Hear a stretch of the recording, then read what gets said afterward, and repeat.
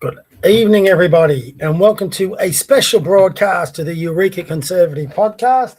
Normally on a Tuesday night, but couldn't do it this week. So this week we're coming to you on a Friday, and the reason we're coming to you is because of events yesterday in Melbourne. We're coming to you because of that flag right there and what it should mean to all of us. Yes, that's right. That's still an Australian flag. It's not an Indian one yet. And I'm coming on simply because I'm pissed off. Every Australian like me, whether you want to call us heritage Australians, ethnic Australians, whatever sort of Australians you want to call us, I'm an Aussie through and through. I don't care whether you've come from another part of the world and you've immigrated here, but if you're an Aussie through and through and you love that flag as much as I do, if you love our culture, our way of life as much as I do, if you would, I'm too old probably now, but in my day, I would have had no problem defending this country. I believe in her. That's why I'm still here. But yesterday was the straw that broke the camel's back for me. If any of you have followed me for any amount of time, you would know that I have been a defender within reason of immigration. It needs to be balanced. It needs to be sensible. It needs to be not overwhelming.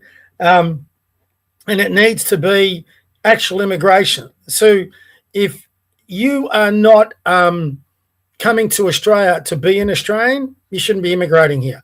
If you want to be an Indian Australian, stay in India. If you want to be a Chinese Australian, stay in China. If you want to be an African Australian, stay in Africa. If you want to be a Serbian Australian, stay in Serbia. You come to be Australian. That is monoculture.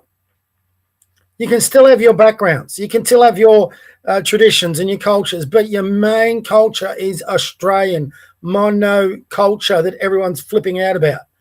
Why they're flipping out about it, beyond me. You know, you come to this country, you come to Australia to be Australian, to live the Australian way of life. That's what you're here for. Now, if you do that, I'm all for it. But yesterday we had, 50,000 people that were more dedicated to India than what they were to Australia. And this is not anything against Indians. This could be said about anybody from the Middle East. Muslims. Could be said about could you put a stadium full of Chinese there for President Xi? Probably. Yesterday was the first time in my life that I've seen an overseas politician come and be fated this way by Australian politicians on both sides of the aisle. This wasn't just Jacinta Allen and Albo. We had the opposition leader, Jess Wilson, and her crew in the stands cheering it on. We had Angus Taylor cheering it on. We had Scott Morrison, former Prime Minister, cheering it on. I mean, I've got no problem with the country's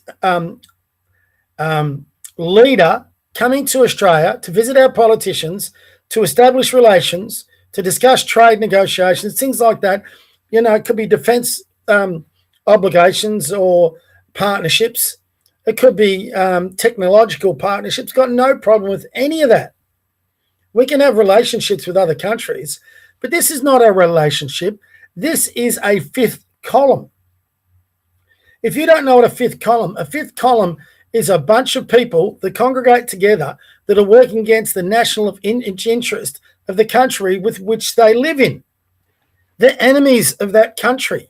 And when you have 50,000 people from one country going into on our land, going into a stadium that is largely built by contributions from taxpayers and people who frequent Marvel Stadium, it wasn't built with any Indian dollars, I can tell you that now. So they're going into our soil, into our venues, waving their nation's flag and adoring, not just listening to, but adoring the Prime Minister of another country as if he was their own, because he is. He's an Indian. This wasn't trade negotiations. This was glorification. This was us taking a knee to a foreign power. If you're not a fair dinkum Australian and this doesn't piss you off to the hilt, then I've got to question where your loyalties lie. Yesterday, our Prime Minister and our Premier, in my opinion, committed treason against this country. They favoured the Indian population, the Indian politicians, the Indian government, the Indian Prime Minister over their own people. You don't believe that? Then why are they selling uranium for Indian civilians to use for their power, energy, industry in their country, but we can't use it here? Why are they putting Indian citizens ahead of Australian ones? Why are we not allowed to use our own uranium? But again, like coal, we're allowed to export it to other countries, whether they're totalitarian setups or not, and they can use it there. What guarantees do we have that uranium, for example, does not find its way into the nuclear program in the Indian Defence Forces? They have nuclear weapons, as does Pakistan. You couldn't put the nuclear weapons into the hands of a more irresponsible government if you try, but that's the world we live in. And yet here we are selling them uranium. Uranium that we could be using here for our own power plants, for our own defence, for our own security. But it's going to the Indians. Worse, we're now investing in... So I just got an interesting email then from someone from my past. We're now investing our super funds that we all contribute to out of our paychecks that are supposed to be for our retirement, and investing in, I would have thought, Australian projects, Australian industry, helping Australians get ahead.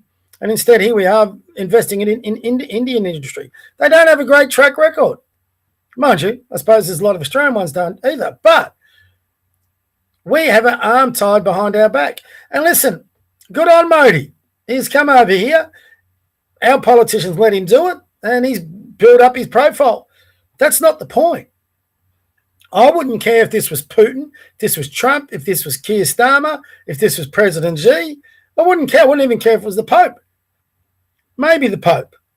Maybe the King or Queen of England. You know, they have a right. They're our head of state. So if we want to get them into a stadium or a venue to acknowledge them, they're our head of state. The Pope is the head of a church. But even then, I would that's a tougher one, because there's a lot of Australians that actually have a link to the Catholic Church, that see their Pope as their spiritual leader. Will we have the Ayatollah? I don't think so, because personally, this will get me in trouble, I don't see Islam as a faith. I see it as a political organisation. So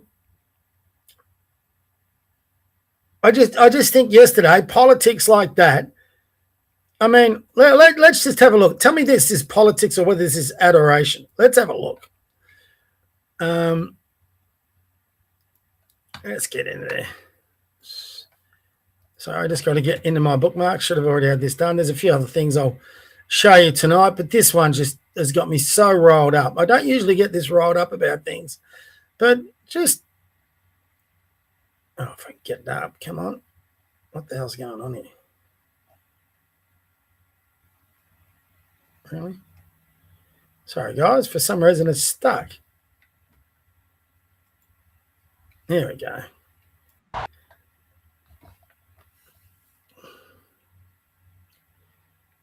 Let's get it enlarged so you can see it. And tell me what you think of this.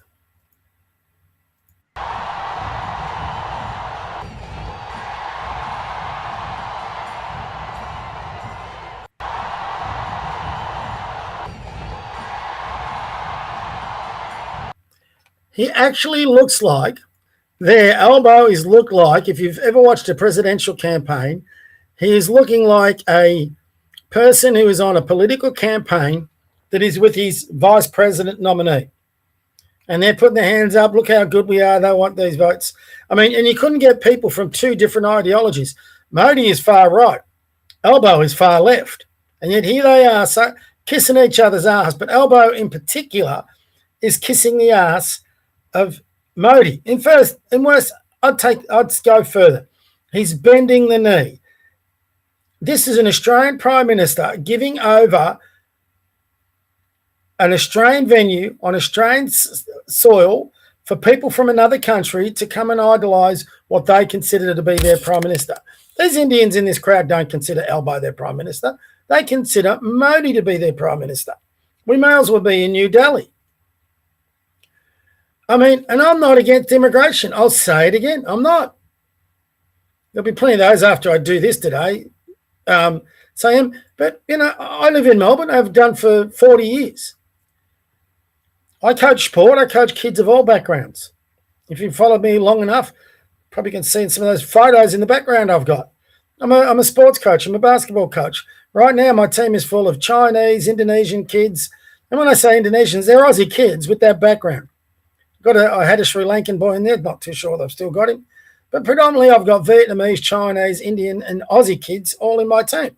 And they get on famously. And they, you know, if you closed your eyes, you'd hear an Aussie accent.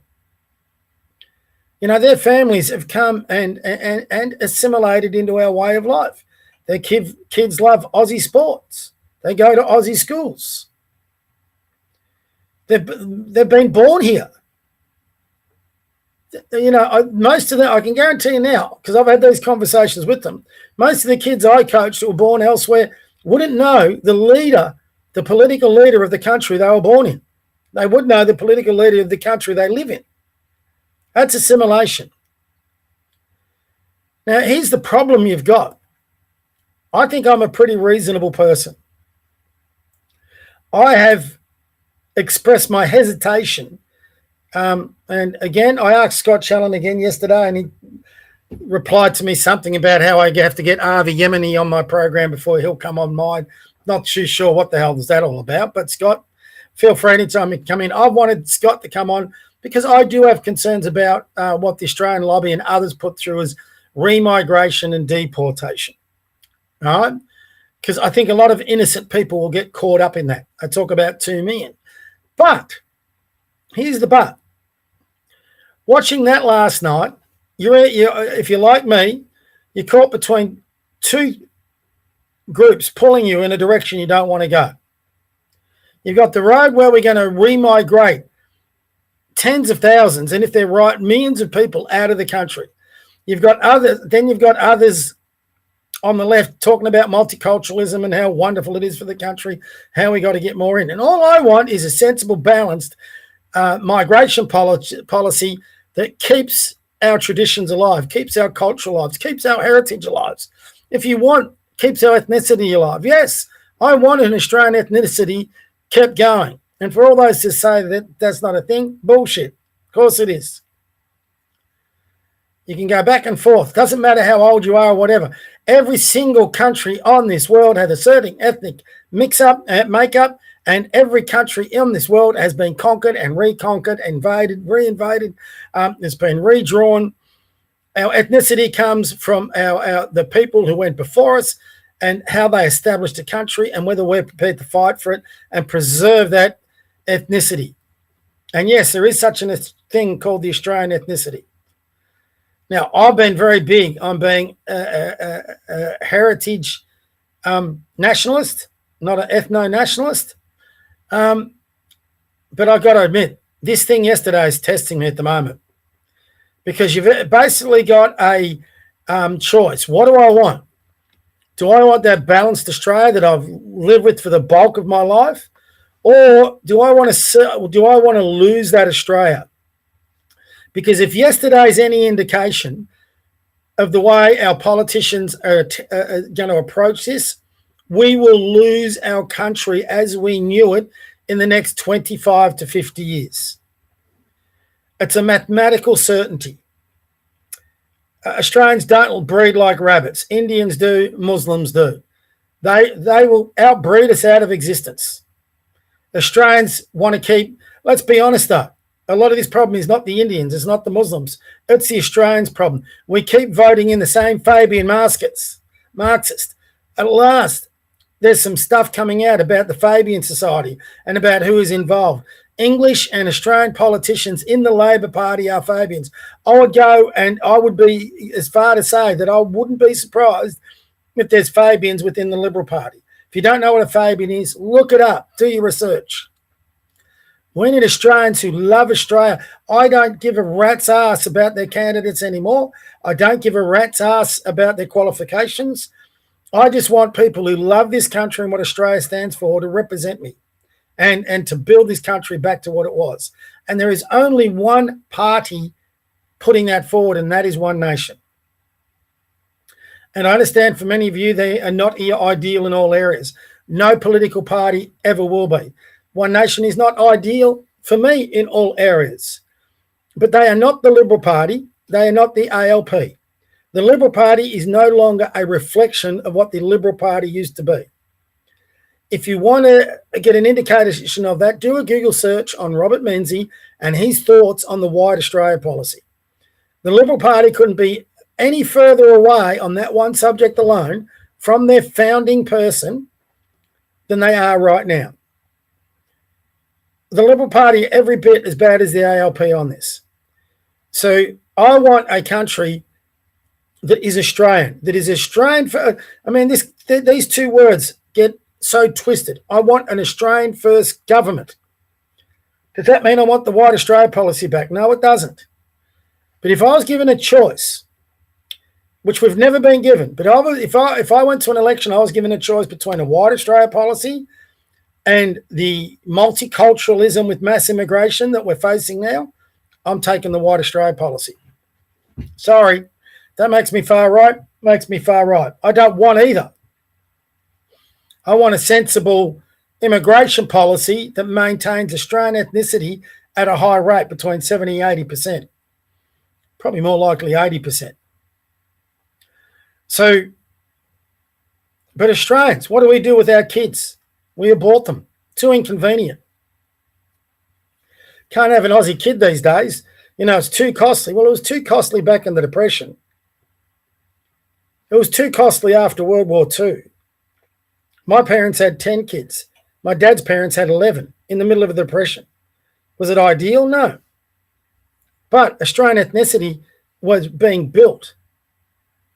Our population was being built because everyone realised after World War I and World War II that we needed a larger population to defend this country because those around us have far greater populations and therefore far greater militaries and military capability.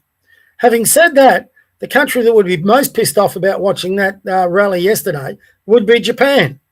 If only they figured this out in World War II. They didn't need to send their troops to be slaughtered. They didn't need to waste money on ammunitions, on submarines invading into Sydney Harbour. They didn't need to drop bombs on Darwin. They just needed to convince our politicians on multiculturalism, and they would have welcomed them with open arms. We would have had a rally for the Emperor of Japan in Melbourne and Sydney. He would have done an Australian tour. They wouldn't have to come over here in warships. They would have been able to come over here on a passenger ship, cruise ship, buy up the land, get our super funds, take our uranium, take our rare minerals, our coal. Yeah, that's what our politicians are doing. It's not the fault of the Indians. It's not the fault of the Muslims. It's not the fault of the Chinese. It is the fault of our bloody politicians. It's the fault of every white Australian, every ethnic Australian, every heritage Australian who votes these Marxist arseholes into government. They're selling us out every day. And it's never been, I mean, there is just no embarrassment about it. They're just out front now. They're both, listen to the speech that both Albo and Jacinta Allen gave yesterday. It's okay to be Indian in Australia. Really? Is it okay if I went to India and be Australian? Is it okay if I go to China and be Australian? Is it okay if I go to Japan and be Australian? Would that be okay? Would that be acceptable? Would I be able to go to their stadiums and organise all my expatriate Australians to come with me and wave the Aussie flags and welcome our Prime Minister on their shores? Try that in Tiananmen Square and see how far you get. We're a joke. We as a country are currently a joke. And like I said, I'm willing to listen to anybody on this. I'm willing for anybody to come in and have their say. But at the moment, we're so consumed by NSN versus Israel, we don't see the bigger threats in front of us. Forget those stupid battles. You know, forget being NSN. Forget, I'll tell you now, when was the last time we had a rally for an Israeli leader in Marvel Stadium? Where we packed it out with 50,000 Jewish people, waving Israeli flags. When has that happened? We've had Jewish people in our population since the First Fleet. I've never known anything. Jewish people assimilate into our country. I've lived in Melbourne and I've lived in Glen Ira, one of the largest, most densely populated areas of Jewish people, the Jewish diaspora, whatever they call it, in this country, outside Israel. Never been an issue. But now we got 50,000 Indians telling us they're taking over control of the country. Get on social media. They're actually saying that now. They're going to run the country. They're talking, there was one on yesterday, he's talking about how they're going to immigrate 140 million Indians to Australia. And I don't doubt their sincerity. Why wouldn't you? Sorry, for some people, India seems to be a great place to go. It looks a shithole to me. I don't think if I had a choice of any country in the world to visit, India would be pretty low on the list. So little wonder they want to get out of that country and come to Australia and everything we have to offer in Australia. We are going to lose our country. We're going to lose our birthright. We're going to lose our ties to what our forebears built and sacrificed for this country. It is going, and our politicians are shoving it in our face. I've never seen anything like this. I've never seen the kowtowing, the brown-nosing, the ass-kissing, the bending of the knee like we saw for 24 hours since yesterday. And that little bastard Modi getting up and doing his welcome to country, I mean, yeah, got to share that. Talk about gaslighting. Let's have a look at that. I think I've got it. We'll soon find out. I've got a bunch of stuff, actually, but I won't do it all tonight because I'm going to be doing 2 episodes. Where am I? Oh. Sorry, guys. Give me a check. Do we have it? As you can see, there's a bunch of other stuff. Eureka thing, the World Cup. Oh, do I have him? I don't. I'm going to go into my notifications. Bear with me, guys. Just a tick. I think everyone needs to see this. Again, it just disgusted me to listen to this.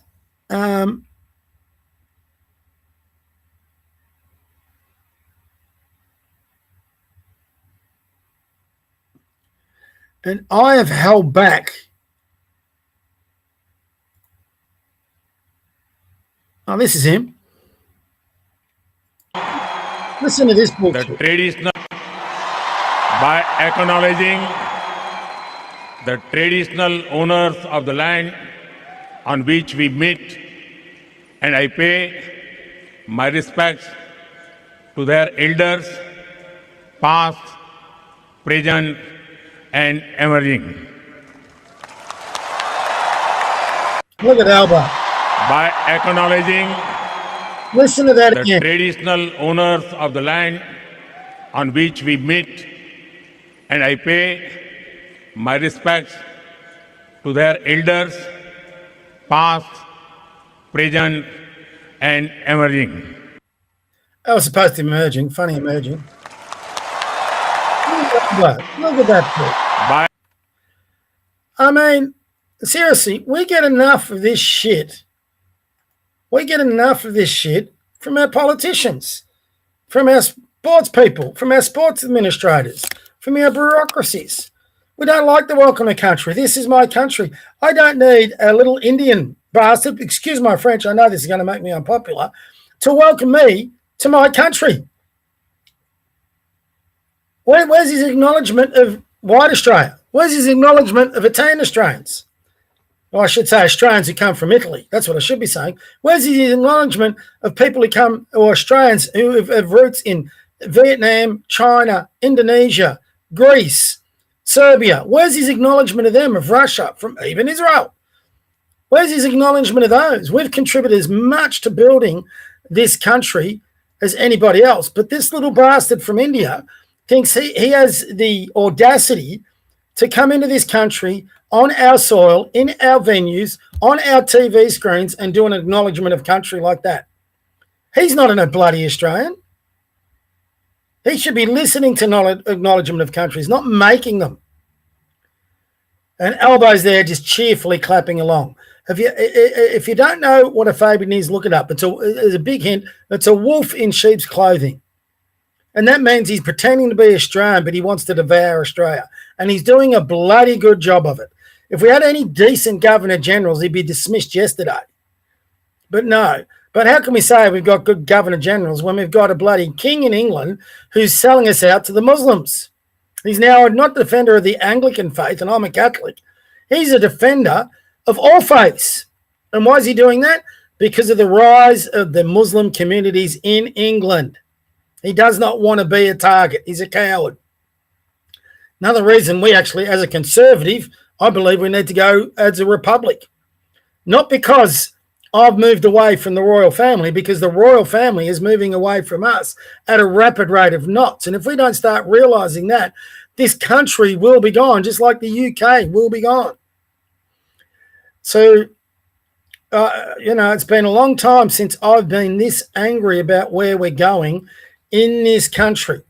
So I had to get on tonight and have a rant about it. It'd be interesting the response I get. I'm really toying with the idea, and I've resisted this before because I've got my own business to run.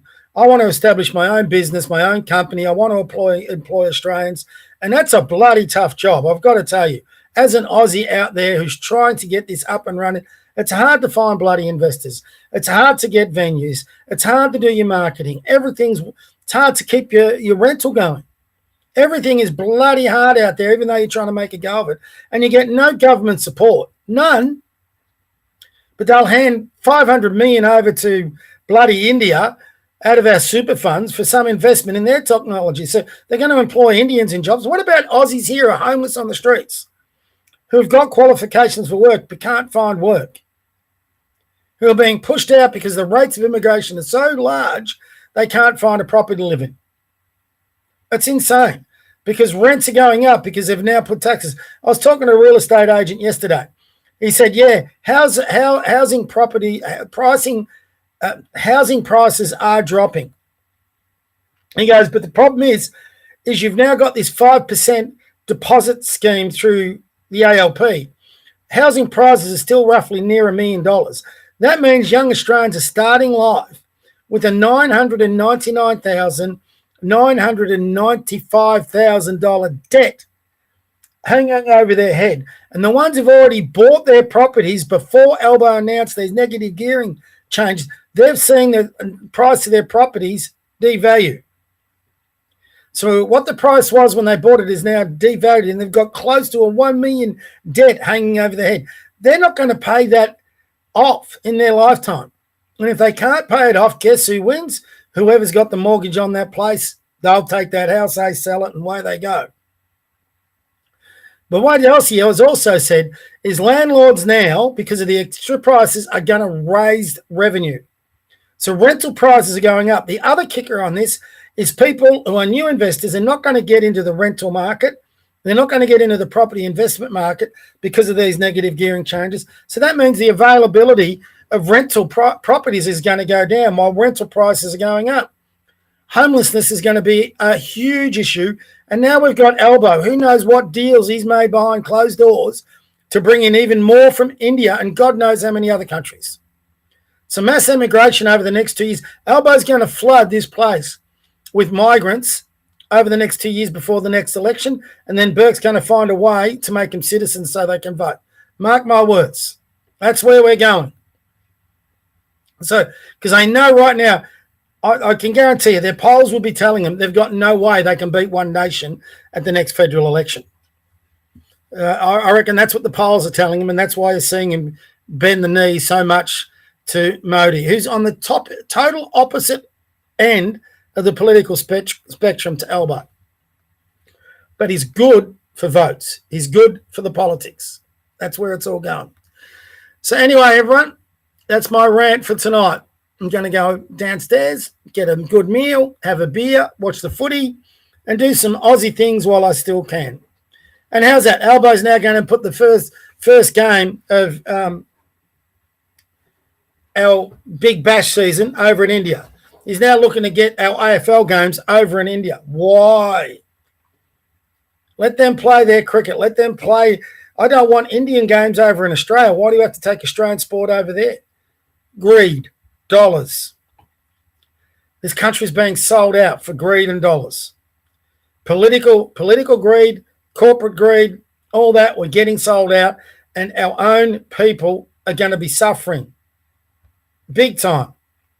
Big time from here. Well, it's already been there. I've been hesitant to call this out. But if you want to push people into the hands of the Groyper movement and the NSN as a politician, keep doing what you're doing. Because one day everyone's going to get to the point like me, go, well, nah, screw this. Enough of this. I've tried to do this the right way. You know, you're pushing me to a point as a person I can't accept. I hope there's a lot more people like me that are that pissed off after yesterday. Got big announcements next week. One on the podcast. I'm going to be trying to do it on a regular morning time between Monday and Friday now instead of just an evening. The evening one will continue. But I did have a few requests about getting it more regular. I can't do it regular during the evening, so the only choice I've then got is mornings, and then I can do it first thing in the morning and then have my day to get my work done and maybe do one evening podcast. So definitely looking at that. I'll make an announcement at the end of next week. There's also some other announcement I've got through my business that I'm trying to create conservative groups in our city areas to push back against this leftist Marxist Fabian bullshit that we're getting forced upon us. Keep an eye out for those two announcements. They're coming out next week. I've had enough. I'm sick of this shit. It's time to push back in whatever way you can find. I know, for example, Scott Challen has his little lobby group and his marches. I'm not too sure how big difference the marches are making. I've got bigger ideas than just marches. So keep an eye out. Next week, we'll get that going. It's going to take a while. You don't change this thing overnight. It could take us 5 years. So I'm looking at the next election and then the election after that.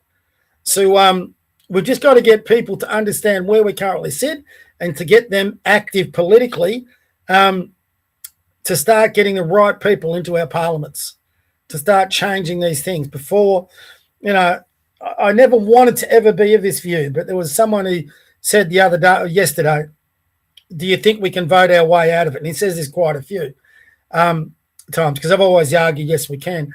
I'm sadly getting to the point going, well, maybe we can't. Maybe the system is so loaded against us that we can't vote our way out of this. And not just loaded against us, maybe some Australians have been so badly indoctrinated, there is no way we can get enough people to vote our way out of this. I hope that's so wrong. I really do. So, yeah, Pauline Hanson, as far as I'm concerned, you can't trust the Liberals. You can't trust the ALP. I think the only one we can trust at the moment is Pauline Hanson. And let's hope she gets big enough and enough people behind her that she can help change this country. Because the only thing I'm concerned about is that flag there and what it represents for the future of our citizens. Whether you're an Australian, Aussie from, you got Ben. I'm only going to wind up Ben. All right, we got Benny from Australian Talks coming on. This will be fun. I was about to wind up. Good timing, Benny. Benjamin. G'day, Bob. How are you, Bob? Great to be with you, mate. I'm good, mate. Yourself? Oh, well, it's been a big week, hasn't it? It's been a very big week. Oh, mate. Give me 45 seconds, Bob. I'll be straight back, mate. Yeah, sure. So we got Ben. That's good timing. Because I can only talk for so long, as much as I can talk. So I was about to wind us up, so Ben's timing couldn't be any more perfect. So I did invite a few guys to come on tonight. I'm trying to get our Big J group. So that's me, Ben, Rami, and Daniel for next week. But I've invited them on tonight if they can make it. It was very late notice. So next Thursday we should be able to get us all on. So we'll see how we go with Benny. We can talk for hours, me and Ben. So I do want to get to the footy, though. So we'll see how we go. Hey, I forgot to introduce my boy JJ while we're all out there. Come here. Hey, come and say hello. There he is. Ah! He always gets annoyed when I talk on these things. Oh, he's gorgeous. Can't see it. To Mick Emmaus, I don't know how to pronounce that, Mick, but I know your dog's going through a bit, so good luck with that, mate. Nothing worse, typical Aussie thing, nothing worse than when your dog is part of your family is crook or getting old and getting to the end of times. I've had 2 dogs. One I lost very early in a car accident. He got hit by a car. And my last dog, Labrador Kobe, just died of old age, but had a horrible death to finish off with, which was a pity. And then I've got this one. So nothing worse when they're getting sick or getting towards the end of time and you know you have very little time left. This one, I think, has got plenty of years. He's still a nut. So we'll just give Benny a chance. If anyone else actually wants to join us, send me a DM via Twitter account and I'll send you an invite into the podcast. If you're interested, I'd be rapt to get some other opinions. It'll be interesting to see how we go. Might even double check that right now while we're waiting for Ben. We should time him. He said 45-second chat. Here we go. Probably Ben saying he's coming on board.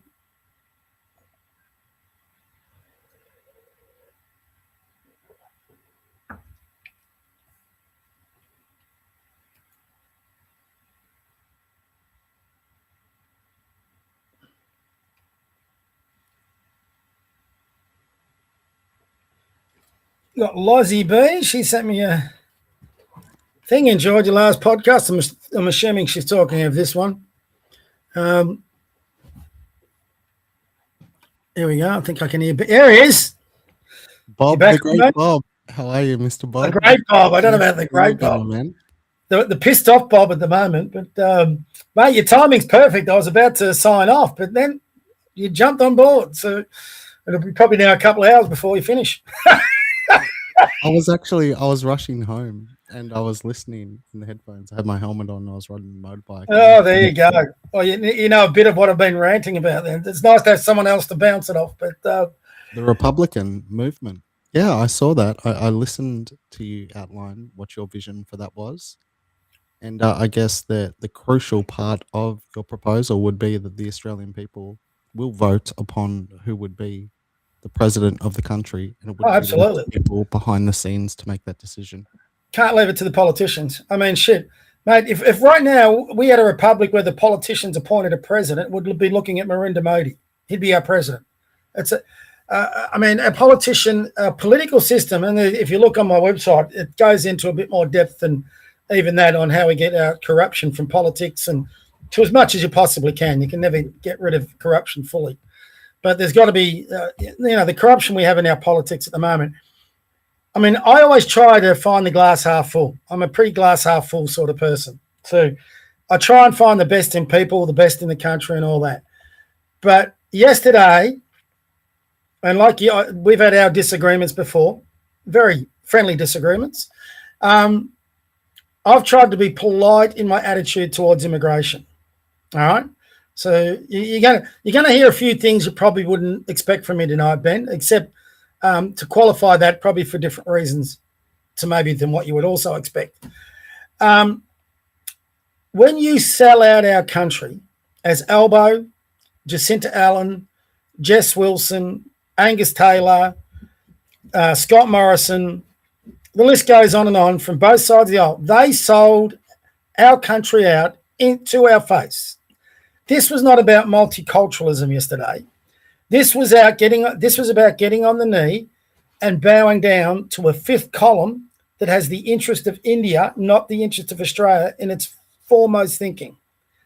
That is not multiculturalism. That is surrender. That is treason. That is bullshit.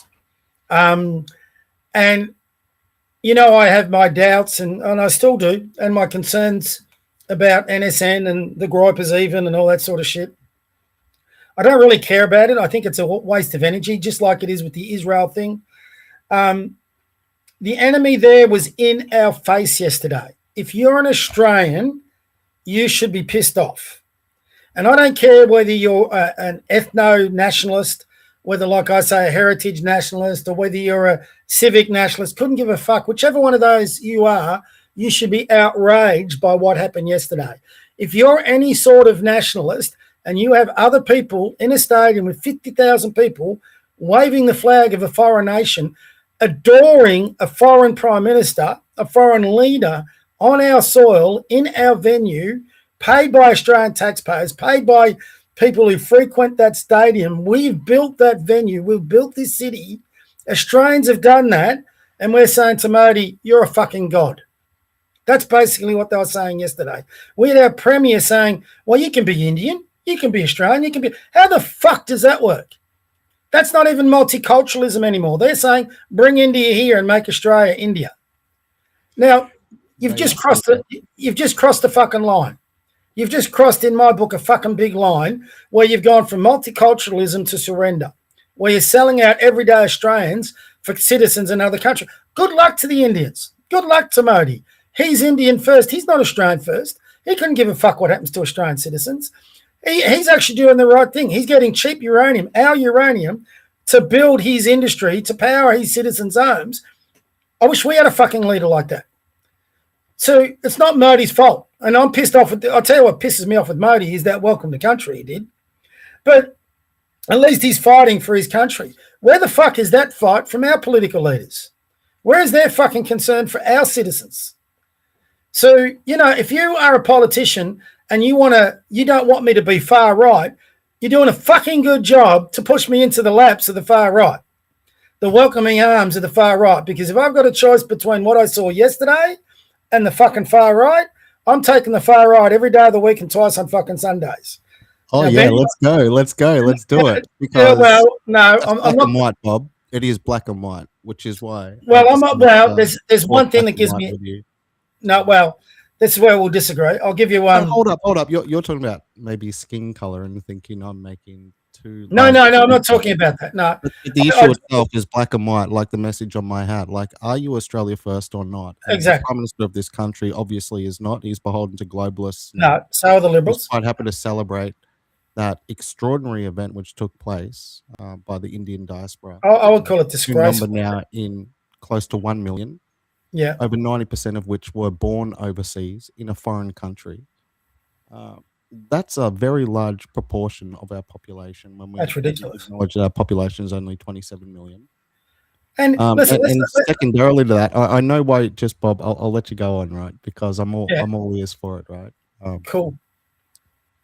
The reason why it was so many people, I think, have had such a visceral reaction to what took place there. That stadium was built and paid for by the Australian people. It was actually Colonial Stadium when it first opened, wasn't it, Bob? Yeah. Wasn't it a superannuation fund? And it's been through many different changes. The same superannuation funds that are now financing Indian corporations.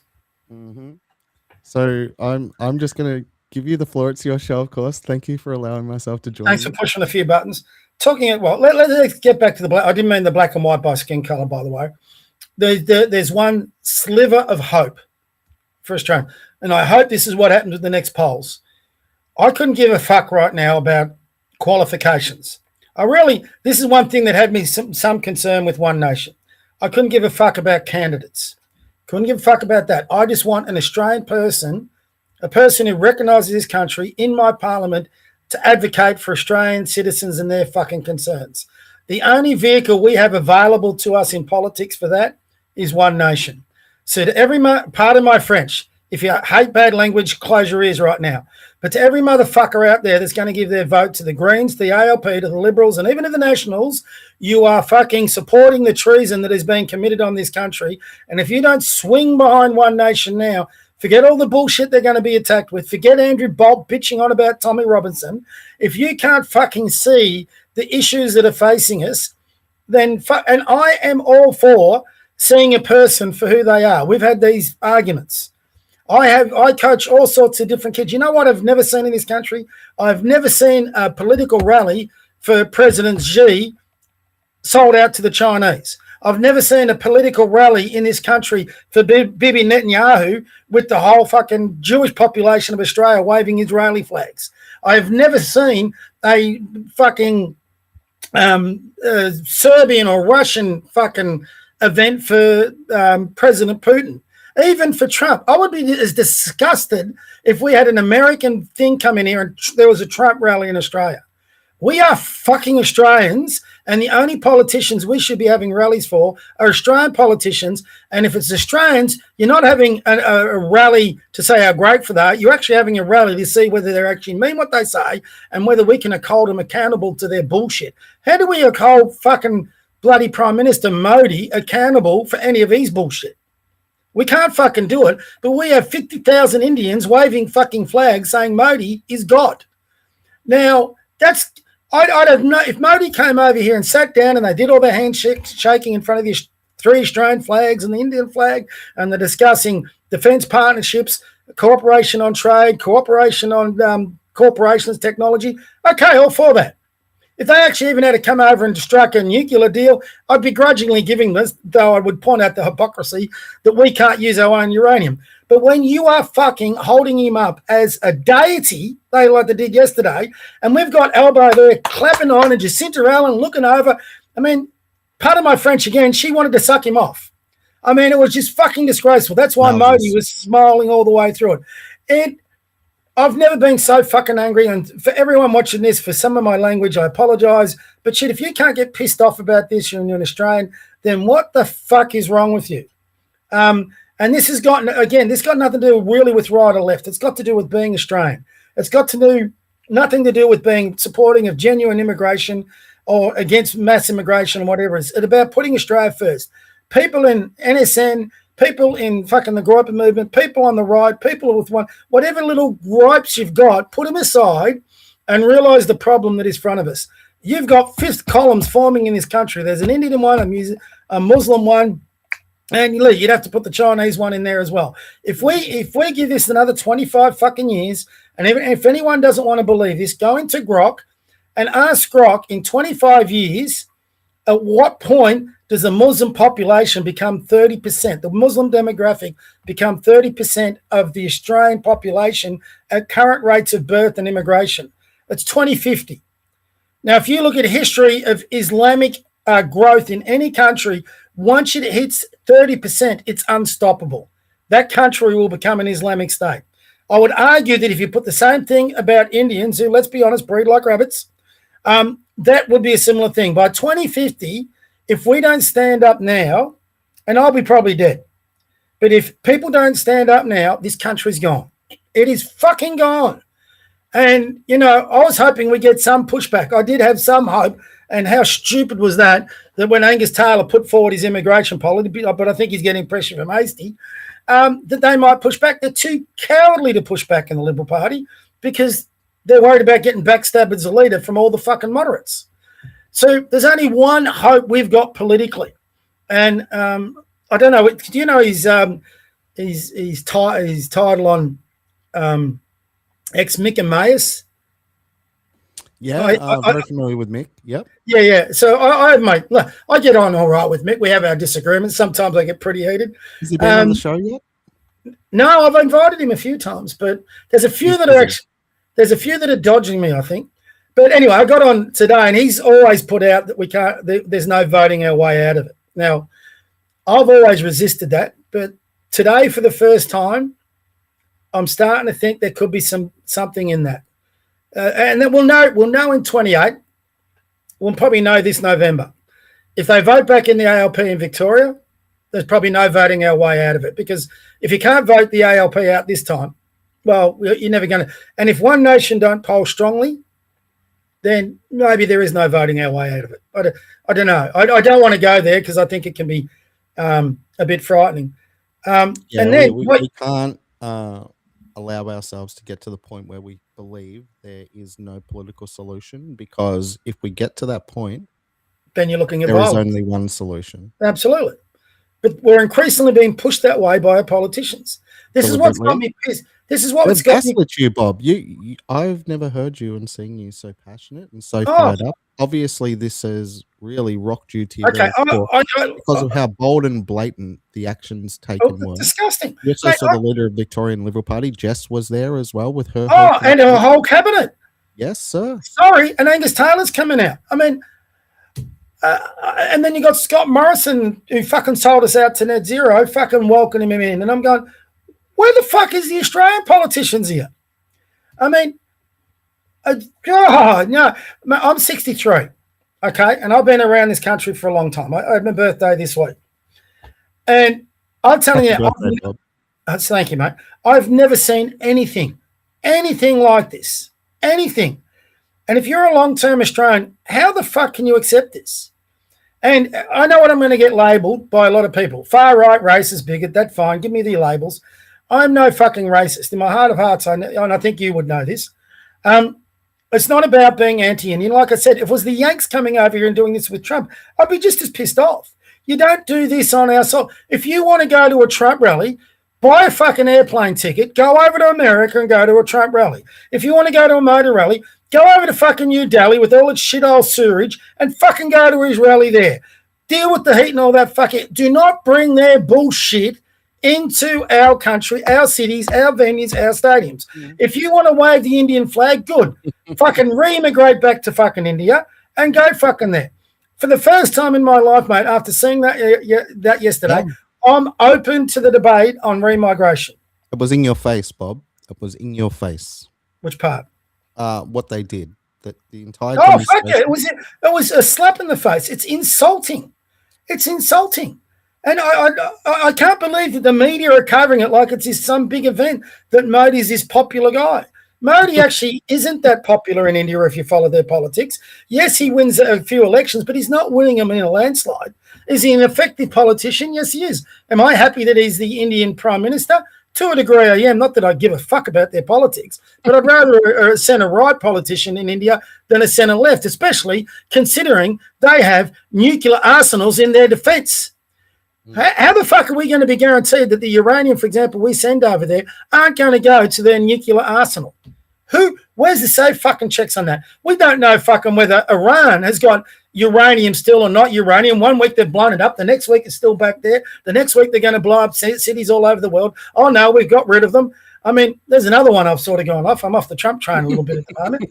So, I mean, it's just the whole fucking thing. I just want some common sense. Australia first. Put us, mate, here's the frightening thing. Whenever Elbow does this, there's something in the background he doesn't tell us about. For example, negative gearing. Never told us about it. Now we've got it. All right. What deals has he agreed with Modi to? How many more hundreds of thousands of immigrants are we going to get now from India? Mate, we're putting our super funds now into Indian industry, Indian technology. We're farming out Australian dollar jobs to India that are based here. Now we're going to be supporting Indian corporations that will employ Indians.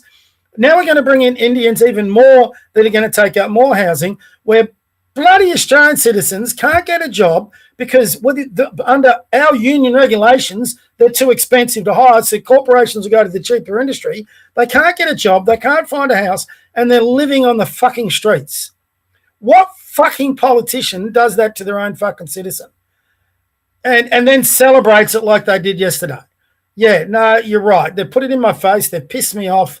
And I hope they pissed off a lot of other people because it's about time we did. I said before, I'm actually for the first time, I've resisted this only because I'm a selfish son of a bitch. But I just can't do regular podcast of an evening. So the only solution for that was a morning one. And I like my mornings. But I think I'm now going to figure it out next week. I'm hoping to do a daily podcast or to go shorter time. But something about the day of the week, just to start getting, because I've had a few bits of feedback saying if you did your podcast at a regular time of the day, Bob would follow you more. So I'm thinking I might start doing that and keep the Tuesday night one going because I just think we've got to get Australians talking again and get them organised. And yeah, we do. I saw Scott Challen talk about, we got to have a march.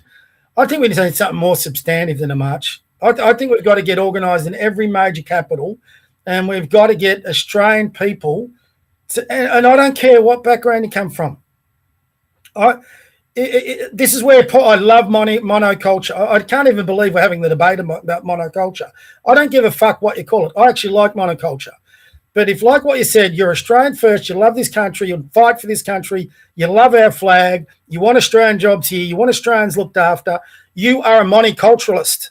Forget all the other, and that's whether you come from, your parents came from Vietnam, Indonesia, China, fucking Serbia, Russia, whatever. You're Australian first. If you're Australian first now, you're my brother in arms. Fuck this bullshit. Time to stop it. It's got to go. So, yeah, I'm pissed. Okay. Your turn. I was taking mental notes. Some people who are unfamiliar with the term, but others will be extremely familiar with the term. Bob isn't crashing out. Bob has finally confronted the reality before him because the politicians have decided to go full naked with it. And the emperor has no clothes, Bob. No, that's true. And they're hedging their bets, and they are all in on this. And they've gaslit you to the point of exasperation. And you're blowing your top, and rightfully so. But it's not illogical what you're saying. It's actually quite measured. And it's a natural response to what is taking place, because you understand the government is trying to leverage an invasive force in this country. And it's nothing against the individual. We're not speaking about the individual here. Not all, but most. But what we're dealing with, Bob, is they've annexed themselves to a voting bloc. Exactly. They think that by doing what they did and by demonstrating that, and that was aired in India as well, and hundreds of millions of Indians allegedly watched that, and now, and what are they thinking? 24 hours later, they are storming the gates in regards to their migration facilities over there and migration agents, and they're saying, "Hey, guess what? It's double thumbs up. We just got approved to come to Australia." What was extraordinary about it is that the Prime Minister stood on stage, triumphantly holding up the hand of the leader of another country, showing him that he admires him. But more importantly than that, the leader of Australia was standing with a man and basically saying, "This guy has now usurped power in this country. I am beholden to him." Now, this is just one interpretation, of course, but it is still true. More importantly than that, the attire the gentleman was wearing, he was wearing a skirt. He was wearing a skirt on stage, and some people may say, well, that's just Indian custom, whatever it may be. Hey, Western men wear trousers, they wear pants, or they wear shorts. They don't wear skirts. We don't to put it frankly, they worship different gods, they speak a different language. They have different cultural practices, which many of us find obscene. And we're being told we need to celebrate this and welcome more of it into our country. I didn't see too many Australian flags being triumphantly waved by Indians within the stadium. Did you see any, Bob? No, but I would. You're probably going a step further than that I would have. But I couldn't give a fuck about what he wears. He could have gone up there fucking naked. I mean, I don't. That's not my fucking point. No, I hear you, Bob. But what I'm saying is, what if Albo had stood up there in that same type of garb? Well, I'm surprised he didn't. Well, I mean, how many Australian politicians have put the big fucking Hindu fucking hat on? How many politicians, when they go to a mosque, kowtow in front of thing? Did you see the layout when Modi's getting on the plane and all the AL politicians are doing this shit? Be fucking Australian. I mean, again, this is not Modi's fault. Good on Modi. He's an Indian. He dressed as an Indian. That's fine. I've got no problem with that. He's the Indian Prime Minister. He should be doing that. What I have a problem with is that it's for his own. Of course, he's fine. It's that fucking turd elbow sitting next to him. But Bob, the larger point here is there is a distinction. We're being told to embrace them all because they can all come here and they're exactly the same as yourself, myself, and others. When in fact, they are not. They are not the same whatsoever. Once again, they speak a different language. They worship a different god. They have how many different bloody religions? They believe in Shiva. Again. They bathe in cow piss. They eat cow manure. Not all. No, mate. Not all, Bob. Yeah, Bob, yeah, I'm not saying all, but these are cultural practices which we find totally alien. You can't just throw that out there. Look, you're getting a message from me that you should be embracing, which I get. I'm not going to go down that road. I'm going to go with just this is where we get. Sorry, Ben. Can we go here then? Can we go here? No, let me finish first. Let me make a point before you go there, because I want to get this conversation where it should be going. I couldn't give a fuck. I don't give a fuck about the NSN and the Israelis, right? These things are distractions. They're fucking distractions, and they're not addressing the real problem. The real problem is we have these demographics of this, what do they call them, diasporas, of not just Indians, of Muslims, of Chinese and all that. The problem is how, for example, how do we get those diasporas in our country? How the fuck did they get access to Marvel Stadium or Colonial Stadium? Who gave them that access? I'll tell you who gave them to it. White fucking Australians with ethnicity tracing right back to the fucking First Fleet nearly. This is an Australian problem created by Australians that has to be resolved by Australians. Forget all the bullshit about what they're doing in India. Forget all the bullshit about what they're doing in the Middle East. Forget all the bullshit about whether you love Jews or hate Jews. Let's get this fucking on a straight and narrow. And what is it do we want as our country for fucking Australia? That's where it's got to go. Put aside the differences with all the other cultural bullshit. And what do we want as Australians for the future of this country? I do not want what I fucking saw yesterday. If an Indian wants to come in here and do business, if an Indian wants to live here, great. Well, you have certain obligations to live in this fucking country, and that's to give away your Indian cultures and heritage. You can keep them in the background, like Pauline said. You can have your Indian dinners. You can observe your Indian holidays. You can observe your Indian gods. But at the end of the day, when you go to a rally in Australia, there should be a fucking Australian flag there. You should be singing the Australian national anthem, not the Indian national anthem. Well, how did you feel about Welcome to Country, Bob? Oh, well, that should be gone, full stop. I mean, that was an embarrassment, but that's the one thing I'd say Modi got wrong. That was a slap in our face. That was a fucking slap in our face. He's welcoming me to my fucking country. If I went to that fucking thing last night, an Indian is welcoming an Australian to his country. He doesn't even agree with the welcome to country. And he couldn't even pronounce the words properly. So if you're not going to pronounce it properly, just fuck right off with it and don't say a fucking thing. So there's the one part I'd get really pissed off with Modi. He can wear whatever the fuck he wants to wear. If he wants to wear his national dress, good luck to him. He goes around that, that's fine. But I will point out one thing. Bob. That was tongue in cheek. No, I know. But I'll point out one thing. President Xi, right? And I've actually got a bit of respect for the Chinese. I've dealt with a lot of the people in the Chinese country. You know what they've never forced upon me? Their way of life. In fact, they love the Australian way of life. And at least President Xi is smart enough when he goes to other countries or he welcomes Western leaders to his country. What's he dressed in? Suit and tie, mate. Western attire. So he's professionally looked at. And the Chinese people are some of the most law-abiding people you can ever meet. Like, when I run a business, one thing I'm very appreciative of the Chinese people, I send them an invoice. You know what? It's paid within 24 hours. I can send an Aussie an invoice. I'm still pursuing them in 2 months. That's because they have honor, and culturally they don't like dishonor. Yes. But conversely, in India, dishonor is an advantage for many. Not all, but we're talking about 1.2 billion. So even if it's a tenth of that, that's a significant proportion of the population. So getting away from that and getting back on what I was talking about, what is we as Australians, and I've got some thoughts on this, what have we as Australians got to do to change this around? That's how do we change this?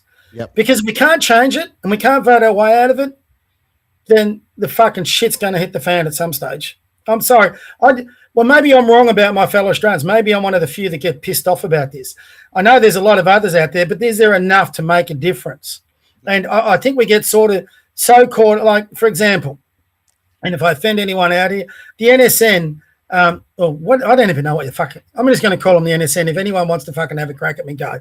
But the NSN out there, unless you commit to their, like, straight and narrow thoughts on the way the country goes ahead, they'll fucking sabotage you. But in sabotaging those people, they're sabotaging good people that could help in this fight, and vice versa. So we've got to find something that everyone can unite about that can actually make significant change. Are you Australia first? That's a litmus test. Are you Australia first? That's a litmus test right there. Now, Avi Yemeni can't answer the question for obvious Well, reasons. Dual citizens typically cannot. But Bob, when the shit hits the fan, can you pack up and go somewhere else? You can't. This is your place. It's your home. you know, You're not looking to leave the joint to No. set up camp in a different nation where you're very familiar. Well, you know what? For the first time in my life, and I'm 63 years of age, and I'm thinking, if there's not a significant change before 2030, do I actually want to stay here? If it's going as it's going, if it's going to continue as it's going, do I want to finish my days in Australia? And I've never left this country, never once, never thought about it. Yeah. No. Well, do I want to? When I'm 80, do I want to be living in a shithole where I'm faced with a community that I don't even recognise anymore? That's what I saw yesterday. Or would I prefer for myself maybe to move to a place like Poland where at least there's a culture I can recognise from my days? I mean, you can't even escape to New Zealand fucking anymore. They're going through the same shit. What's the number one name now in New Zealand? Surname? I have no idea. Tell me. It'd be Indian. It is. It's Singh with a GH. Yeah. I mean, they've gone so far down this track. I don't know whether it's retrievable. I might be slightly off on that. It could be encroaching, and it might be in the top 5 now. But I'm up for correction on that. But yeah, certainly there has been such a massive influx of people, Indian people, and nothing wrong with Indian people. Once again, they're good people. They do their own thing in their own country. But it's the influx that you're talking about, Bob. Well, it's not even the influx. I mean, it's hard to put it into words. I mean, you've got to retain your identity. Okay, let's say I had a family of 5 kids, all Aussie kids. All right, but let's say as a Christian, I wanted to do something to help a person that didn't have a good life in another country. So we adopted an African child.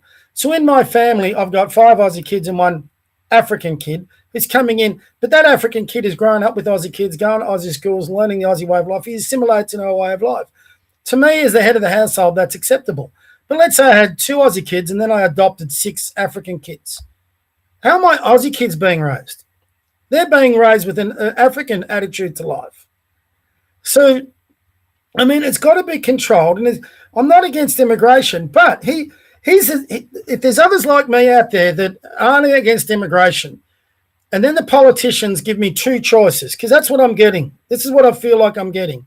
You either support mass immigration and the country changing to Albo's version of New Australia, or the other choice is you've got to go over with your lot, if I can say it, the groypers and whatever, and, you know, you're basically getting a choice between white nationalism and mass immigration. You've got no other choices. There's no in between. Which one are you taking? Bob, you got a gun to your head. Which one are you going to take? What about Australia first? Yeah, of course. So you go white nationalism. And I don't want to do that. We don't have to go off the cliff to get to the destination where we know we need to be. We're increasingly getting there.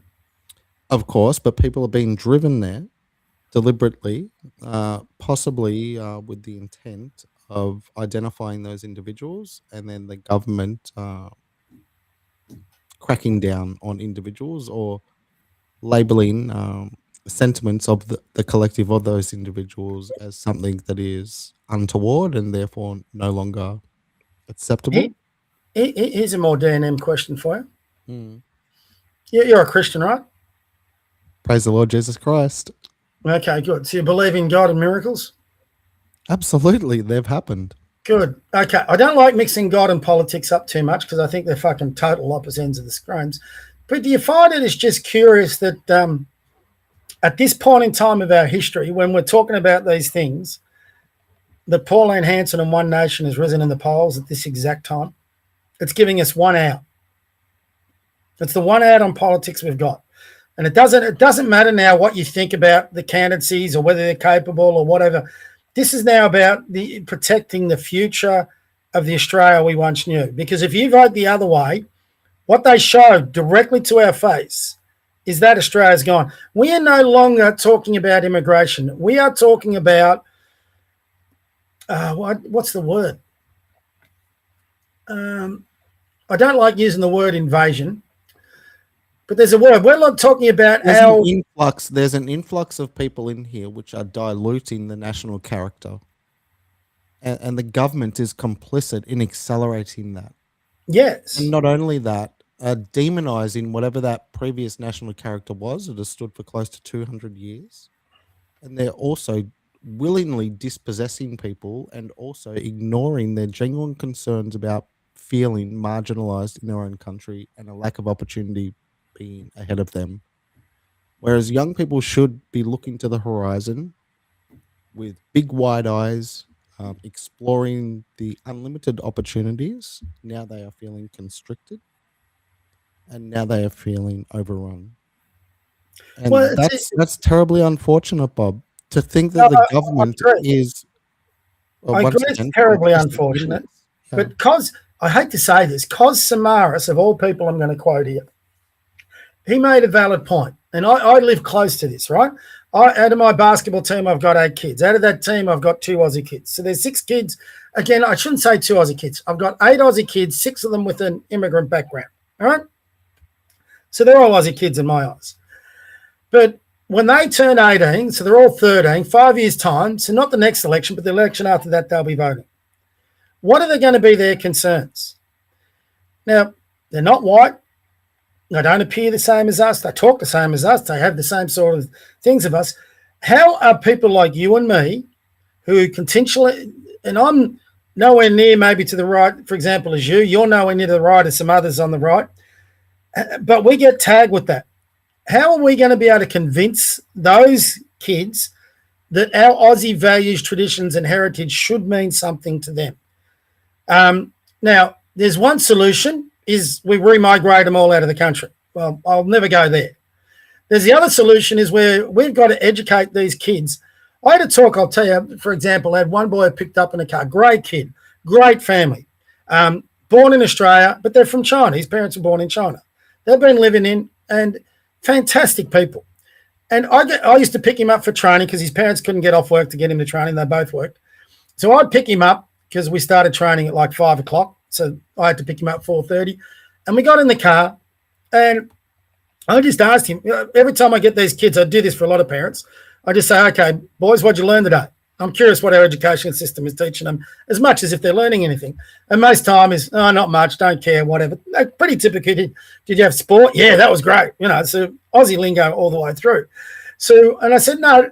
And so they started with the sport thing again. I said, no, look, I actually really want to know what you've been taught. So forget today. What have you been taught this term? What are they teaching you? Oh, we're doing Australian history. And I said, okay, which part of Australian history? Oh, the Indigenous part. Oh, okay. So do you know what happened on April 25th on Anzac Day? Do you know what that celebrates? Oh, I know about the day. Yeah, what do we celebrate on Anzac Day? And they go, I don't know. Well, do you know where Gallipoli is? No. Do you know where Anzac Cove is? No. Do you know who the Australian Light Horse were? No. Do you know the Battle of the Neck, the Charge of the Neck? No. Beersheba? No. What about the European battlefields? No. Kokoda, World War II? No. Who was the captain that led the first fleet to land in Botany Bay? Do you know that? James Cook. And I'm going, fuck, what are they teaching you guys? So all these kids come in and they get taught all about LGBTQI. They get taught all about Indigenous culture. They get taught all about multiculturalism, but they're never taught about what it is to be a fucking Australian. They never get taught. And here's your problem. Here's your problem. For all those ones who want to hate on the boomers, my generation is dying out. I am the son of a World War II digger. I've got Anzac blood in my veins. God bless you, Bob. Yeah, but there's plenty of us. But people like these kids who've immigrated, who want to assimilate, have got to learn the lessons from people like us. You younger ones have also got to help them learn those lessons. We're never going, if we can't vote our way out of it, then it's in awful sort of trouble. For all those saying remigration, you've got to win enough seats in the lower house, enough seats in the upper house, and then you've got to get through our bureaucracy of all the legal challenges that are going to come thereafter. So I don't see that as a legitimate strategy. What I do see as a legitimate strategy is the reason they're coming here in the first place.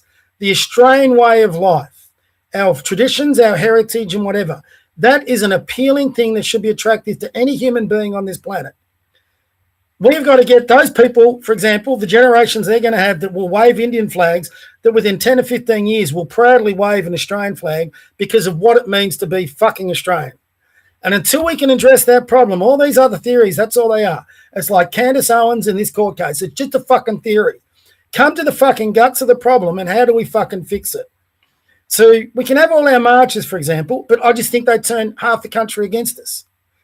So you've got to find something that's more significant that works every day, every week for the next 5 fucking years, that brings in people from all walks of life that are united behind that fucking thing. I always get my fingers thing up. I've got in the background, who will never change that flag, that always fight for that flag and what it means. And then I can have Australia I can leave behind and be pretty happy. And hopefully that Anzac heritage, if not the bloodline, will just keep growing and evolving. And there's only one party that can give us that at the moment, and that's One Nation. Put aside all your fucking... Right now, everyone who thinks like we think have got to put down the swords of the battle on the right, and they've got to support fucking One Nation because of the only hope we've got. It's the only hope. If you can give me another party that's a bigger hope, bring it on. It's not Jared Rennick's fucking party. It's not the fucking Libertarians, and I love some of the Libertarians. It's not the fucking them. So which party is it? It's only one. And he's thinking already. Bob, yeah, you're not wrong. You are not wrong. Am I pleasantly surprised to hear you so animated? Yeah, I am. I'm surprised you're surprised. No. Well, I think this has been bubbling under the surface for millions and millions and millions of Australians and heritage Australians and people of your vintage and your generation. But you've tried to do the very best you can to accommodate whatever is taking place and to rationalize it and to allow it to sit comfortably within you. But now it's off to the races and you're saying, no. Now, you referenced earlier on percentage, and if we allow a particular percentage, well, then we're going to extrapolate from that a drastic transformation over the course of time, which will impact us in ways nobody could ever conceive. And by then, Elbow is going to be closer to the grave than what he is now, and whatever it may be, and Plibisek and co. So that they'll be able to escape, as it were, in any type of judgment call, or some may say retribution, or I think a better word is responsibility for forcing this on the Australian people. For their treason. Well, I'm not willing to go there necessarily. I'm willing to go there. They're fucking treasonous bastards. And if we had a fucking half-decent system, they'd be in jail or in front of the fucking firing squad. That's where these bastards belong. They're fucking selling out our country, our citizens, our people. And I include in that people of immigrant heritage as well. They're fucking selling out this country. It's just about Marine Faruqi. Marine Faruqi's been, I'm not sure she's been there for 5 years or a decade. But either way, aside from where she is, and she's not Indian, of course, she is Pakistani, but she has been very boldly proclaiming a resentment towards heritage Australians, for lack of a better term. What percentage of the vote did she get in the fucking Senate? Well, not many. That's why our fucking Senate is a joke. The Senate used to be there for state representation and state issues. It's now there for any fucking Looney Tunes, silly bastard or bitch to get in there and promote their stupid ideology. Fucking get rid of the fucking Senate. It's a fucking waste of time. And all it does is when you get down there, it dilutes any good legislation for government to fucking govern. It's well beyond its past due date. And fucking if Hanson wants to govern, get where the real shit happens and get in the lower house and fucking save this country. Stop sitting in where it's easy, where you don't have to get many votes. This is why, for example, the minor parties like the Libertarians and all that, and God bless them, they've got a lot of good values, but they want to keep preference voting and they want to keep the Senate, because if they didn't have those two fucking things, they wouldn't survive, because they're not willing. I can share with you that the Libertarians, they know the game is up. They had their last run at it last of election, and now even their rank and file and several within the leadership, because prior to becoming the Libertarians, they were the Liberal Democrats. Yes, I was a member of the Liberal Democrats. And prior to Liberal Democrats becoming that entity, they were Natasha Stott Despoja. Yes, the Australian Democrats. And so on and so forth. But so now the rank and file, or a large proportion of the rank and file who number in greater than the majority, so at least 51% of their supporter base, as well as the leadership, they understand that the dire situation in front of them. They read things and they see things, and they're able to look at charts, and they are able to understand trajectories and future projections. And as much as they would have liked to, make some solid ground in the last couple of elections, they've been unable to do so, not through the lack of their intent, and not through a lack of aptitude of several of their leaders, and not through a lack of passion to do the job and work ethic, but more so because they were hamstrung. Now, I've been speaking with several of them over the past couple of months. It'll be interesting with several you bring up. And they have certainly indicated to me that they are all in on One Nation. Now, One Nation, because of this sentiment, and as you said, if not them, who?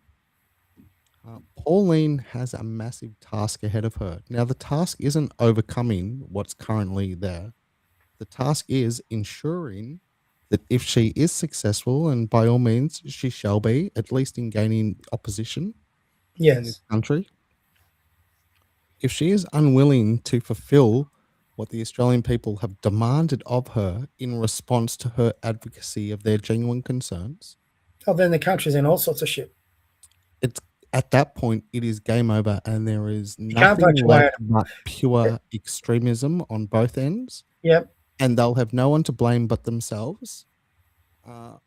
So the way I see the Australian political situation is America 2014. You have a tide, you have a groundswell of people who are extremely dissatisfied and almost despondent, close to becoming politically apathetic. But these people do have genuine concerns about the future trajectory of the nation. And therefore they're willing to go all in on somebody who will be their champion. Pauline is saying, I'm that. Pauline is saying, I am that champion. But much like Trump, well, here's the problem with later. I don't like the Trump comparisons because I think they're two totally different beasts. No, Bob. But what I'm trying to get to the larger point here is, and fair enough, we can discuss that, but I think we can move straight over it because we understand the mainstream media, and I guess the ABC in particular, and many Labor ministers, Greens ministers, Teals ministers, they say we don't want this Trumpian politics in Australia. Yeah, they're trying to bring Trump to Australia, and they're typecasting Pauline as that. Ridiculous, because it is ridiculous, but that is the way they categorized her. Let's look, for example, where Trump started from and where Hanson started from. Hanson started as a fish and chip shop owner. Trump started as a property billionaire. Fucking, he didn't need to come into it, but he did. I think. Yeah. Thought a lot of ego. So they're two different beasts. And listen, to Pauline's credit, she was into the politics a lot earlier than Trump. And she was warning Australia about this very fucking thing 30 years ago. So, no one, my concern with Pauline Hanson and One Nation, and look, you've got to have concerns with every single political party. You cannot be, one thing you younger guys have got to learn, and it's taken me too long to learn, is every one of them you've got to have some healthy skepticism about. Every single one. And you've got to hold them as accountable as you possibly can. So you can't, in the politics, I think, in Australia, and this is something I want to develop, you don't only develop political parties, you develop organisations that can handle, that can hold, I hate this saying, but can hold those political parties' feet to the fire. So you can produce, and this is where I think Charlie Kirk was going with TP USA before they killed him. Produce candidates that are Australia first. Yes, get groups out in the schools. You can't do that in Australia because we don't have the same sort of system. But something where I want to go with what I'm looking to do, which I'll announce next week, is set up these, what do you want to call them, branches, venues, whatever, I don't even know what the word is. But people who want to you don't have to be left or right. You just want to go out and want the best for Australia. That's all we ever want. And then if those politicians don't deliver it and you see that they're fucking thing, well, what's her name? Claire O'Neill, who's just fucking up the road from here. Claire O'Neill, we're coming for your fucking seat, you stupid bitch.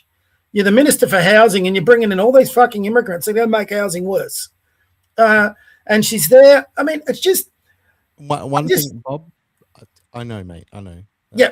Allow me to save you, if only so you don't emit even more profanity. No, I've got that out of my system. Good. Right. Sorry, everyone. Okay. So imagine this. Imagine I'm taking a walk down the street with Claire O'Neill, the housing minister, right? And let me bring along Bisek as well, because she's got a portfolio and she's meant to be. Oh yeah, they all have Penny Wong, chuck her in there. Well, Mean Girls. Yeah, but let's keep our powder dry about Penny, because we've got genuine criticisms about her, but they're not in this sphere with regards to this exercise. So Claire O'Neill, I'm walking through a capital city, Melbourne City, whatever, Adelaide, whatever. Okay. Yep. It's the evening and we walk past a bridge. And underneath that bridge, there's dozens of Australians who are sleeping in tents. And I ask her, I implore her, I say, demonstrate your skill set, please. Claire, here is one homeless individual, just one homeless individual. Can we secure them a house? Just this evening, please. Are you able, do you have the capacity to be able to secure her a home? Now, I don't want her to pick up the phone and call. Is her a trans woman or a woman? Oh, I don't need to go there for the sake of this argument. Sorry, just had to get that. I definitely take the point, but what we're speaking about here, the housing minister, if we said, here is one homeless person, you need to put that individual into secure accommodation for the next 5 years.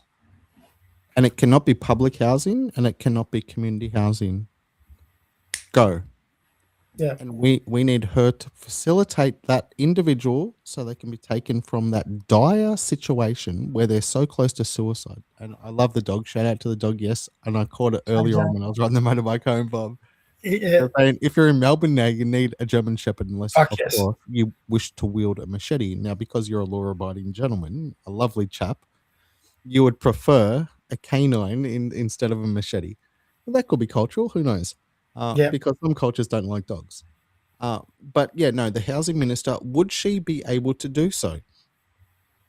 Does she have the skill set to be able to do so? But more, I'll tell you one thing. I'll give you a better financial means to be able to do so. Well, I'll give you a better question. If she can pay a 5-year lease at $500 a week up front. Of course she could. Yeah. I'll give you a willing to. Is she that much of a humanitarian? Does she love her Australians in desperate plight to be able to do so? I have a better question. Does she have the heart to do so? No, I have a better question. If you go through that same bridge and you see two families there that are homeless, and there's two, whatever politicians they are, which all would live in pretty nice places, hey, would you take that family in until they could find accommodation? Would you take them in under your roof? If they saw an Indian family, right, if the next Indian family got off the plane from immigrating to Australia, would they take that family in and host them in their house until they could find their accommodation? The answer would be no. And they would find Hey? Now we are talking. Yeah, this is where the rubber meets the road. But they expect us as citizens to give up our ability for housing for all these immigrants. And it's just a nasty thing because it's making people like me, all right? And it's not that I started this by saying to you, I'm a half glass full type of person. So it wasn't that I wasn't unaware of these concerns. We're all aware of them. But you always want to take a glass half full approach to it, where you see, again, the best in your people, the best in your country and whatever. But our politicians are now brought us to the point, well, you're making us see the glass half full. And I'm not really enjoying the half glass full, what I'm saying. And yesterday was like, you've not only seen the glass half full, but now you've drained that glass entirely. So you're taking Australians used to be, nearly for my entirety of my life, a country that welcomed strangers, that gave a fair go, that would accommodate them into their places, were very charitable. Now Australians have been painted as racist, bigots, far right, people who won't do these sort of things for their fellow man, which I mean, you look at the Good Friday appeal. When we do the Good Friday appeal, they get millions donated every fucking year. And there's no one putting a condition, my donation is going to the Royal Children's Hospital as long as it's only serving white kids. When has that ever happened? Australians have not been racist. Australians are not being bigoted, but we're being pushed into that circumstance because we're being made to face all these issues where we were once the lucky country, where you're now no longer the lucky country, especially if you are, well, if you're a white heterosexual Australian, you're going to have struggles in this country. And that's just fact. And everyone who thinks it's not fact, well, I don't know what fucking rock you're living under. You know what the shit there is? You said heterosexual. Mate, did you see the job advertised at Melbourne University? Break it down. Let's go. No, they advertised some lecturer's job at Melbourne University this week, and the only people that could apply are women and trans women. Say what? So you could be a male. You could be a male to apply, but you have to say, "Hey, I'm actually really a female, even though I've got an old fella and whatever and all that." But if you're a trans woman, you can apply. If you're a woman, you can apply. But if you're a white heterosexual male, don't bother applying, no matter how good your qualifications. What was the role? If you can. Oh, it was mathematics lecturer or something. It was worth 200 grand a year. Yeah. Wait. A stipulation that the individual who wishes to be a professor of mathematics or a mathematician cannot be Jared Rennick. Jared Rennick would not satisfy the key selection criteria because he isn't trans. Yeah. That's it. Bob, please. I'm serious. I know. It's fucking crazy.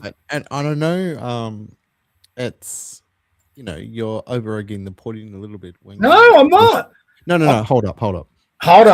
No, now you've set the challenge. Keep talking. I'm going to get it up. So I know you've over-egged the pudding in regards to ascribing to me a certain type of belief system, which is perhaps a little bit more advanced than yours.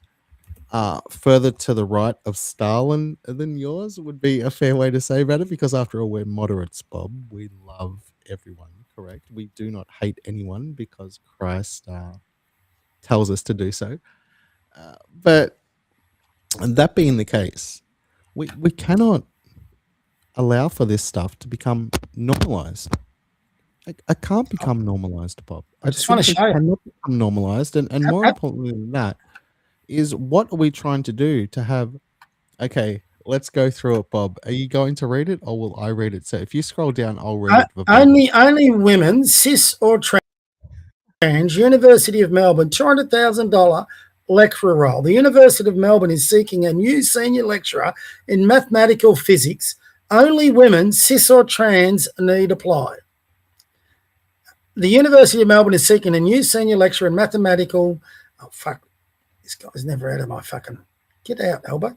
Physics, but only women, cis or trans, need apply. The role, which pays up to $176,065 plus 17% super for a total package of $206,000, calls for an applicant to expand expertise in mathematics and statistics in a leading research-intensive school, shape-driven and foundational methods with new real-world impact, and collaborate within and across disciplines. Join us to advance mathematics and statistics research, inspire students, and help grow a world-class academic community. The job listing posted on Tuesday. Investing in you, 17, blah, blah, blah. Only women, cis or trans, are eligible to apply, as this position is exempt under the special measure provision, Section 12.1 of the Equal Opportunity Act. Cis means non-transgender or biological women. There you go. Bring the fucking receipts. Oh, I'm swearing again. So I just brought the receipts for you, mate.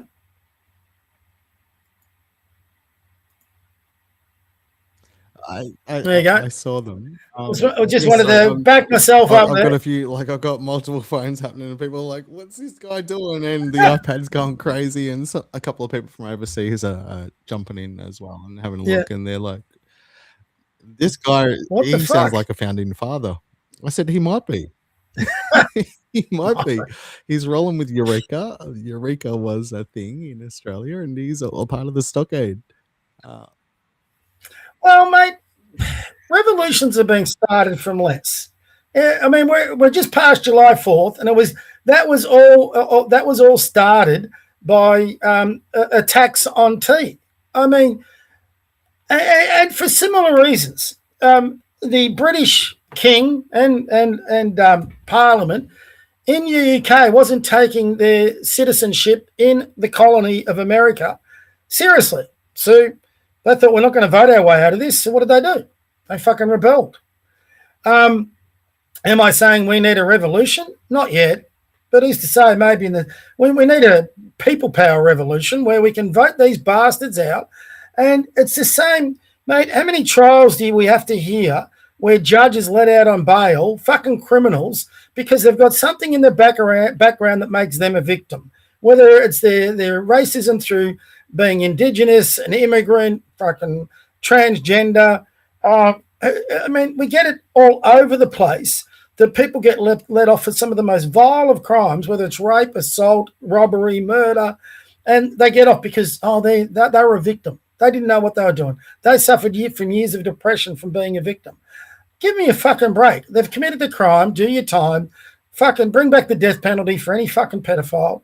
Hang the bastards. Whatever you got to do, just make Australia what it used to be. And we've got to get away from, I mean, the Jacinta Allen in Melbourne, there's increased bail laws. What the fuck have they done to make Australian streets safer? We're getting, the other day we had 12 businesses get the machete bins? Bob, I wanted you to get to that point, but please, mate, the machete bins, what, 12 million for the manufacturing of? Oh, they've given up.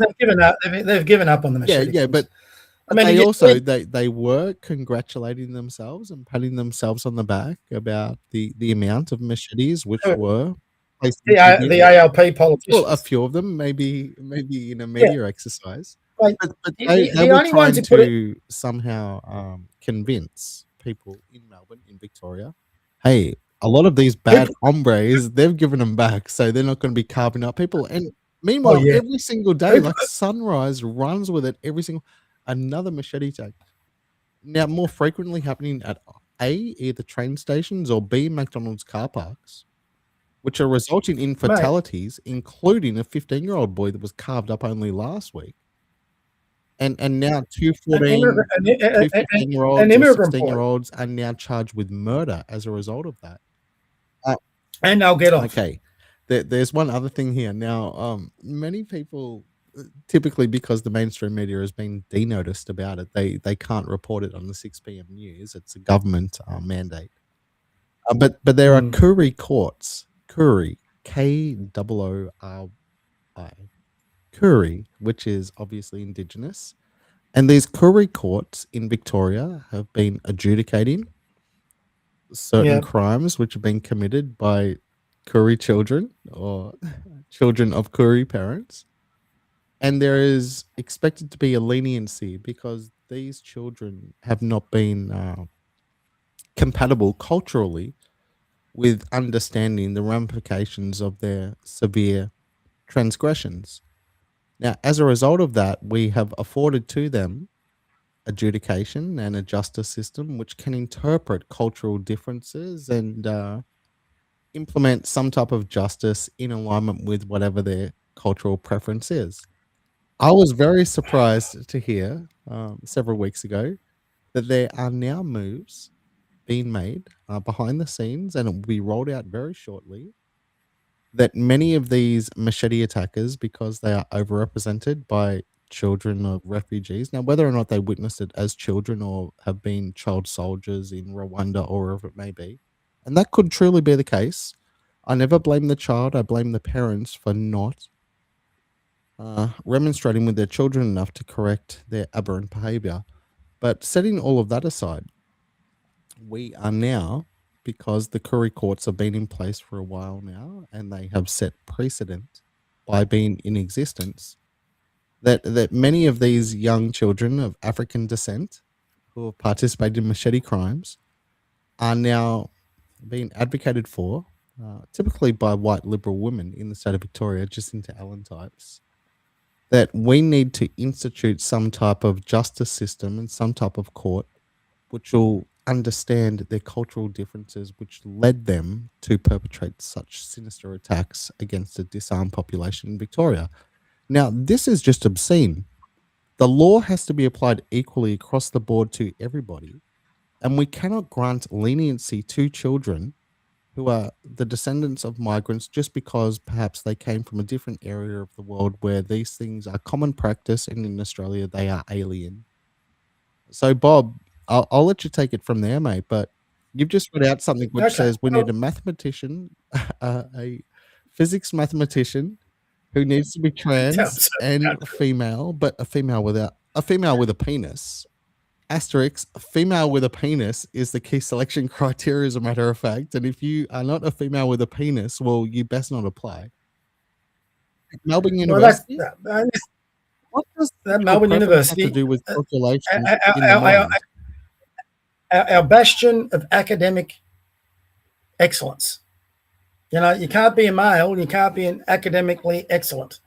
Obviously, you're not capable of teaching physics and mathematics because you're a male and you're heterosexual and you enjoy sex with the female and you like having kids and a family. You can't fucking teach physics and mathematics. Mate, you're going silent. Have you muted yourself? I have. I'm just I'm allowing you to wax lyrical on this. Yeah. So, mate, I mean, this goes back to what I was saying. How do you fix the central problem of this fucking country? And this problem is these, and I have big issues with it, and this is proof of it. I got someone I care about very much. She's an academic, and she asked me, what do I see with the problems with Australia? And I said, with all the problems, the problem with Australia I see is fucking leftist academics. White leftist academics. They see themselves as the savior of the entire world. They think they can solve the problems of the Middle East, of Africa, or every downtrodden thing. And if you don't believe in what they say, I mean, who came out this week and said, it was some politician, could have been, was it Hasty or someone like that, said if you're a One Nation supporter, you're actually dumb. You know, they broke it down like that. You can't be an academic.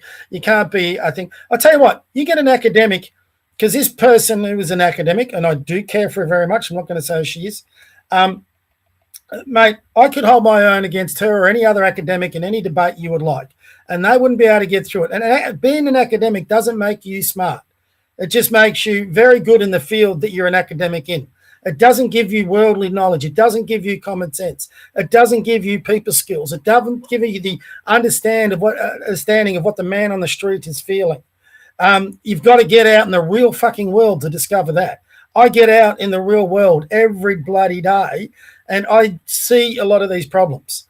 So, I mean, Melbourne, for example, if you don't have laws, there was a day, I think it was 2 weeks ago, where we had the gangs, the radical Middle Eastern gangs, set fire to 12 businesses in one day. Melbourne looked like Mogadishu out of the Black Hawk Down films.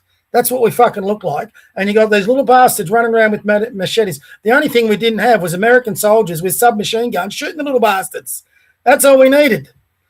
You know, I mean, it's not a hard problem. If you're going to run around the streets with a machete and threaten people, give the police the power to pull out a gun and shoot them in the fucking head. You know, that would be one way they'd fucking stop straight away. Don't wish to advocate homicide perpetrated by the police. But no, once again, I don't give a fuck. If you're going to run around with a machete, if you're going to burn someone's houses down, the police have got to be given that power. That, to me, that's not homicide. In America, that's law enforcement. And you've been to America. You cannot let people walk around the streets committing crime ad nauseum just because they feel like it's the latest thing to do off an American rap fucking film. And that it's got nothing to do with their fucking victimhood. They walk around with their pants halfway down their their legs. They've fucking got the baseball caps on. They're mimicking everything they see in the rap films. It's got nothing to do with their fucking culture. Nothing to do with it. And they can't get a gun in Australia. So what do? Machetes or knives or swords, whatever the fuck you want. Something that can imitate everyday Australians. That's what they want. Okay. And, then you'll get some little fucker. Oh, God, I'm swearing again. Some little person who thinks, I'm curious as what it would be like if I cut a person with one of these. So they go and kill some. And the sad part, if these academics in our bureaucracy have got any concern about people coming from overseas country with immigration or whatever, what do you think the most alarming thing would be for them to see? The stuff they actually fled from in their own countries, which was the violence, which was the gangs with the machetes that actually oppressed everyday citizens in that country, that killed them, that slaughtered. Look at the Christians in Nigeria. They're getting slaughtered every day by these Allah Akbar gangs that are cutting off heads, cutting off limbs. It's disgraceful. But they come to our streets with the same approach, and when they do kill those young people you're talking about, the 15-year-olds, are they children of immigrant families? Are they immigrants themselves? Most of the time, yes, they are, because they're the ones participating in this gang bullshit. Does Jacinta Allen care about those immigrant kids getting slaughtered? Does Albo? Not a fucking word. Not a fucking word. And here we are idolizing another prime minister from another freaking country. And, shit. Shit. At some stage, Australians have got to say enough. And we've got to get organised enough to get our country back. If we can't do that, well, I don't know. But anyway, I'm gonna launch a few things next week. And, the worst thing you can be is someone on the sideline that does nothing and bitches. I think at least we both get on it. And talking of your mate, I'd like to get him on. It's disappointing he's not. So you mentioned Arby before. And I've had a few. Let's go, Bob. Give me a list. Give me five names. Who do you want, bro? Who do I want? I'd definitely like Arby. I wouldn't mind. May I just one sentence on why Arby? Okay, I thought you were going to say one word. I was going to say that's a bit hard. I respect a lot of work Arby's done. All right, COVID era. But I don't think he understands the concerns of people like you, people like me, who aren't necessarily all in on the NSN He and group understands stuff. my concerns. I can assure you. Yeah, well, he might understand. He doesn't. I don't think he understands mine. And I think Arby, if he does listen to it, I don't think Arby wants to come on, because I think Arby would have a really hard time debating with an older boomer like me, who understands what it is to be a heritage Australian, who's grown up in the Australia that he never grew up in. What does the hat say? I think Can Arby answer that question? What does the hat say? Hello, McFly. Hello, McFly. Can you answer the question? Okay. Yeah, I get you. That's a gotcha question. I'm not concerned Not a with gotcha the when gotcha we were in question. Australia. Well, it is a bit. No, Bob. I'm hearing what you're saying. No, it is a bit. No, because it depends on who you aim that question at. Now, I'm not worried about that. Oh, yeah, you asked me to give you one sentence what I wanted to speak to Arby. So I just want to educate Arby on, if, for example, and I've had this debate with Rukshan, same reason I get him on. Rukshan reckons I lecture him. So I've had a few exchanges. What I've suggested to Rukshan and Arby, the way you're going, you're going to turn people off more than get them on side. You're lecturing Australians about what it is to be Australian when you don't really understand what it is to be Australian. And if you want to understand our concerns, I'll talk to you to understand yours, but you won't talk to me to understand mine. The only way, this is what I was saying before, we come together, is understanding each concerns. And I think if you did that and you legitimised it, then potentially you've got a chance of working together to get something we all want. So they're the reasons I'd like to talk to Arby and both Rukshan. That's two. What are you going to say, mate? Have your point. Sorry. No, you're completely fine. Okay, so Arby, in regards to cool. Okay, where is the loyalty, and also is he willing to accept legitimate grievances put to him by the Australian people, and to be empathetic and compassionate to them, but more importantly, to understand where they're coming from rather than detached and try to shut it down.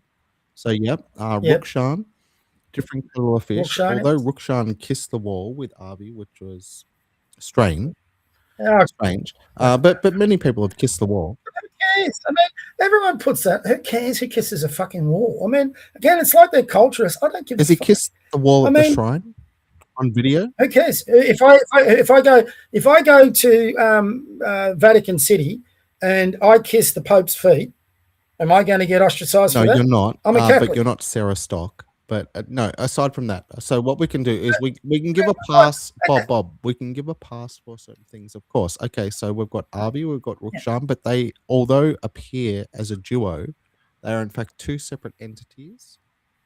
And many I people agree. question Rukshan and say, why are you aligned with this when that is not you, that is not your tribe, that is not your religion, that is not your culture, whatever it may be, it makes no difference. But what you're saying is, I would like to have either or of them appear on your program so we can have a conversation. And they may be hesitant to do so because of they think, perhaps, I'm unsure if this is what you actually think. I don't think Rukshan is. They think that you'll be asking them questions which could place them into a corner and possibly, reveal them to be something other than what they're portraying themselves as. So I'm happy to move on to the third. Okay. Sam Bamford. Because of patriotism, you like Sam? I like a lot of what Sam does, but like with Scott Challen, I won't put Scott there because I've already talked to him and I'm trying to get him back on again. And he's promised me if I get Avi on, he'll come back on again. Right, Which is kind Scotty wants. Does he want to appear with Avi on the program? Oh no, he wants me to interview Avi. That's what he said to me today. It was a strange sort of thing. I felt like saying, well, who cares? I mean, again, it's this whole who cares? You know what I'm like. I'll talk to anyone. I don't give a fuck. Go. I mean, all right. So Sam Bamford, I'd like to talk to Sam because I respect his service for Australia. I agree with a lot of what he says. I disagree with some of it. I would definitely like with Scott Challen to fully understand his thoughts on remigration, especially after yesterday's incidents or carry on. The Modi incident? Well, the Modi rally. Like I said, I blame Albo and all that. That wouldn't have gone ahead if it hadn't been. Don't tell me that wasn't. Do you think it has affected other Australians of your demographic as in the same way it's affected Dr. you? Do you think that it's impacted them? Do you think they've also sat back and gone, what? Mate, I would. My guess would be, but I don't really know. And at the end of the day, this might surprise you. I don't really care. I mean, I'm the type of person, I have my opinions. I say my opinions. I couldn't give a fuck what anyone else thinks. If people like my opinions, great. If people disagree, great. That's fine. Come on, Len. Let's talk about it. I do think there'd be a lot of people like me. Oh, we got something from Dr. Rami. Hold on. The great Dr. Rami. Wait, Sam. My friend, Dr. Rami. Wait, Sam said that today. One love, Dr. Rami. So Sam said what? What did he say today? Dr. Rami. Okay, can we set aside one thing with Sam? Okay, so Sam Bamford's doing his thing. Were you familiar with what Sam did before he commenced his podcast? My fucking mouse. Geez, I'm swearing a lot today. My mouse doesn't quite work and it's clicking on all sorts of different things today. So Sam before he commenced the podcast. He was in the army. I don't know what he did between the army and his podcast. Are you talking about his army service? And after the army service, I'm totally aware of that. But before the podcast, he decided to run thousands and thousands and thousands of kilometers without any fanfare, but it's on video so you can see it. And he did so to raise money for his brethren. The veterans. And he was out in the middle of the bloody outback in 40-degree weather, minimum. And he ran marathons every single day. And he went through an arduous process. That's amazing. Remember what Shane Crawford did for the footy show back in the day? And he ran from like Perth to Melbourne. And then Kane Corns did Adelaide to Melbourne over the course of 14 days. Hold on, mate. Yeah. And it was a Shane Crawford. You're talking Sam Crawford, I think. Shane Crawford, yep. Brownlow medalist, Hawthorn, 300 gamer. That's what I'm talking about. And he got up and said, no. That's mate, what Well, guess what that is? That's typical Aussie That's digging stuff. deep, mate. That's hardcore. That is. Hold on, we got Dr. Ramsey's going to jump Avi, on. Rukshan, Sam, Scott after Avi and Rukshan appear, but you would love Scott and Avi together, yes. Let's continue to go through them, Bob. Sorry, mate.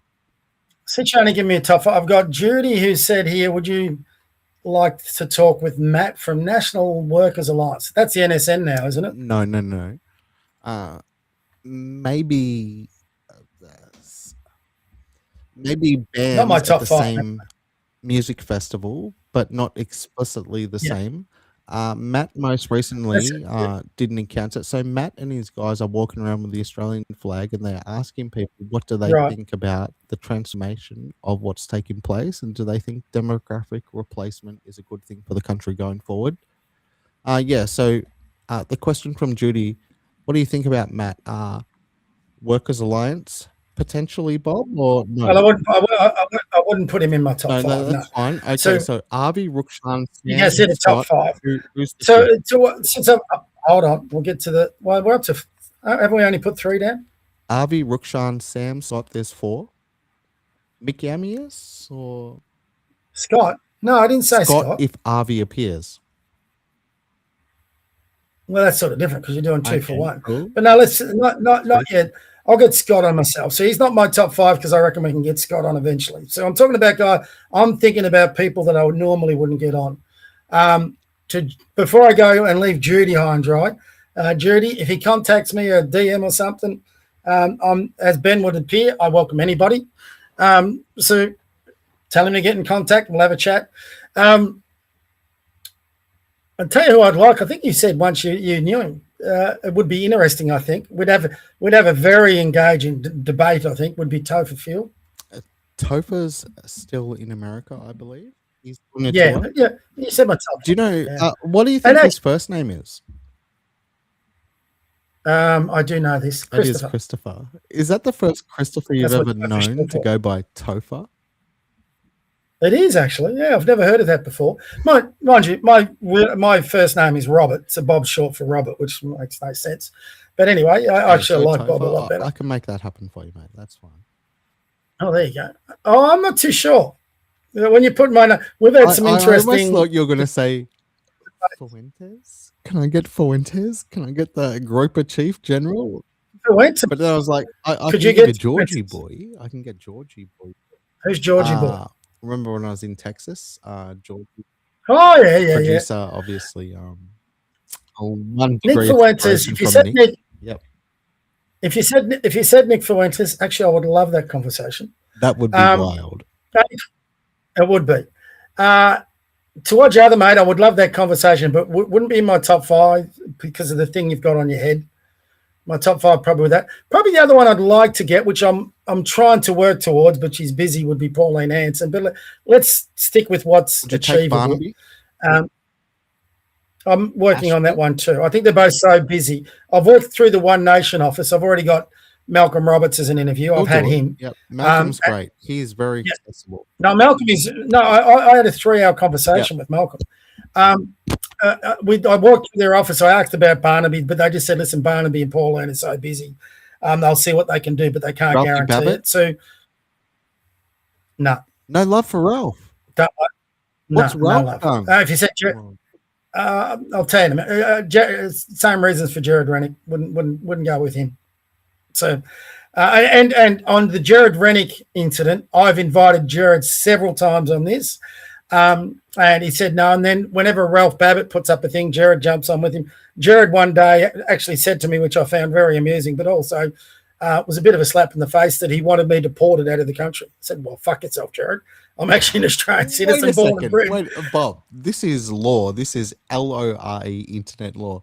Jared Rennick said to the great Robert, "Look at Eureka Conservative, who's ready to launch the next stockade.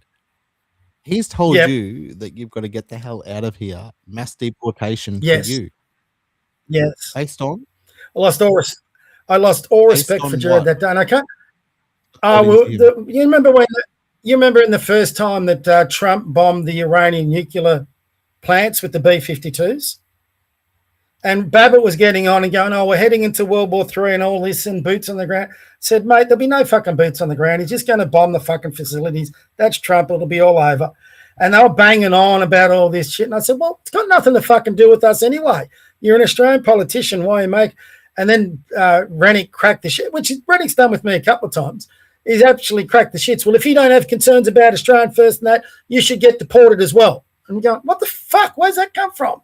And then I had to crack back at him and he shut up and all this sort of thing.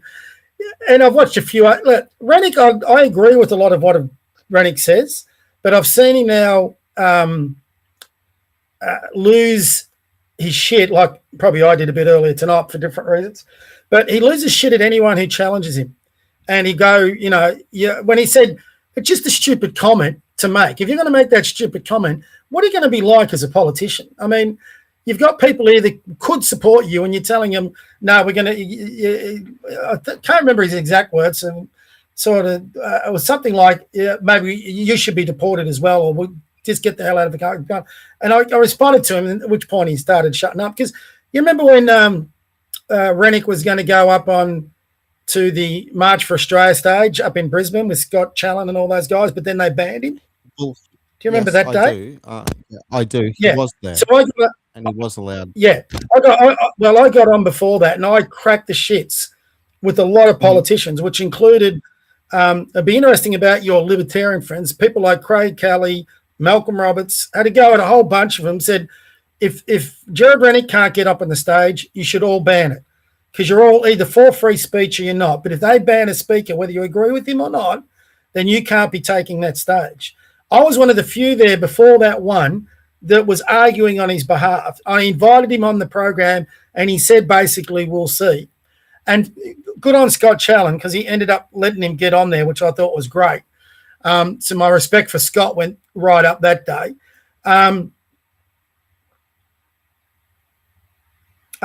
But sorry, I had another message from Judy.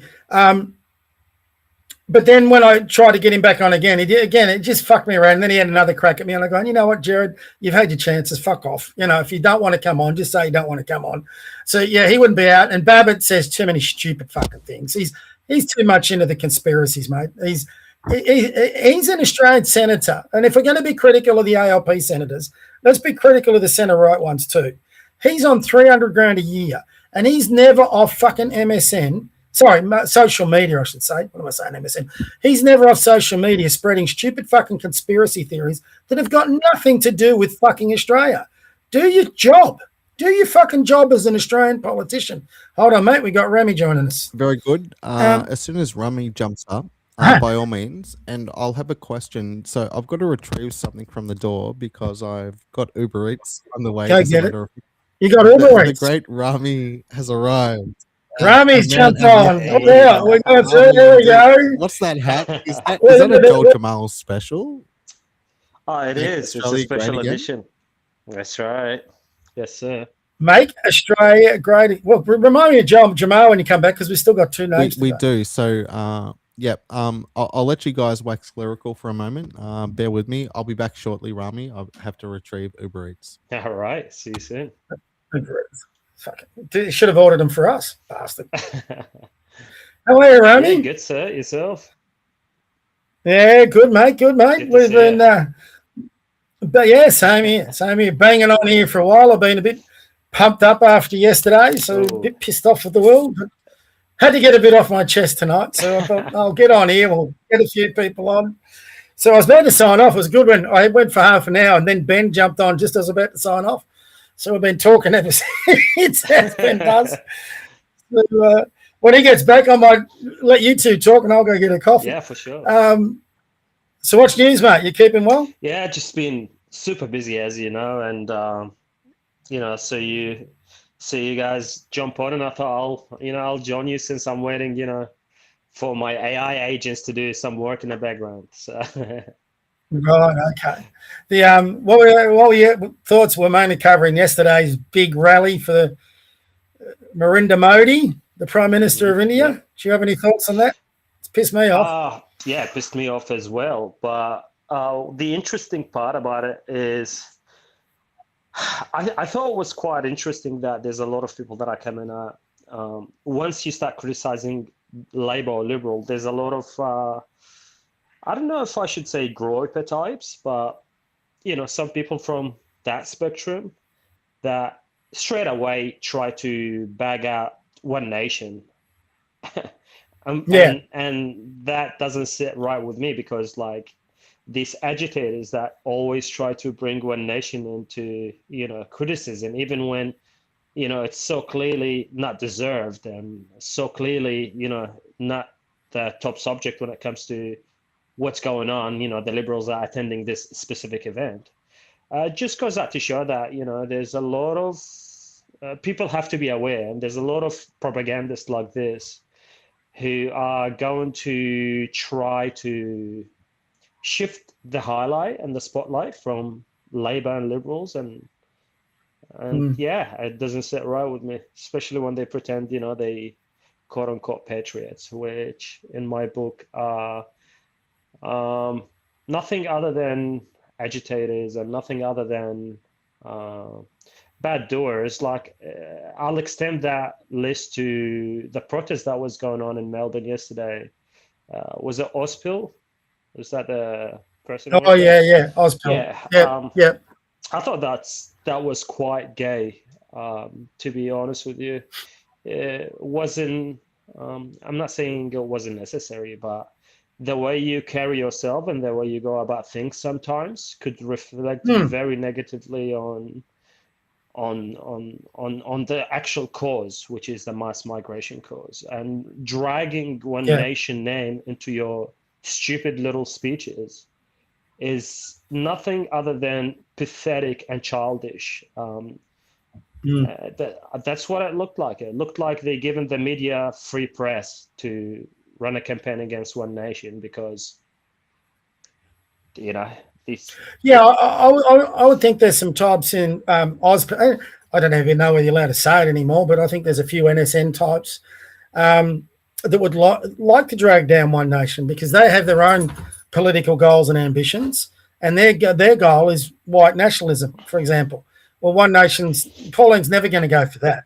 And there's a lot of people behind One Nation won't. But so they see One Nation, as the Liberals do, as an obstacle to their pathway to power. That's right. So Pauline's got a real, like, everyone's getting on board with her, which I think is great, but she's got a lot of major obstacles in her way still. And I was saying before, look, after yesterday, I'm at the point, and like Ben on his hat, at Australia First. I'm now at the point, I don't really care too much about your candidates, how much history you got in the parliament, whatever you've done. What I want to know is, if that person I'm voting for going into parliament, are they for Australian citizens first, whatever their background? So we're just discussing this. And, yesterday, what really confronted me, there was 50,000 Indians waving the Indian flag, singing the Indian national anthem, treating their Prime Minister of India like a deity, adoring him, not supporting him, adoring him. This was something different to international relations. It was us taking the knee to a dysphoria in our country that could actively act as a fifth column. Can anyone tell me that if, for example, which is probably not going to happen, but if we went to war with India, what side those 50,000 would fight on? If you can't answer Australia and that, you're not Australian. So what the hell are you doing in my country, on my soil, in a venue that's been paid by for Australians, in a city that's Australian? If you're so Indian, so passionate and patriotic about India, there's a country for you. It's not Australia. And it was like a slap in the face to me yesterday. And as you know, I'm not one who's against immigration. I'm all for people coming here and getting a better life and everything. But to do that, you've got to become Australian. It's not a hard thing. This is where Pauline Hanson and a monoculturalism, for example, I don't understand the big debate about that word. If you listen to her whole speech at the Canberra Press Gallery, she was talking, everyone can keep their racial backgrounds and all that, but we've got to have one monoculture. We've got to be monocultural in our approach to this country. Yesterday was the furthest thing from that you could find. That's right. And it was just it was the biggest gaslighting event I've seen in my lifetime. I'm 63. Mm-hmm. I've had my birthday this week. I've never seen anything in my lifetime to what I saw yesterday. That's right. And if you can't be pissed off about that, then what's going to get you pissed off? Is this country, you get to a point, if things don't change after that, is this country actually then really worth fighting for? I'm still of the opinion, obviously it is. But we legitimately right now have what I saw yesterday. It wasn't multiculturalism. It was a fifth column. It was 50,000 Indian citizens that see Australia and what it's got to offer as this sort of prize that it can grab. Mm-hmm. And on top of that, you've now got the Islamic diaspora in here who's got the same approach. Maybe we've got a Chinese diaspora with the same approach. This country is uniquely Australian. It should retain that uniquely Australian approach. And we should be celebrating what it is to be Australian. At the very least yesterday, there should be Indian flags with the Australian flags. So, for example, even the Chinese figured this out. When Trump went and visited China, what did all the Chinese supporters, obviously at the point of a gun maybe, but they had Chinese flags and American flags both in the same hand waving the two countries' flags. Right. Where was the Australian flags and all that yesterday? And I just found it disgusting. And then on top of that, we're getting told now the Indian population is going to get our uranium. They're able to use their uranium for energy, power, household power, industry, who knows what else. But we're not allowed to use it here. That's pathetic. How the hell? And if you're an Australian who's been working all your life and you're contributing to super, your super funds are now going over to India to invest in India corporations to employ people from another country. They're not investing in Australian corporations to employ Australians to maybe help with the problem of homelessness. Everything was gaslighting anybody like me who's an Australian. And all they're trying to do, which is sad, is they're pushing more and more people into the welcoming arms of what is legitimately the far right. And if they're not careful, they're going to get exactly what they don't want because they're going to push it. And I said this to Ben before. One of the guys I regularly interact with on X said, you can't vote your way out of this, Bob. And I've always argued with him. Today I conceded, maybe you're right. We'll find out. By 2028, if Hanson doesn't do exceedingly well and people are still voting for this bullshit, then I hate to admit, maybe we can't vote our way out of it. Maybe it's too far gone. But I'm desperately hoping that's not the case. So I hope so too. I couldn't believe what I was watching. That's pathetic. We haven't done anything even remotely close to this to other people who've visited, like the King of England. We didn't do that to him. President, I don't know if Trump has been here yet, but President Obama, we didn't do that to. We have a lot of world leaders that come here that we don't treat them the way we treated Modi when he came here and filled the whole stadium with their flags and their people. I mean, I hardly saw any Australians that were there. I just saw a lot of Indians that were in that stadium. And look, I'm just like you. I'm not against migration in general, just mass migration and people who are going to come here and have their loyalties elsewhere. A lot of countries have already figured this out, specifically like Middle Eastern countries where you can't hold the dual citizen. You just can't. Like if you want to seek asylum and you want to come here and you want our passport in your hand, our citizenship, and you want us to look after you and treat you equal to everybody else here, you're only going to have this one passport. You're only going to have one citizenship. You're going to have to drop the rest. And I'm in favor of something like that. I'm in favor of, of something close to this here and being adapted in Australia. Well, I've made the argument. You can get on my website. I've got a policy. I just did this for a bit of fun to start with because I thought it can't be that hard to have Australian first policy. So I started launching. I'm going to get back into it in a serious way in the coming weeks. A policy for how we build a real Australia, and some of it's for conservative, a bit on the not extreme side, but it's on maybe to some the outrageous side. So, for example, I think Australia needs to become a republic. I think we need to. This is coming from a conservative.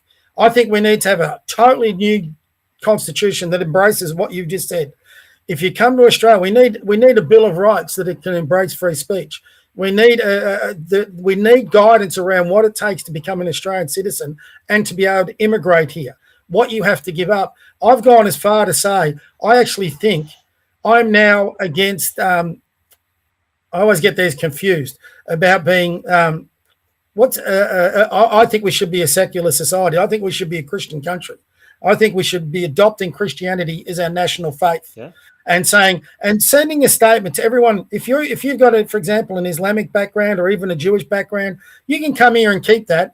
But just realise Australia is a Christian country. It always will be. It's in our constitution. And if you really want to actually try and tear that down, you're not welcome here. And if we find any part of that, you'll be sent back to where you came from. You've got to have something that says this is what Australia is. This is what we want you to embrace. And this is where we're taking the country forward. And I think some of the problems are so entrenched in our bureaucracy and in our parliaments, the only way you can get there is actually by becoming a republic. And if the Conservatives don't embrace that, you're only an election away where the left is going to push a republic and probably win. And when the left get their version of a republic in, I think this country's then shot. It's going to be bananas. Yeah, I agree. A banana republic. And, like I said to Ben, I try to be as much half glass as I can in everything I do. So you always got to try and find the positives in people, in organisations, in your country. But yesterday, I think Albo and Jacinta and the LNP guys, they pushed the glass to half empty for me. I'm thinking, shit, I never expected this. Yeah, you've gone. So the only hope we've got, and everyone in the centre right or anyone just even with the love of country, whether you love everything Hanson and One Nation are doing now, just put down your swords if you oppose them on anything and get them fucking in government next time. That would be the biggest message you can send to our politicians. That's right. Even if they screwed it up, for a term, it might wake up a lot of Australians out of their slumber and get us back where we need to be. I just couldn't believe what I said. Mate, and it's got nothing to do with racism because they're going to come at me and all that. If this was Trump with the stadium full of MAGA Americans, I'd be as pissed off. If this was Keir Starmer with some pumps, I'd be pissed off. Right. If this Vladimir Putin with Russians, I'd be pissed off. If it was Bibi Netanyahu with a bunch of Israelis waving Israeli flags, I'd be pissed off.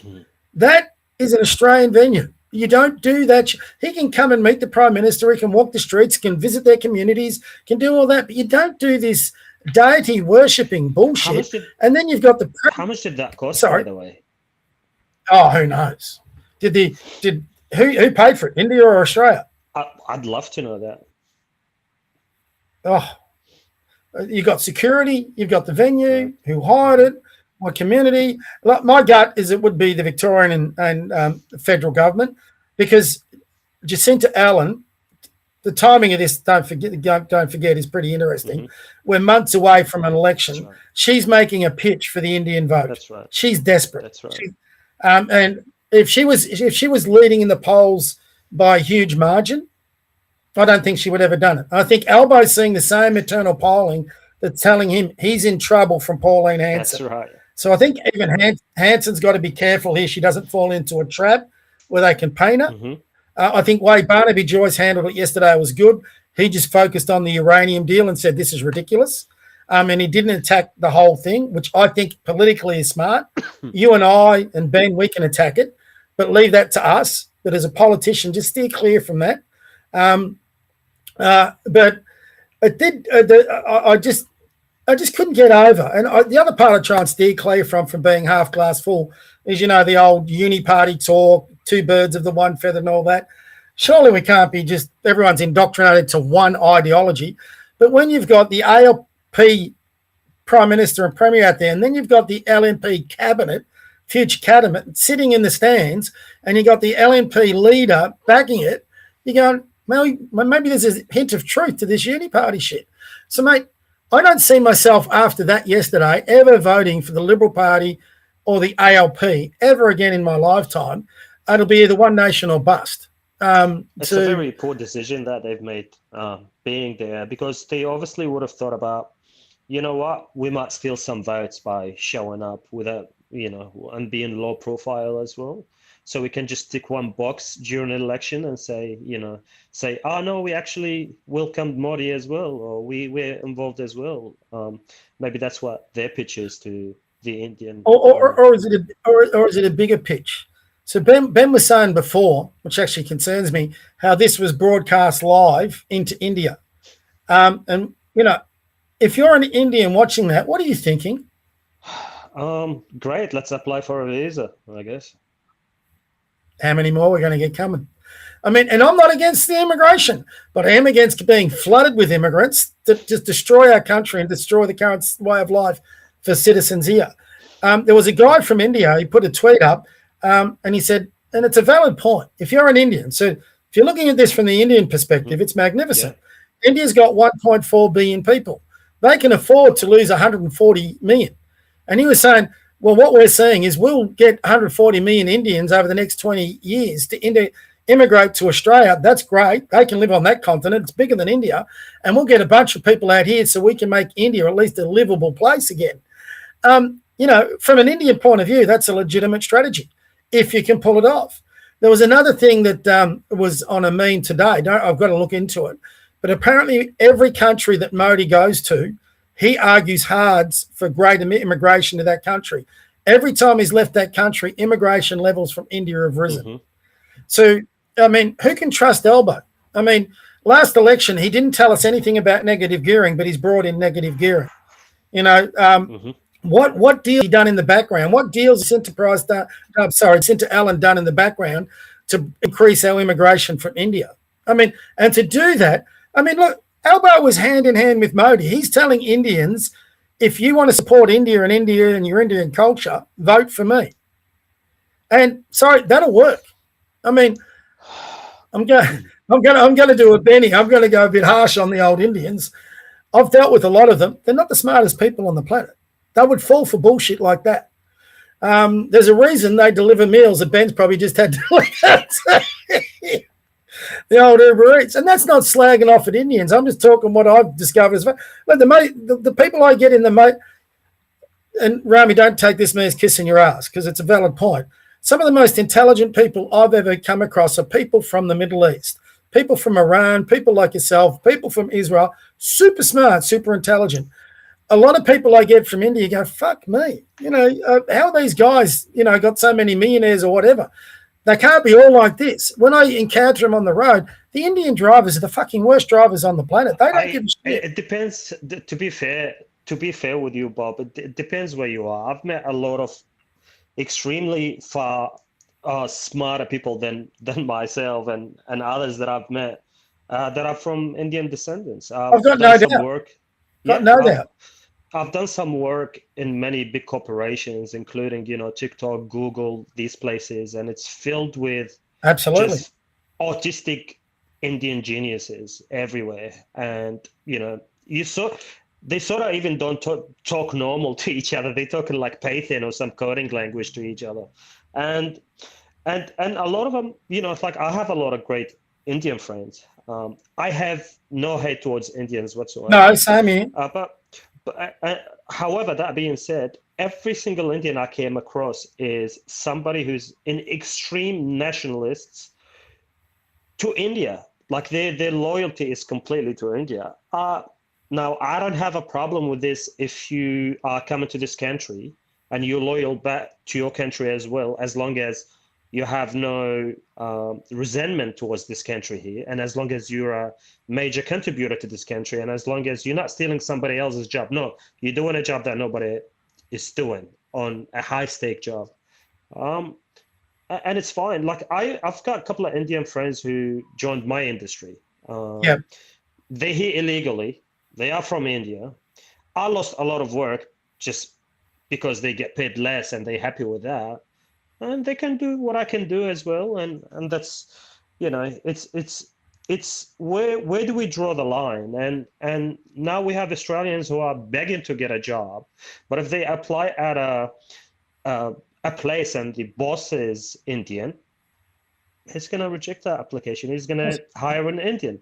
If they applied at and this is true story, by the way. This is people that I know.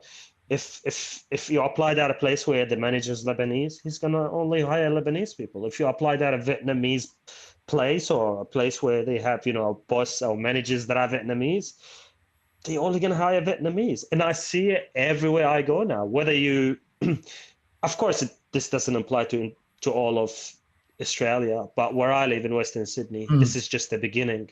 It starts here and it's going to make its way to you guys. Right now, if you go to JB Hi-Fi, you'll go to one JB Hi-Fi that's all Indians. The other JB Hi-Fi is all Vietnamese. And it goes on. And you know, I bring up things like this and people, you know, try to say, oh, I'm exaggerating, I'm this, I'm that. But in 2 years' time, everybody's going to forget I said this. And it's going to happen to a business near you or a place near you. I've got a funny. There's a thing you've always got to guard against, which is hubris, right? Hubris, it's like overconfidence gets you in trouble.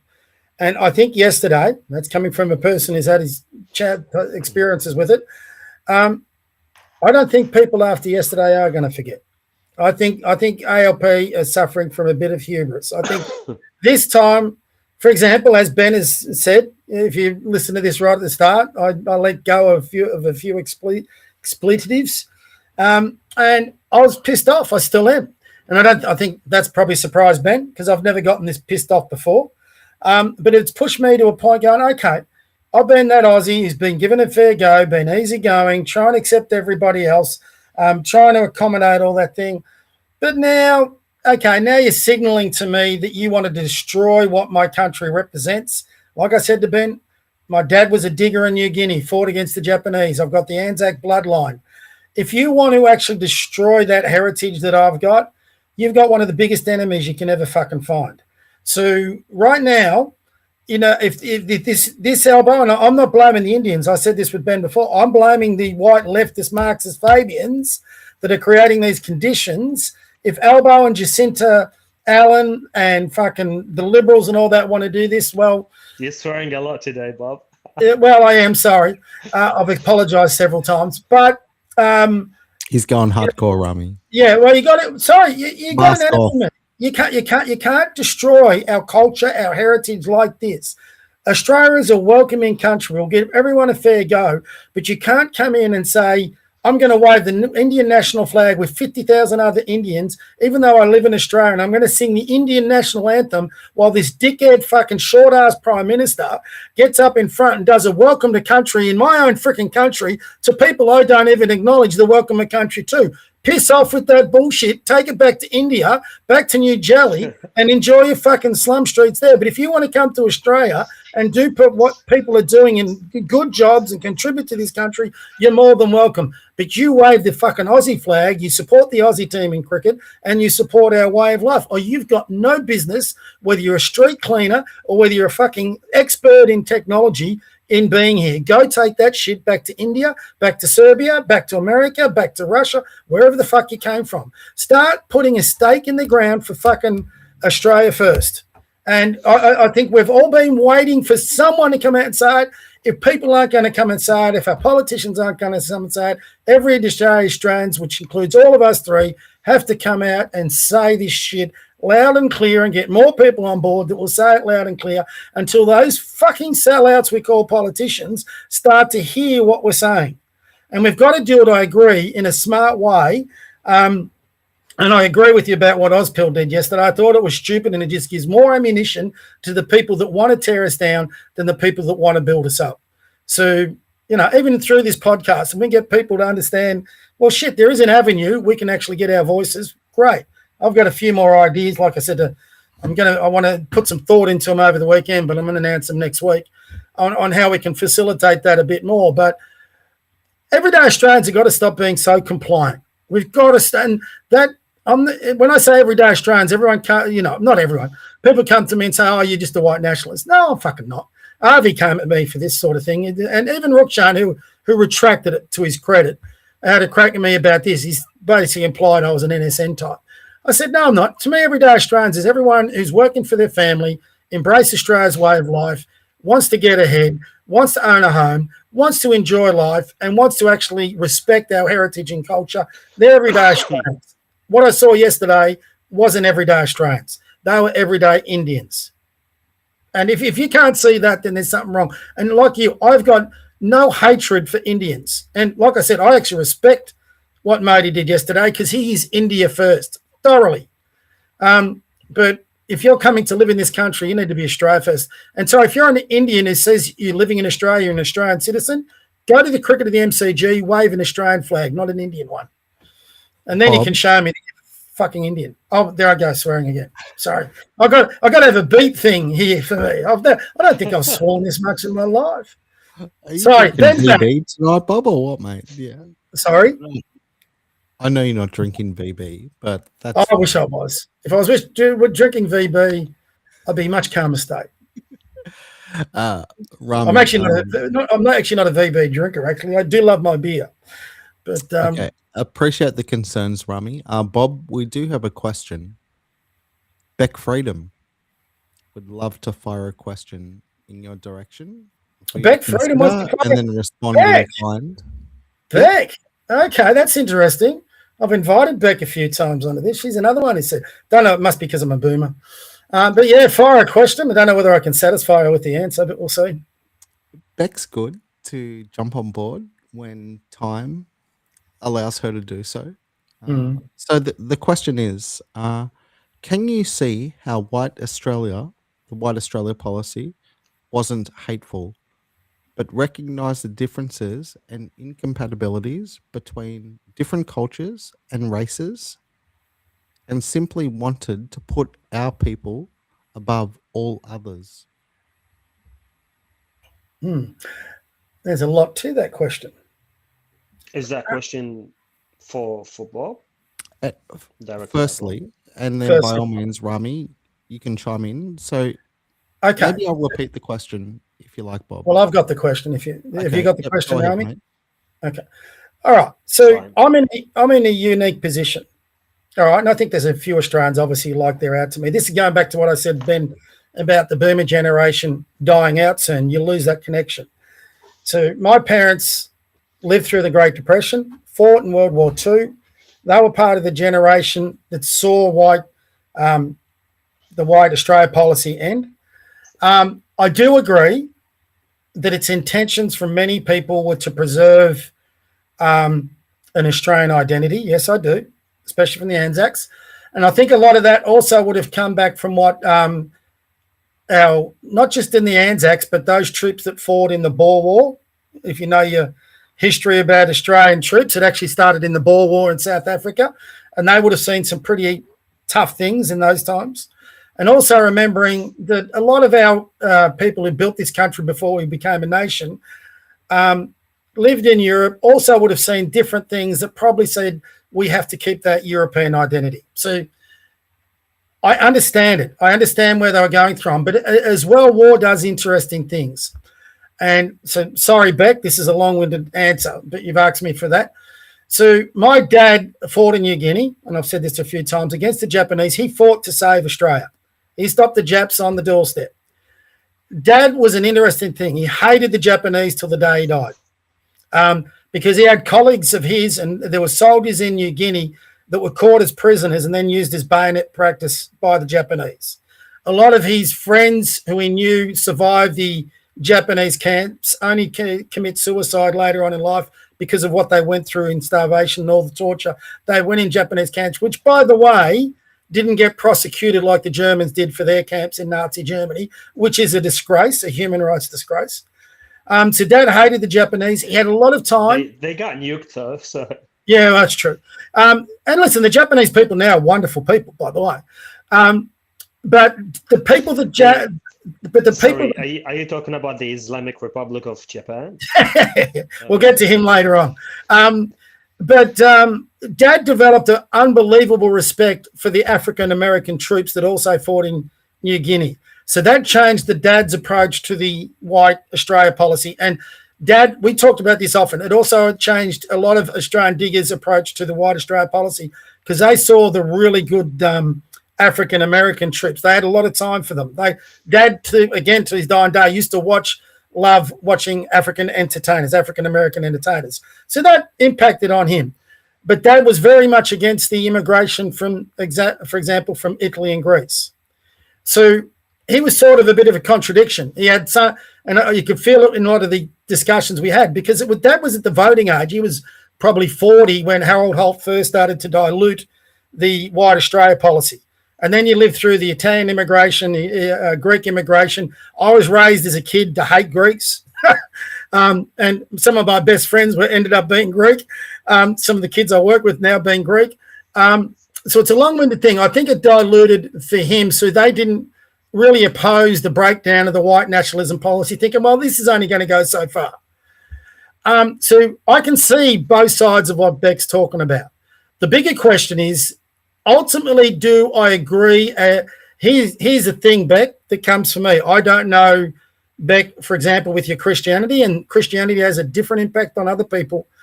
I cannot be, as a Christian, where I put one person above another because of their background, their culture, or their skin color. I just cannot do that as a Christian.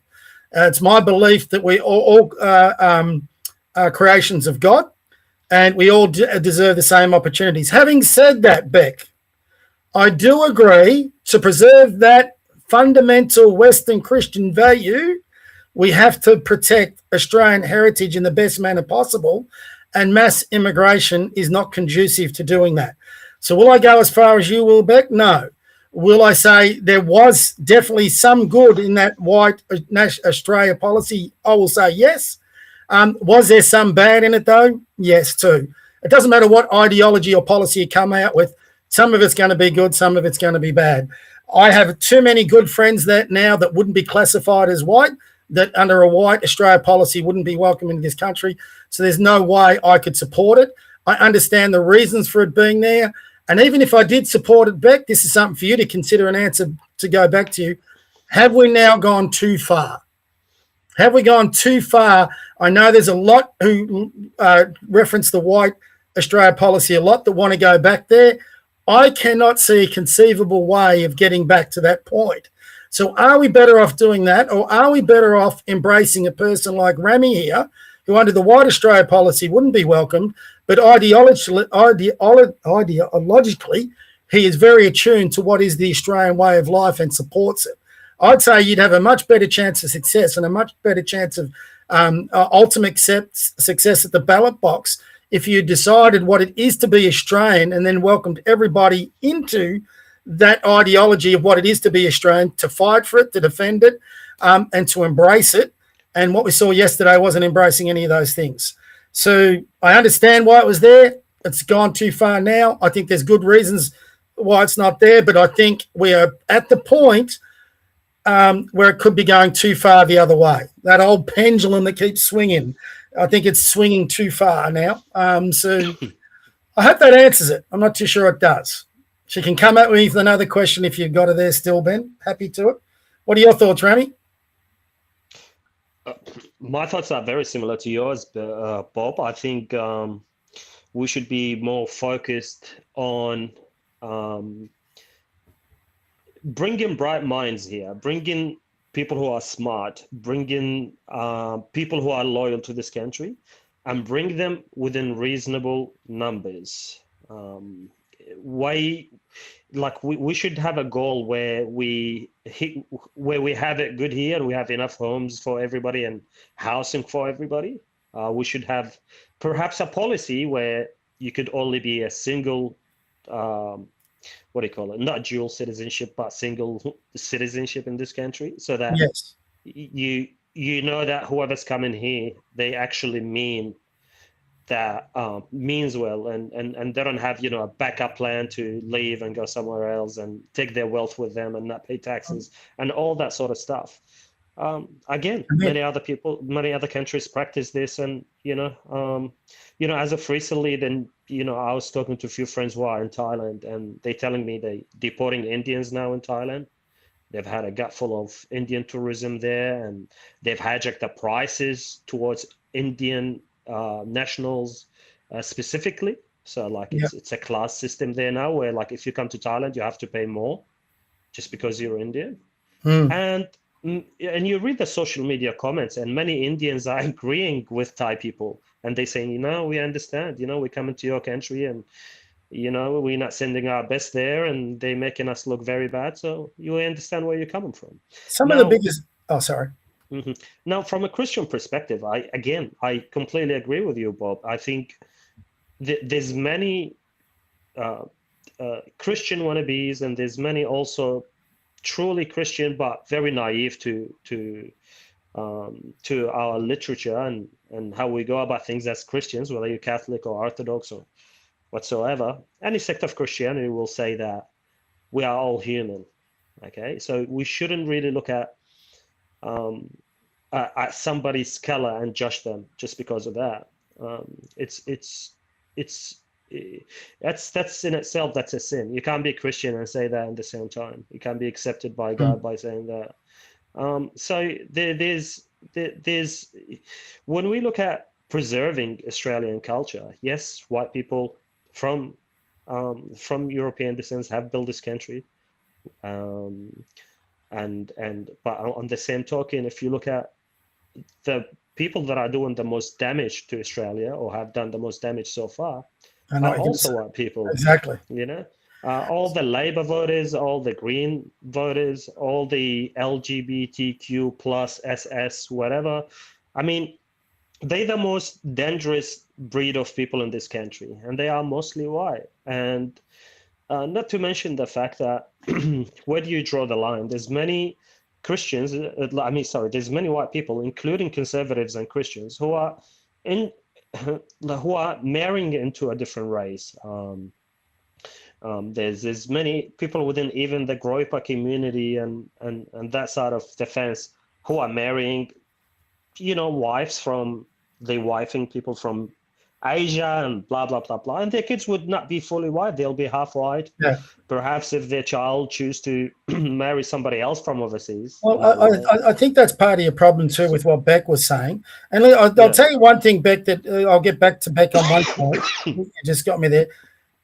I might disagree with some things Beck say, but I'll tell you one thing that I think she'll furiously agree with, and this is as a Christian too, is I think any form of oppression as a Christian is wrong. And I think when our government is trying to oppress the speech of certain people they don't agree with to the point that they'll jail them, and this is to people I have ideological difference with is in. So, for example, what was the guy that went to jail for a while? The NSN guy, not Thomas Sewell, he's lieutenant. Joel Davis. Joel Davis. I think that was a disgrace. I think you've got to be able to have... Speak about that, Bob. Why was it a disgrace? Well, mate, we live in a country that's supposed to be all about freedom and liberty and being able to live a certain way of life. If you really believe in freedom of liberty, then what's the old saying? I disagree with what you say, but I will fight to the death your right to say it. I mean, that is one of the greatest human sayings ever on the planet. I would actually, they were trying to get Joel to come on and have a discussion with me. I would have to actually, right now in my country, I would have to be very careful. For example, if I didn't want to cross the officers of the law about who I talk to, because you have the hate speech laws now. So I think that's a disgraceful law that both the Liberals and ALP voted for. Anything that silences a person's voice. But Ben, you and I don't agree on everything. Me and Remy probably agree more on what you probably do. But that's great. We all three of us, plus Daniel, who's a Jewish, can get on here and have a respectful conversation. Like Sorry? Rami might. I know. Making eggs for breakfast. I know. But this is the whole point. I should be able to go, if I want to, mate, I should be able to go get in contact with Joel Davis and say, mate, do you want to get together for breakfast? Let's hash this out. Get him on the program. Let's have a difference of opinion. Is he even allowed to appear publicly or speak publicly? I don't think so. No, that's part of his conditions. Yep. So I just think to live in a country where we've done that to an individual because he has a different ideology and opinion. You listen to the way Albo talks about people now, where he's saying, well, if you want to, who was it? Karl Stefanovic. So I'm not a huge Karl Stefanovic fan, but Karl Stefanovic interviews Tommy Robinson. Albo was on the Karl Stefanovic show. Now Albo's saying, oh, well, Karl Stefanovic, he's drifting too far to the extremes. Well, Albo, who gives a fuck? You're a Fabian. You drift to the extremes, you dickhead. I can drift to whatever extreme I want to. That's part of living in a free country. So, and that's part of, I believe, also being a Christian. Jesus Christ used to go and speak to the people who ideologically opposed him and tell him they were wrong. His disciples went into countries where they lost their lives because they were banned from being Christians. Being a Christian is about freeing a people, not oppressing a people. And that includes people I disagree with. So, to Beck out there, good on you for getting on here and giving me a question. We might disagree with it, but I'll fight to the death your right to have your opinion. And I don't think, Bob, to be, yeah. I'll let Rami finish, then we'll do the follow-up. Yep. To be fair, Bob, you didn't completely disagree with the essence of what she's saying. Like, is she like a lot of? I said I understand. If you ask me, would I agree with the white Australia policy now? I'd say no. What the question was is, do I understand? But you did say there's good aspects about it, and I do agree. There are but there are good things that within every ideology, there's the good and the bad. Yeah, and absolutely. You have to play a game where you weigh things out and see what's reasonable. Now, the problem, I think where people should focus. Sorry, go ahead. What I did say is, back in those days, and you got to take at a point in time. Back in those days, Australia was predominantly white. Outside Indigenous people, Australia was predominantly white. Well, nowadays, as you've just said, you've got white Australians. I know a bunch of them that have married, for example, Indonesian women. We had this argument, I think, on the last Big J podcast, if you remember, Ben. What are we going to do? We talked about it. I couldn't believe we were talking about it, half caste. What about Australians who actually have white parentage on one side, but say Middle Eastern parentage on another one? So, I mean, don't forget, you had a lot of Lebanese Christians who escaped from Lebanon to come to here to create a Christian life here because they thought they would have freedom of faith where they weren't getting it in their home country. So we have my sister-in-law that just died about 2 years ago. So she married my brother, who goes right back to the First Fleet in heritage, but she has Italian heritage. So my nephews and nieces, who now have got their own kids, who were born in Australia, raised in Australia, there are some people in this country who would say, well, we need a white Australian policy because they're not particularly white. They need to go back to where they came from. Do I agree with that? No. I think it's got so complex, that whole thing, and I hope Beck is taking this the right way. I just think we're banging our head against a brick wall to get this country to where we want it to be, which is uniquely Australian, no matter your background. Now, if everyone buys into, shouldn't the question be, I'll give you two questions, and I'll put this back to Beck, we'll do a follow-up in a minute. What is it to be uniquely Australian? Surely it's not just a matter of being white. And what percentage, we keep talking about when we can't be overwhelmed, what is the percentage of uniquely Australian versus immigrant and whatever that we think works in Australia? When are those two discussions ever being had? They're not. They just don't get had. So anyway, Beck can think on that. What's the second follow-up, mate? Just bear with me one moment. Okay, cool. So what Beck has actually asked, I'll try to get rid of that feedback. I'm sorry, Rami. Rami is a professional when it comes to production, and he's trained in that sphere. Rami, you've got to come up to the Gold Coast. We'll get you to hook me up in my studio. I'm rolling with a few different things. So what did Beck follow up with? She had a couple of follow-ups, as a matter of fact. God, here we go. All right, cool. Okay, and by all means, gentlemen, Bob, the question is per capita.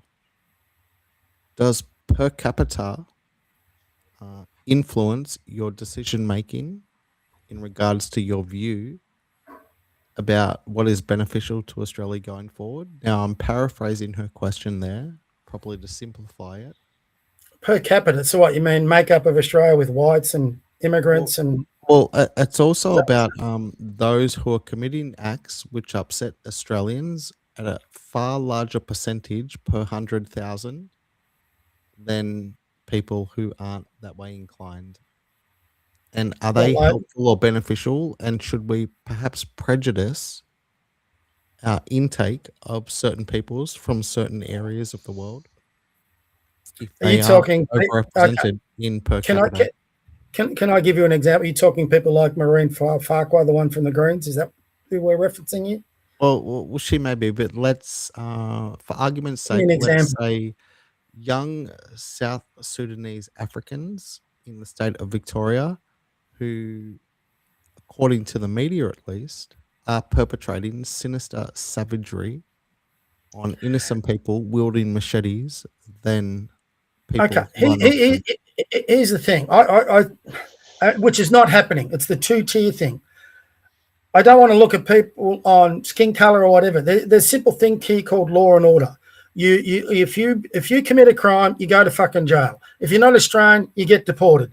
Doesn't matter whether you're white, black, pink, purple, whatever. Have proper law and order. Give the police the power to deal with fucking criminals so they can put them in jail or deport them. The problem is if you're a copper in Australia and you arrest one of these bastards and you put them in front of a judge, they bail them out or they let them freaking off. So we've got to not just reform our political system, we've got to reform our legal system and our bureaucracy. I'll go back to you. How many judges do we have in Victoria? 210. We've got 210 judges that sit over the top of 5 million Victorian citizens who are letting out fucking criminals every day of the week. Easy. Sack those fucking judges. Find a judge that will actually put these people in prison.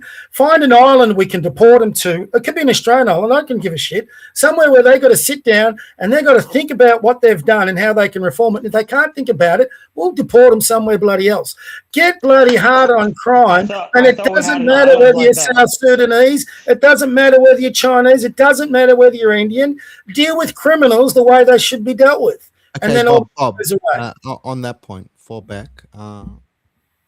Allow me to maybe Revisit it. like on her thesis there in regards to per capita. So what she is saying is, if we have an influx or an intake of particular people from regions of the world who do not share our reverence for law and order and partake in untoward activity, which has serious ramifications, particularly for the victim. So like and the they ISIS are doing so at a far greater number per 100,000 as a percentage, aka per capita. Should we look to a discriminatory immigration policy to preclude such individuals from even arriving? Okay, let me cut it short. Well, should we have a deportation policy if they come into this country, they don't accept their way of life and they broke the law? Yes, we do. They should go back to where they came from. Simple. If you come into this country, you should understand that law and order is a big thing. The problem here is, like Rami said, who's caused this problem? Is it the Sudanese immigrating in here who haven't been made to be actually observe that? Or is it the bloody white politicians, bureaucrats and academics that have actually created that situation for them to take advantage of? It's the bloody white academics, politicians and leftists and Marxists who've created that situation. So one, they should be deported. But two, unless you get people into our parliament to create those laws by introducing legislation to deport them, it's never going to freaking happen. So get away from what the problem is and what is the cause of the problem. So I agree, they should get deported. Can we do that in Australia? No, we can't, because you've got white academics who've been through years and decades of indoctrination through our academics, academia like Melbourne University, which we just gave you a glaring example of, have been indoctrinated. All these poor bastards are victims, and the only reason they're doing it, they've got a victim mentality. You need a hard-ass conservative fucking judge that will send these bastards where they belong. It's as simple as that. And that hard-ass conservative judge, whether they're female or male, everyone you see in the paper who lets these bastards back out in our street, what colour skin are they? Yes. They're white. Yeah. They're white. Okay, so Beck has a follow-up on that, and by all means, Rami. Rami, you jump in first on that follow-up. Chime in, yep, on the first point, by all means, go ahead. We can roll down to the next one. It's fine. Okay, cool. Okay, so Bob, Beck almost preempted your response, and maybe that's because she's asked many other people their view on the situation. But once again, per capita, she's asking, well, we can make the exception, which is fine, because we're not speaking about not all, but most. Jesse Lee Peterson reference once again, Rami, and we know we love Jesse Lee. But what she's saying is we can't dilute our dissatisfaction with the behavior of certain individuals. And I'm paraphrasing back here. We cannot dilute our dissatisfaction with the behavior of certain individuals based on where they've come from, because maybe there are singular instances of individuals who are from the same region who perform admirably amongst our society or within our society. And therefore, based on per capita, should we look at per capita and draw a hard and fast line through some of these people, at least until we get this thing under control? So by extension of that and extrapolating from that, what I believe she is saying is, Bob, would you subscribe to a migration or immigration pause? Okay. Well, that's interesting. Beck, get on my website, go to my policy page, theconservative.com.au, look up my immigration policy. And unlike anybody else in this country, I've advocated for a 10-year freeze on immigration. So we get our shit right. So we figure out what is an Australian first, what it is to be embraced an Australian, get our infrastructure right, get our housing right, get our economy to a point that we can actually take on the immigration that we should be deciding and framing. And before we actually open up that immigration again, we actually have a referendum where people can put forward their models of what is acceptable and unacceptable immigration. What is an Australian citizen, what it means to be Australian, and law and order, I would suggest, is a very big part of it. So yes, I'm all for, but this is different to what others are. I'm all for a freeze on immigration, whether that's 5 years, 10 years, 2 years, until we can sort out our shit. Not what's going on in South Sudan, not what's going on now. We've got to sort that out, and we've got to, for the first time in our history, put these solutions or these ideas to the Australian public so they can vote on it. We've never had the opportunity to vote on this stuff ever before. So we need a referendum. Forget your referendum about bloody voice and all this bullshit. What is it to be an Australian? What should we be? What sort of person should we be accepting from overseas? And even what is our law and order going to be for those who come here but abuse our, our kindness, that's not the word, our generosity of allowing them to come into what should be the greatest country on the planet. And if they breach that, there should be repercussions. Problem is there's not repercussions, got you guys, because the bigger underlying issue is, this is the bigger underlying issue in our academia, in our bureaucracy, in our politics, all through our society. You've got white Marxist Fabians who want to tear down this country and not build it up. Until you address that core issue, it's not going away. So Beck, you got to be super smart with your politics here, because they're very smart with theirs. So, and whether I hate what Elbow did yesterday. Anybody who's watched what I've been doing, I've been swearing my head off all night. I despise what Elbow did yesterday, but don't think for a moment he's not playing a political game here, and he's not very cunning with the game he's playing. So, yeah, got to be careful. So, yes, I am for a freeze to sort our crap out, but there'd be probably different motivation for a freeze compared to what Beck is. But yes, I am for it. Okay, fair enough. Let's just go into the dream sphere. Don't give Rami his chance. Oh, yeah, sorry. It's fine. Let's go into the dream sphere for a moment. Okay, Rami, your take on that view. Obviously, Rami, you've come to Australia. You've been a fantastic contributor to the country. Some people may have reservation based on your heritage, but no one could argue that you have not contributed significantly and embraced every opportunity afforded to you within this country. And not only that, provided opportunities by extension of the opportunities afforded to you to others who have not come from a similar background as yourself. I know you well. I'm quite happy to go on record right now and say I've spent time with Rami in real life. We've been a couple of places, and I found him nothing but exemplary at every single instance. And I would certainly stand beside him if called upon to do so. Can I add one point to the Rami ass kissing? Rami is more of a patriot. I'm glazing. The glaze is the same as ass kissing. Rami's more of an Australian patriot than Elbow ever be. Damn straight, like beyond 100, like beyond.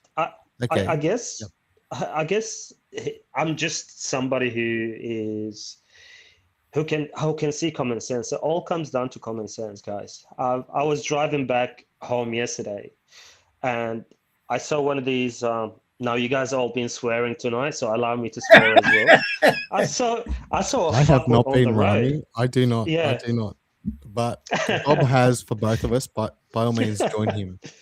So I saw an idiot who was driving down the road, and for some reason, there's certain group of people who like to have very loud fake exhausts on their cars, noise pollution, and it's not very flattering. It sounds like somebody with an AK-47 outside your house.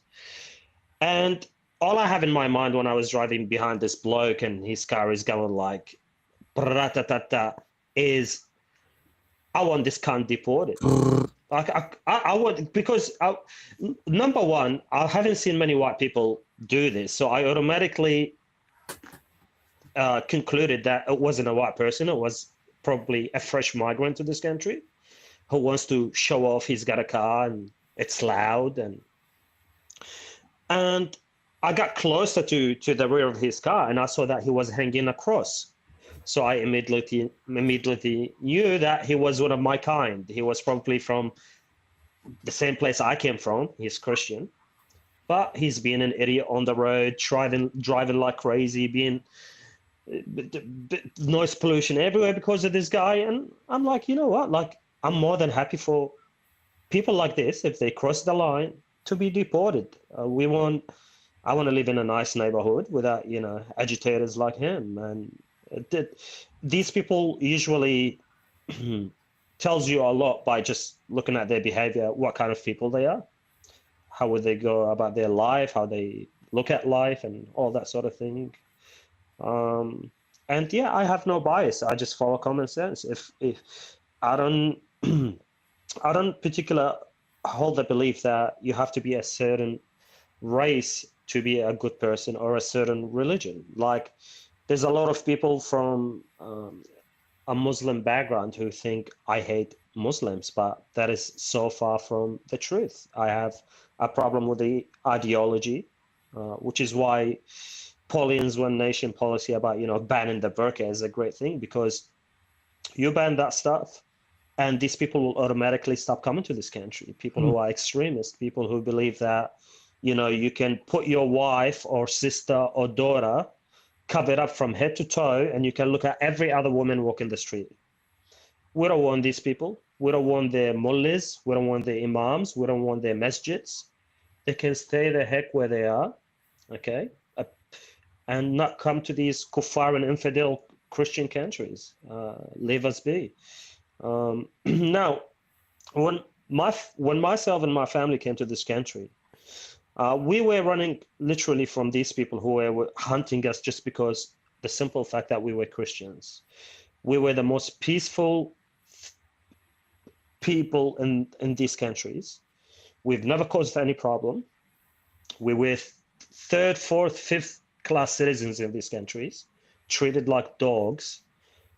And we came here, escaped that world because we thought we were coming to a Christian country that we share a common value with, and that is a Christian value and Christian ethics and Western common sense. And unfortunately, if this was in 2005, if this was now, and we were trying to escape throughout the same events, I think my family would reconsider coming to Australia, to be honest with you. Yeah, that's really sad. Because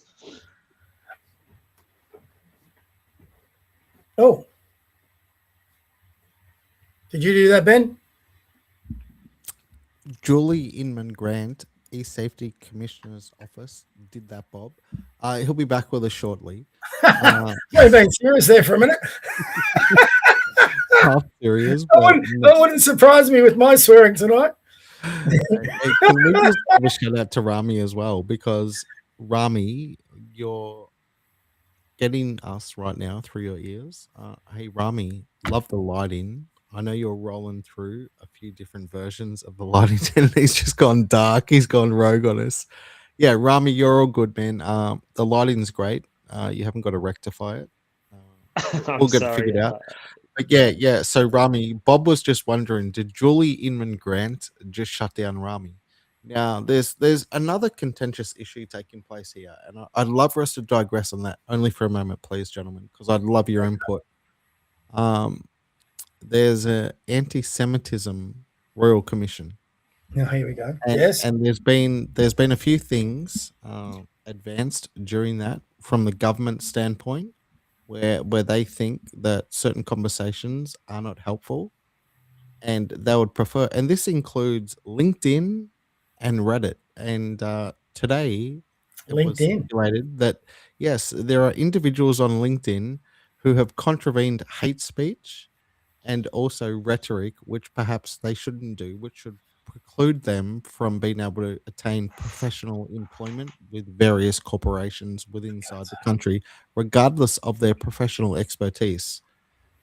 And there was a representative from LinkedIn that was asked point blank, to paraphrase, are you doing so? Are you overlooking these serious reprimands against individuals because it would not serve you well because they are paid up members?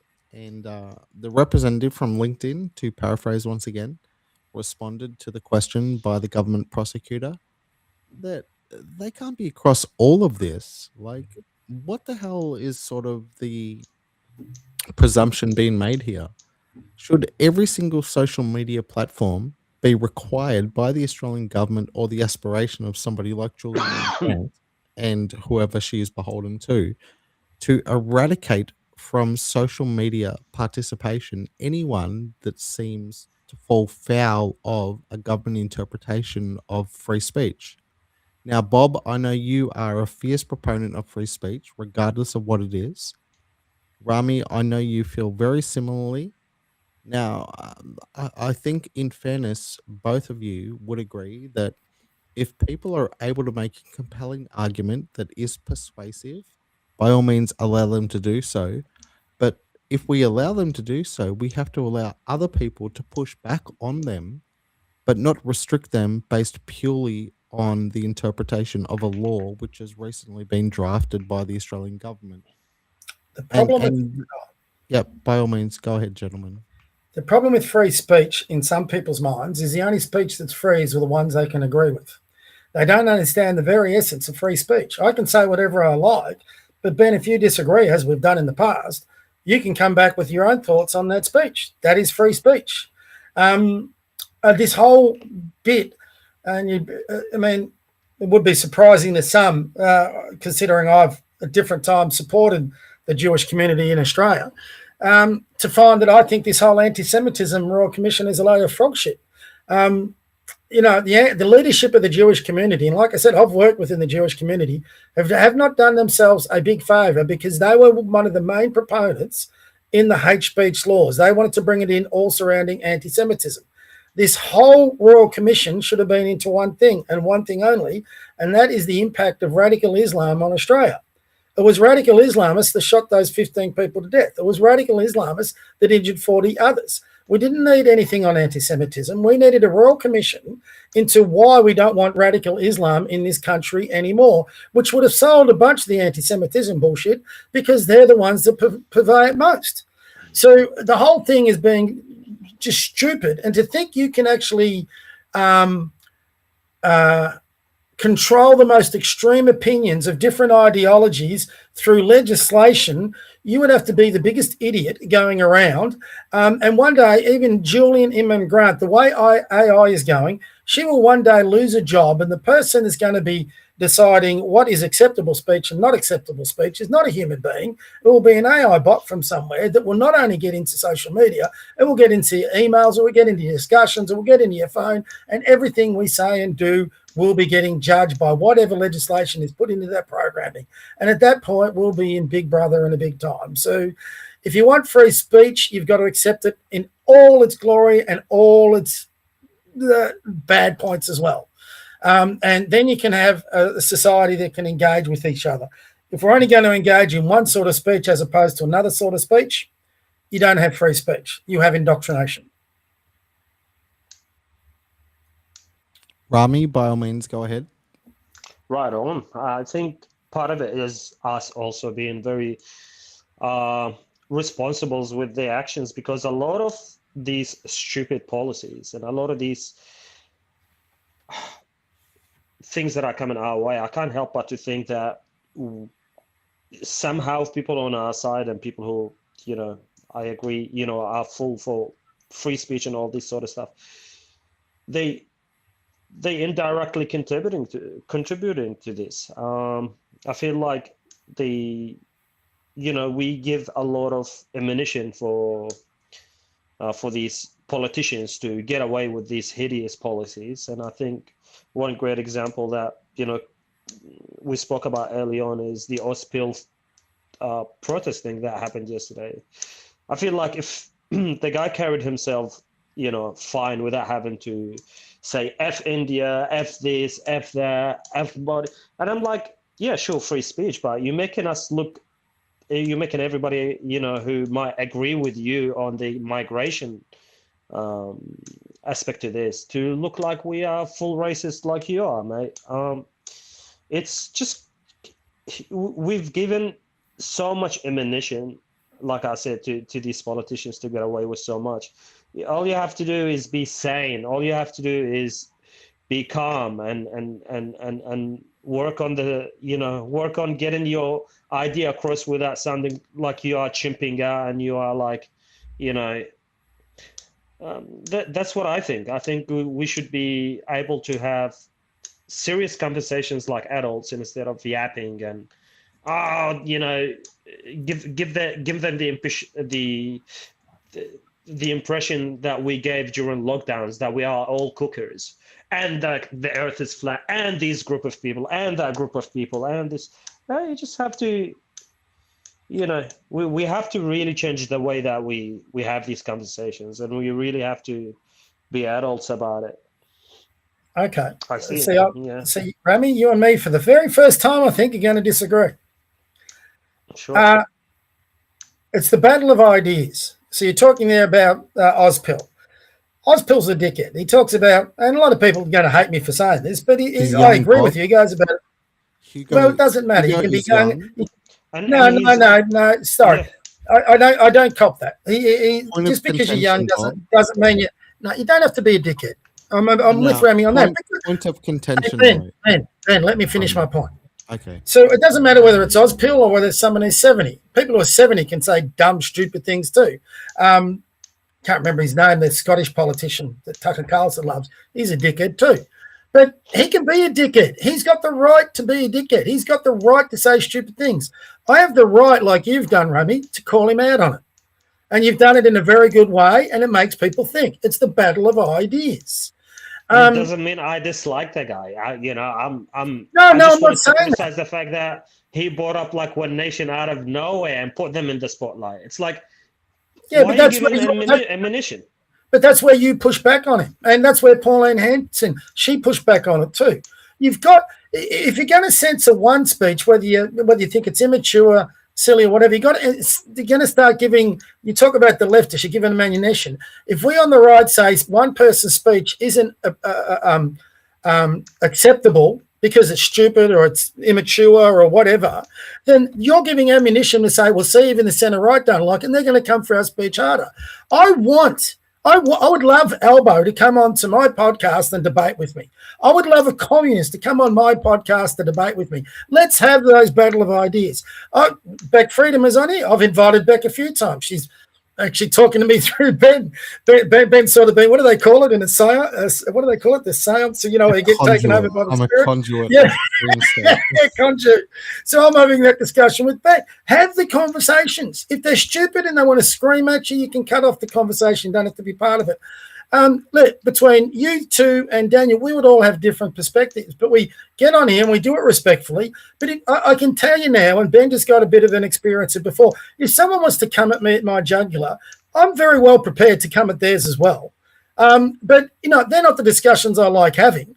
But if we're going to have that discussion, that's what we got to do. You can't censor anything.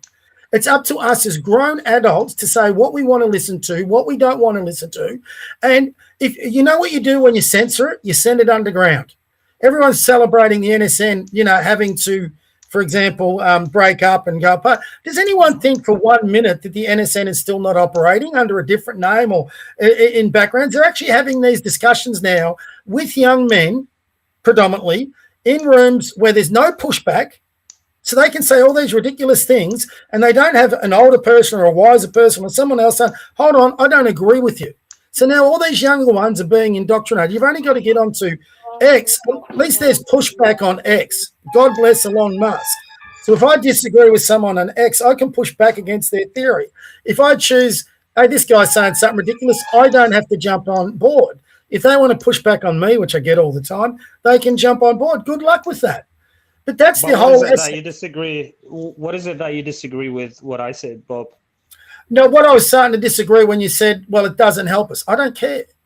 If you don't think it helps us, make the argument as to why it doesn't help us, and then you make that person feel a bit more foolish. And then a younger guy that might get influenced by Ozpil stops and has a bit of pause to think and goes, well, is what Rami's saying right? It's through that discussion, that debate, that the battle of the better ideas wins. And when the battle of the better ideas wins, the silly ideas get silenced.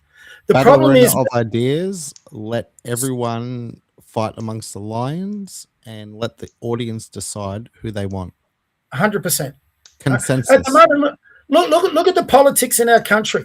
What battle do you? I'll give you an example, Rami. Did you watch the leadership debates between Peter Dutton and Albo in the last election?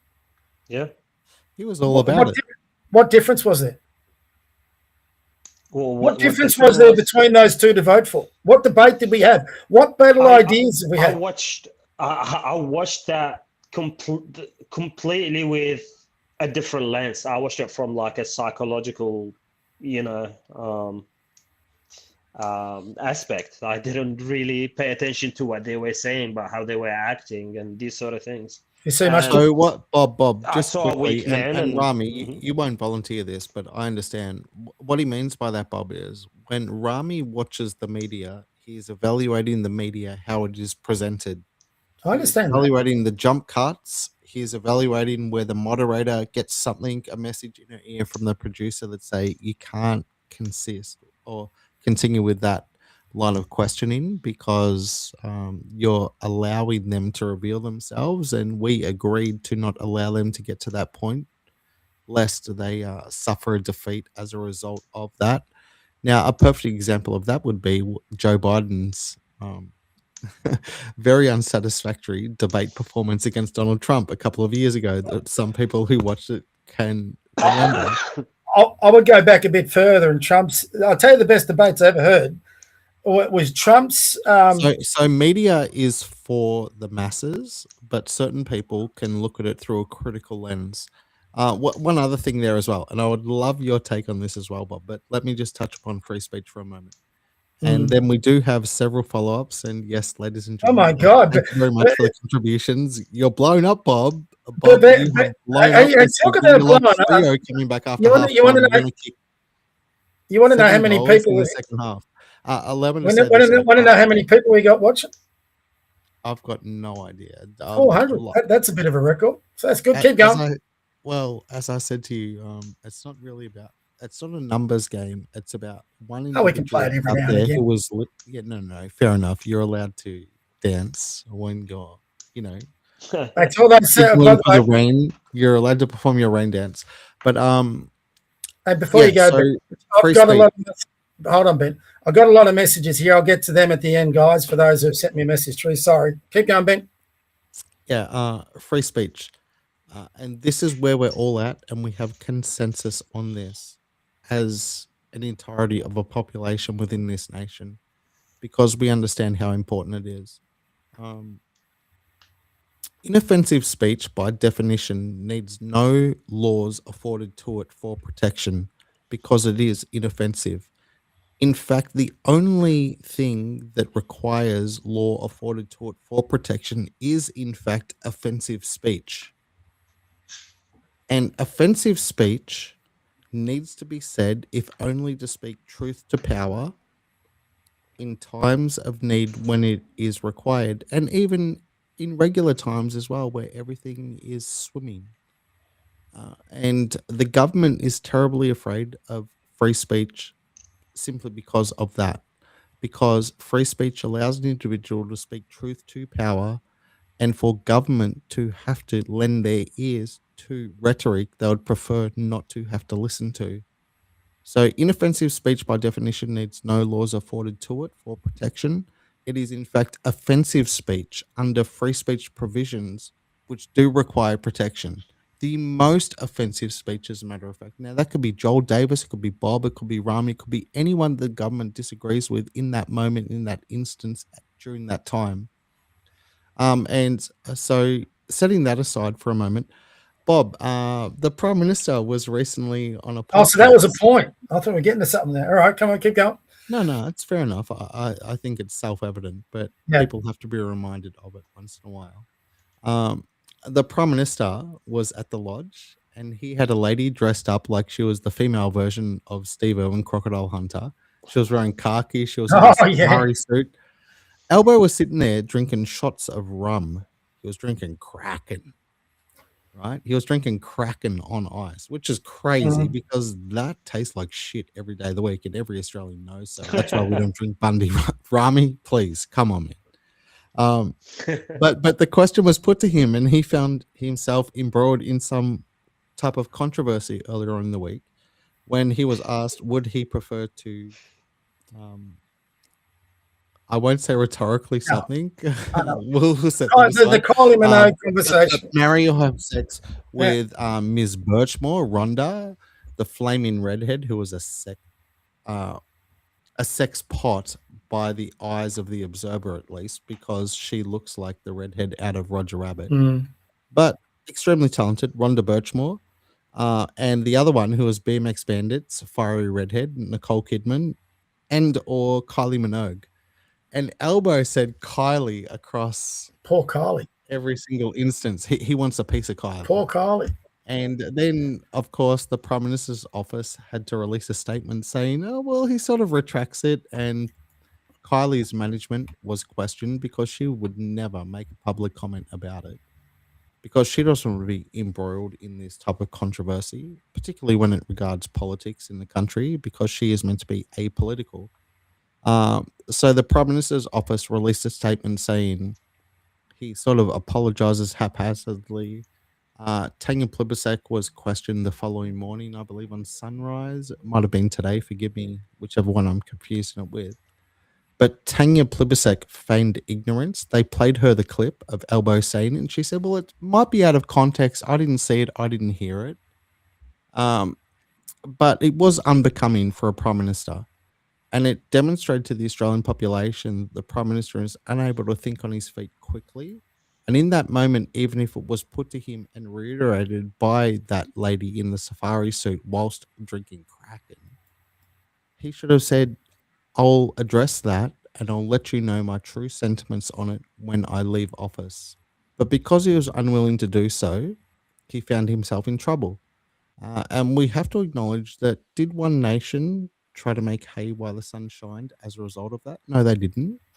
They didn't dance on the grave of Albo simply because they could and were afforded an easy layup to do so. And I think that is the right stance from their perspective. Maybe James was behind that, or Pauline just understood it herself. But we should maybe they're making a cartoon in the background. They're working on the script. It's kind of crazy that it happened, but it shows that Albo is just bonkers. Albo doesn't know what's going on. He's trying to somehow placate various segments of the population to align with him. And Bob, that touches upon why he did his thing with Modi. No. And what drove you a little bit bonkers as well as a result of that. Let's deal with the real truth about Albo. And I think this video says it all. Just watch, boys. This is Albo. This is our Prime Minister. That even we'd have a Prime Minister marching down Oxford Street. This is a moment. So this is Rainbow Labour. You've marched before. You've marched in Mardi Gras before, but as Prime Minister... I think this is my 35th Mardi Gras. The first one was 1983. He was a true believer, Rami, in 83, man. He was a true believer in 83. That's Albo. I mean, what Albo's trying to do is prove in that podcast that he's one of the boys. He's trying to do a Donald Trump where he can't do a Donald Trump. And he thought he has to take out the sensible answer for any person, let alone a politician, is, especially when you've just been recently married, which says to me, does he have a realistic marriage? Because any married man, happy wife, happy life, would not have answered that question in that way. So I'm sorry, Albo. There's been a lot of talk that Albo's in a fake marriage, and I would say after that interview, that actually conspiracy theory is probably close to being a fact. Have you ever seen Albo walk around the airport with his new wife? They're not even hand in hand. She's following 3 meters behind. That is not your normal heterosexual relationship. I'm sorry. It's a con, and I'll put $1,000 on this. When Albo stops being Prime Minister and leaves politics, that will be the quickest separation you've ever seen. Right on. I think the guy is alcoholic, to be honest. I just haven't seen him talk straight ever. He's always mumbling and this and that. But speaking of politicians, That's how I feel. Yeah, I mean, I can drink 10 drinks and not sound like him, you know. Mate, even when he's sober, if you listen to him in Question Time, he cannot say the word environment without sounding like a drunk. Have you seen him try to say the word environment? Oh, my goodness. And this is our Prime Minister. Anyway. Speaking of... He was raised in social housing and he did not attend a private school. Can we afford him any leniency? No, because he's freaking destroying the country. So no, especially after yesterday. I mean, sorry. It's But speaking of the environment and his relationship with his wife, given that I live in the electorate of Chris Bowen, the rumor where I live is, and this is from people who worked in the office of Chris Bowen, is that he actually has a male lover and he's a gay in the closet. I'm not joking. Oh, really? When I laughed, just like you did to the people who told me this, they looked at me like I was like not being serious. Yeah. Not surprised. I think there's a lot more of the LGBT crowd in our parliaments than people give it credit for. Is he actually as short as what people say? He's very short. And have you? Well, I've got to be careful. This is after 10 o'clock. If there's any kids, put the things up there. Do you know the definition of a good woman? Are you asking Ben or no? I'm asking both of you. This is a joke. What's the definition of a good woman? Go ahead, Rami, by all means. Rami, no. Explain to us what a good woman is. I'm single, so I can say this. There's an old joke. The definition of a good woman is someone who's 4 foot tall with a flat head. You want to know the reason that's the definition of a good woman is while she's sucking your old fella, you can put a VB on top of her head as she's doing. Jesus Christ. So that could be Chris Bowen, mate. He could be with his homosexual partner. He's the perfect homo. There we go. And even when you... is he a faggot? Oh, no, I'm sorry, Bob. I shouldn't say that. What? It's after 10. You can say whatever you like, man. No, it's not. It's only 9:30 here, Bob. Like after 10. You're on... When we commenced, Rami, Bob was saying it's 8 p.m. We're good to go. Man, it was only 6 p.m. here. Bob, I usually go at 8 p.m. I'm a boomer. I'm getting confused in my old age. I'm getting confused in my old age. Yeah. Chris Bowen, like in regards to your question, Chris Bowen, I think he does fit that description to a certain degree because you can tell a lot about a man when you shake his hand. I've shaken his hands a couple of times, and that guy cannot shake hands. The guy his hands are sweaty, sleazy, very weak, no grip whatsoever, and also the way he carries himself. Like I've seen him in a couple of instances. We've walked past each other in the neighborhood, and he sees certain individuals and that make eye contact, and he would look away straight away and start not to walk straight, start wobbling around. And that happened once with myself where he looked at me and he thought I was out to punch him or something. And I'm not that kind of a person. But the guy could not carry himself like a man or somebody who's, he almost fell on his knees. And I'm like, what's going on? Put it together. You're a man. He's no man. So he's a bit feminine, is what I'm trying to say. He's gay. That's what I heard. Yeah. That's what I heard. So, yeah. Here's an interesting question, getting away, because I don't really care whether, again, people can be gay or whatever. Apart from the sure, Prime Minister, who kept from the Australian people throughout the entirety of his political career that he was front and center at the Mardi Gras back in 82 or 83, which is wild to think about. So obviously that is a flat out lie. Fire the liar. There is no way that that man was front and center at the gay and lesbian Mardi Gras, who didn't evolve his own view, at least publicly, until late 2010s, that he was fully on board with the LGBT agenda. Would that How be old a was fair he, man? categorization? Yeah. How Could be, old would you estimate him to be in 1983? We saw him there. He said on public television on the ABC broadcaster that he was there and he's always been about it. You've got to remember. No one was about it back in 83. It was literally in the closet because allegedly they were being bashed up until only 3 hours ago. No, simply that's by not, being of that persuasion. Sorry, you weren't around then. That's not true. The Oh, gay Bob, Mardi Gras. no, Bob. There are accusations still being made that they cannot identify and proudly proclaim their sexuality because they will become victims of violence on the streets right now in 2026, which is obviously In some areas that'd be right, but what you're saying, no one would come out of their closet in '83. That's not right. Few and far between. No, it wasn't prevalent like it is now, and he probably don't forget the gay Mardi Gras back then was just a small event, and he might have turned up to it. And the other thing you got to remember, listen to a lot of the politicians. Albo has long been considered by both ALP and both ALP and LNP politicians as a lightweight. He wasn't someone everyone looked to as a potential prime minister until he got the leadership of the ALP. So his every movement wasn't covered. He could have turned up there 20 times in a row and no one would have even noticed. So if you've seen the way he walks and moves, it's not a surprise. And let's, you know what, if he is gay, be gay. I mean, stop trying. No, we don't have to go there because let's not go there. We don't involve our individual thoughts in what other gentlemen are doing in regards to their bedroom. I don't really give a shit. I do have.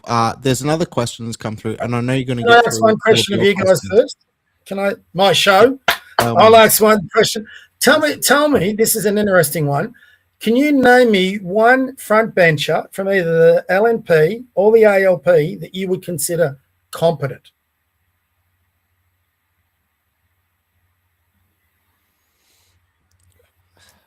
On the spot, Miles is competent. Richard Miles. Oh my God. Okay. Hold up.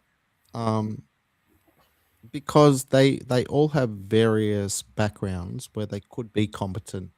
Whether or not they're competent in their administration of being a representative of a particular portfolio, I think we have to make that distinction. But yeah, I think your point stands, Bob, that many of them fall far short of what our expectation is of them, given their prominence and meant to be a voice for the people. Bender has put through a question for you quickly, Bob. Bender. The great Bender, Mr. Robot himself, right? And Robbie, by all means, chime in on this. There's a few prominent. If Harvey's watching this, he's having an anxiety attack. Well, he is, because I sent him kryptonite 6 months ago, but we'll deal with him at a later stage. And we've only got 3 names out of the 5 as well. So earlier on, Ryan, I asked Bob, hey, Bob, if you had a fantasy list of some potential guests. You didn't say fantasy. Well, yeah, I'm having a bit of fun there, Bob. Take it. Context matters. Yeah. But I did ask Bob, name me 5. He gave me 3, so there's still 2 to go. And then Rami interrupted us. Well, he actually saved me whilst I needed always the brown guy. Ingest what Vikram brought to my neighbor instead of delivering to my house, but that's Google Mail. So I don't blame the man himself. Yeah. So Bender says, why isn't Jared Rennick and his party being elevated as a possible solution for 2028? And Bob, I will acknowledge that you touched upon this earlier, your dissatisfaction with Rennick. Aside from that, so Bender's question, why isn't Jared Rennick and his party being elevated as a possible solution in 2028? One Nation has become the default protest vote, but it is really going to be an Australia First option going forward, given the history and obvious ties to civic nationalism, along with continuing the immigration pathway already established by the majors, albeit slightly reduced. So what I think he's saying there is Pauline going to go hard enough to satisfy the people who are voting for her on a singular issue rather than trying to appease those who already oppose her. God, you got some long-winded questions. Man, they've got 144 characters and they're using every single one, Bob. Yeah, no, fair enough. I need a, what's the question time speaker, Milton Dick, talking about an unfortunate name. He would rule that out of order, but no. Okay, let's see if I can get this right. One, I think Jared Rennick shoots himself in the foot. I think people, and I've seen this happen over and again. So, for example, Jared, let me put this to you. I actually believe if Jared actually hadn't have lost his Senate spot on the Senate ticket for the Liberals, he'd still be in the Liberal Party. All right? He's formed his, I think the biggest mistake he formed, because I even think Pauline Hanson had this wrong, is when he formed it as the Jared Rennick People's First Party. Should have just been People's First, which he's now come around to. Because that straight away, for example, says to me, for a person, like I was this person, I was looking for a party until One Nation's risen. Like I said, One Nation might not be the perfect, but they're the only choice now we've got as an alternative to the other two. So I was willing to listen. I was willing to listen to the Libertarians, Jared Party, One Nation, and there was all these ones, but no one was raising. And to me, voting was actually a bit pointless because no matter which way we voted, it didn't make a difference. So last election, I actually voted for MAGA. I just wrote a post my thing. I'm just voting for MAGA. I want a MAGA. Give me that alternative, and I'll vote for it. So I think a lot of people. The best thing that happened for Pauline Hanson was those hate speech laws they introduced. Everyone talks about the Bondi Massacre. I don't think it was that. I think it was the hate speech laws they introduced because a lot of Australians like me don't feel they're Australian laws. They don't meet with our values. And then she recruited not long after that Barnaby Joyce, which gave her credibility. So I think a lot of people then took a serious look at her. Rennick, when he sees the rise of One Nation, and I've seen this happen probably half a dozen times now, he's doing it recently. He bitches about Pauline Hanson, One Nation. And oh, my God. It's crazy. And he just turns people off him. So I think both he and the Libertarians, I tell you, the party that has missed the biggest thing, and they had the chance through COVID to become the third party in Australia, and we talked about them before, Ben, was the Libertarians. The Libertarians at one stage do you remember when David Limbrick was coming out and leading the marches in Melbourne? Then you had Craig Kelly, who was part of it, and he was leading the marches. He was I think he was actually with One Nation. Greg was UAP. Yeah, that's it, UAP. That's it. So there were Australians that were clamouring for a party to get behind that was an alternative to the two majors. And my comparison, it's like that Australian ice skater where everyone fell down around him. One Nation to me is that. They're the political party because they've stood fast for 30 years. Pauline Hanson, whether Jared Rennick likes it, she's got more name recognition through the media than he could dream of. And that with Barnaby Joyce and those other things have come forward. And she's just the right person at the right time. Like what I was saying to you before, do you believe in Christ? Do you believe that we've actually now got an opportunity where everyone was looking before? We've got no alternative to the Liberals and ALP. Right when we think we need it, One Nation comes out of the thing and they're rating highly. So I think Jared Rennick this will be before your time. Kennett was the best politician, Jeff Kennett, I've ever seen.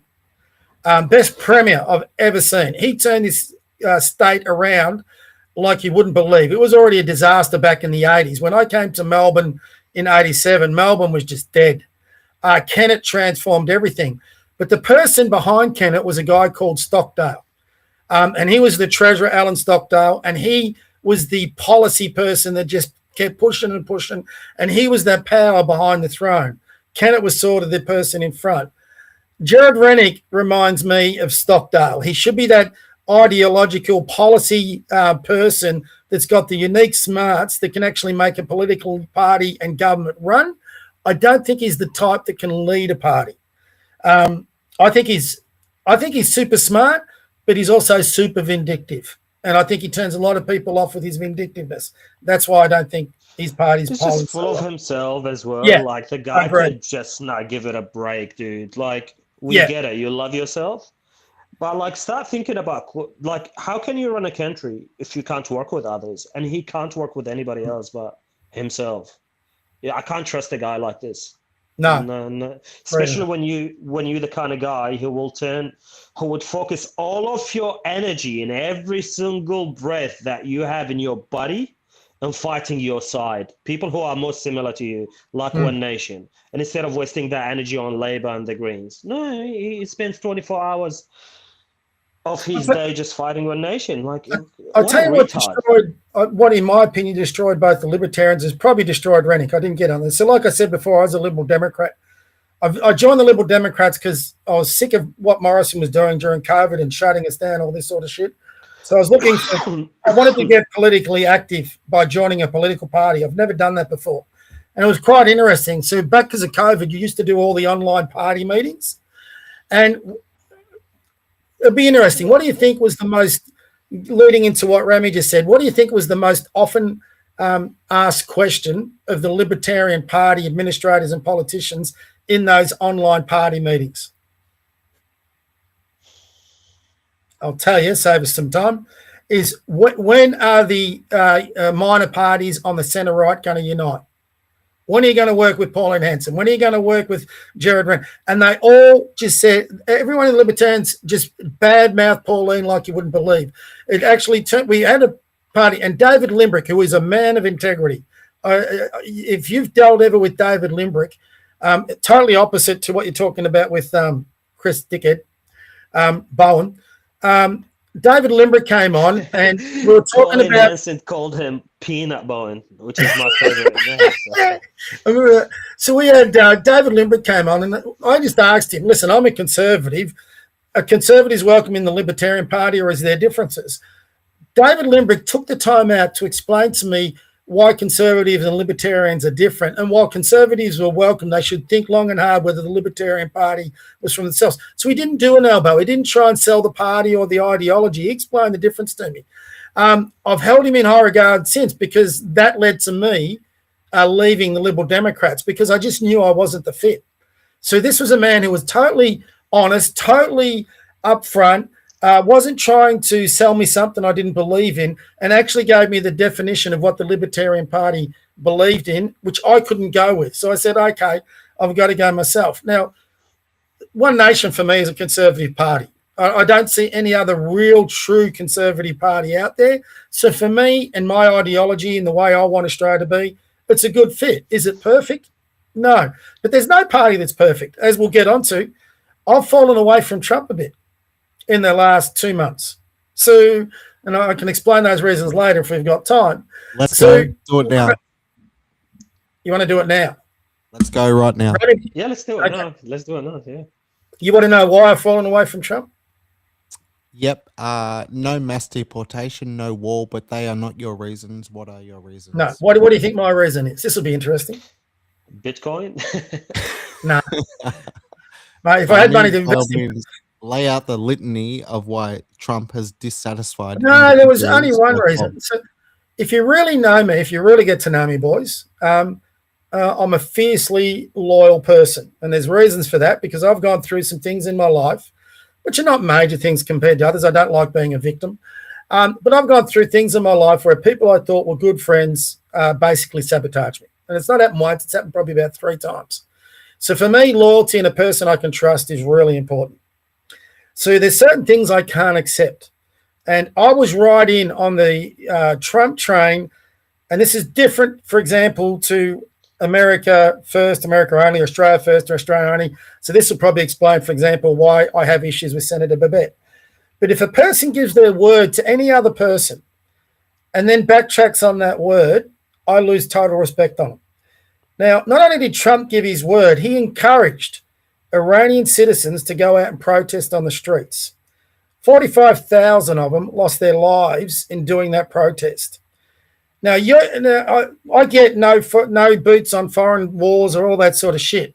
But I'm also a big believer. If you start, and I'll be interested to get Remy's thoughts, if you start shit, finish the shit. Finish it properly. Don't start something without doing it like you meant it. He promised them they were going to have a new government. He promised them freedom. He promised them he would come in there and fight for those people. 45,000 of them died because of those promises, and then he came up with an MOU. At that point, Trump lost me. And once a person loses you start hearing other things. So after that, the justification for the MOU, it's the stock market. It's the price of oil. It's this. Well, you shouldn't have fucking started it, and then maybe 45,000 innocent people would still be alive. I'm sorry, Donald, you've just lost me. Now, the problem in politics, even though he's lost me, if I was an American, there's no way I'm voting for the Democrats. So he'd probably, if I was an American, still get my vote. But I would give it begrudgingly. And I know where you probably go with Ben, but I wouldn't even go there. But I've seen another side of Trump, and I don't like it. I don't. For the first time. And I've been Trump since he went down the escalators. But you do not promise people you're going to be their liberty. You're going to give them their liberty. You're going to give them their freedom. You're going to give them their country back. And then you bail on them because it's politically getting inconvenient. To me, that's bullshit. It lacks courage. And all the fucking other stuff you put out there, it's sort of, I haven't heard anything from him yet that tickles me. And you know what? He's now starting to realise that the Iranian regime that he's tried to negotiate with are full of shit, and he's probably going to have to finish him off at some stage himself. Don't know. But yeah, no, he's lost a lot of skin in my game. Ben's bolted. What do you think, Ramy? You've been through it with Bush. Yeah, I think to your point, Bob, I think I would cut Trump some slack if it's in regards to that. And the reason why is because a couple of things happened. And he did mention it briefly when he was in Ankara yesterday, I think. He said that unfortunately too many got killed, that they had nobody else left to fight the government anyway. Like if they killed that many, which sometimes maybe it's out of your comprehension if you're going into war that the government will kill 35,000 citizens of their own. That changes the equation for him. But Remy, why did they take to the streets? Well, the plan was, as many people have laid it out, is the word got out because with the original plan was they were going to get the Kurds to break in and get the protesters going. But as soon as that word got out and the Iranian intelligence became aware of it, they were ready for the Kurds, and they were already having a back and forth conflict with the Kurds and shooting at each other. So that sort of like stepped up plan B as well from that aspect. And now the third thing that I think was the thing that killed the momentum was the fact that the Iranian government sort of, but I don't know if it's by luck or by design, but I think we don't give them enough credit. They're very smart people, after all, smart government. Otherwise, they won't be in power this far. That's how long. They did think of everything. They did think of this whole decentralized army that they've built, and it was ready to go as soon as you chop up the head of the snake. Now you have the 12 regions. So that's another thing is if you're gonna go in, what's gonna be worse for your people? Because you're gonna have to think about your soldiers as well and military as well. So you're talking about the results of something that happened earlier. So I remember this very clearly. There was people starting to take to the streets, and Trump saw this, like we all saw it. It was on the TV and whatever. And Trump warned the Iranian regime, do not touch these protesters or you'll suffer, in the Trump language, you're going to suffer Armageddon, basically. And he would come in. And I thought, when he said that, I thought, Trump, I hope you back that up. And originally they were backing it up. They were going in there. You can't, here's my thing. You can't, as a Western leader, and I remember our conversation first, what you said about George Bush. What he did initially was great, but then they didn't follow it up. If you're going to go on as a Western leader and He basically gave the green light to those protesters. If you go and protest and they do anything to you, pardon my French here, everyone. I'm nearly getting to after 10. I'm going to fuck you up. That's what Trump said to the Iranian regime, and he was doing it. But then he got to the reality that he underestimated that Iranian regime. Then don't make that initial comment. Let the Iranian people make their fight. Let them do it, but don't come out. And this is typical Trump. And what I used to love about Trump. So here's where he's lost me. Trump would be very boisterous in a lot of his comments, but to me, Trump always backed it up.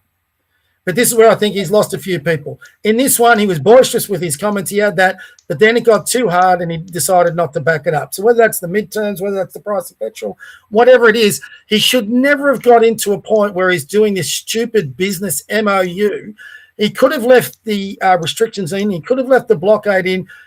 If you remember, there was also that 6-week pause when he had them on their knees. I mean, with any totalitarian, if you've got them on their knees, you bury the bastards. He had them on their knees. But then the state of Hormuz happened, and that changed everything. Yeah, I get all that, but don't start it. Don't start it. 45,000 people have lost their lives on your promise. I mean, when does things like that mean anything? I think the comment you've mentioned earlier about don't touch them, we're gonna come in if anything happened. I think that was after the fact. No, I remember it very clearly. That's why I'm pissed off with him. I think the comment that he made was I think it's about a hanging that was about to take place. No, that was after this. I follow that politics in the Middle East and all that pretty closely.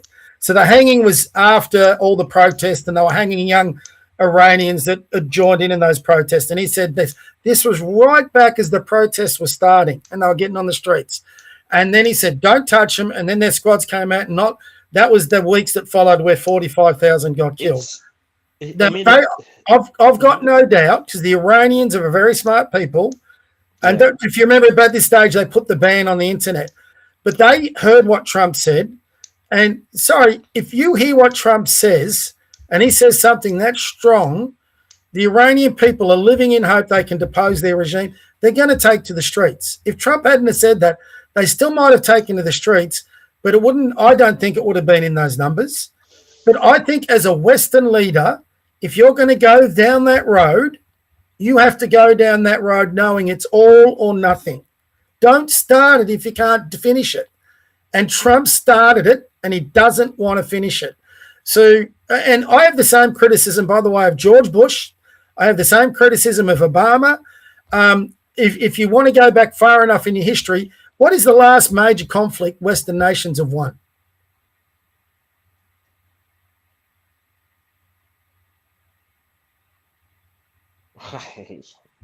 World War II.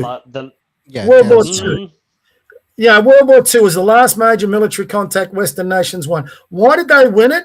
Because they wanted unconditional surrender. They wiped out the Nazis. They wiped out the Japanese. They dropped 2 bloody atomic bombs on them. Does the Cold War doesn't count? No, it wasn't a military contest. That was a battle of ideologies, and yes, they won it, but not in the same way it's a military conflict. In Iraq, it was a military conflict. They didn't win that. Not ideologically, anyway. In Afghanistan, Yugoslavia. They didn't win that. Did they put boots on the ground? They just bombed the shit out of it. What about ISIS? No, I don't. Who's the leader of Syria right now? Is he a former ISIS warrior commander? Boss of Al Qaeda, for goodness sake, who's meant to be reformed. It's Rami. Speak about that. How the hell does that even happen? Well, somebody's got to fill up a vacuum. But that's, I think, a bit of the problem with their policy making. The Yanks, here's the problem with the Yanks. They go in there before they think it through. The same with the Iranian regime. Before they started that, there needed to be a plan. How do we get rid of this government and replace it with something better? Same thing with Iraq. That was just all done on the run. If you're going to go... Yeah, so if you're going to go into these... Same thing happened in Afghanistan, for Christ's sakes. I mean, if you're going to replace the Taliban, you better have something pretty strong to replace it with. Don't go in there, win the war, get on an aircraft carrier and say we've won the war, and then not actually have something to win the freaking peace. I mean, you're making innocent people. And I love my Western civilization, but Western leaders have done this ever since World War II. We're going to go into places, we're going to show how strong we are, but we're going to do half the job and piss off. And look at all those women in Afghanistan who had a taste of freedom, who are now back under the Taliban oppression. You were talking about it before, wearing clothing from head to toe, can't go to schools, can't say anything, other they're going to get slaughtered. 8-year-olds, 9-year-olds are getting married off to 45-year-old men. Worse than ever before. Yeah. Worse than ever before. What the hell are Western nations we're doing? So this is where I do agree with no boots on the ground, but where I differentiate. If we're going to go boots on the ground, you go fucking all in, you win the war, and you then win the peace. And if you want to do this, be prepared to put 500,000 troops on the ground. If that's what it takes. That's what they did in World War II. Don't go into a conflict without the attitude. If I want to win a game of basketball, I don't go into basketball and put my bench team in, hoping that the other team will hopefully in overtime not beat me. I go in with my best team and I win that game. And I think Trump, I thought, was different. I've now seen Trump's actually no different to many of the other presidents that come before me. And that kills me to say it. It kills me to say it. I think Trump. I think if Trump did what he did with Iran and had the same amount of patience dealing with people like that, the Iraqi war wouldn't have happened if Trump was in charge, because somebody like Saddam Hussein would have been able to sit down on a negotiating table and work out something. I agree with that. I guarantee you that knowing Saddam as somebody who lived there and had to listen to his crap all the time, he would come to the sitting table, negotiate with Saddam Hussein, with Trump, and nothing would have came out of 2003. However, I think maybe the Trump administration and his advisors were under the impression that Iran is the same beast, but it's not. Iran is... They're slimy. You can't really take their word for anything. They'll promise you one thing and give you another. I mean, as soon as the war kicked out, did you see all the AI videos that came out of Iran from their administration? Yeah, mate. But you didn't need to be a rocket F-35s flying from under the water. Yeah, but you didn't. But you didn't national need to, television. Yeah, but you didn't need to be a rocket scientist to figure that out. That these guys were slimy and you can't deal with them. Trump thinks he can deal with everything. God, I can't even really believe I'm saying this, but Trump thinks the world is governed by his book, The Art of the Deal.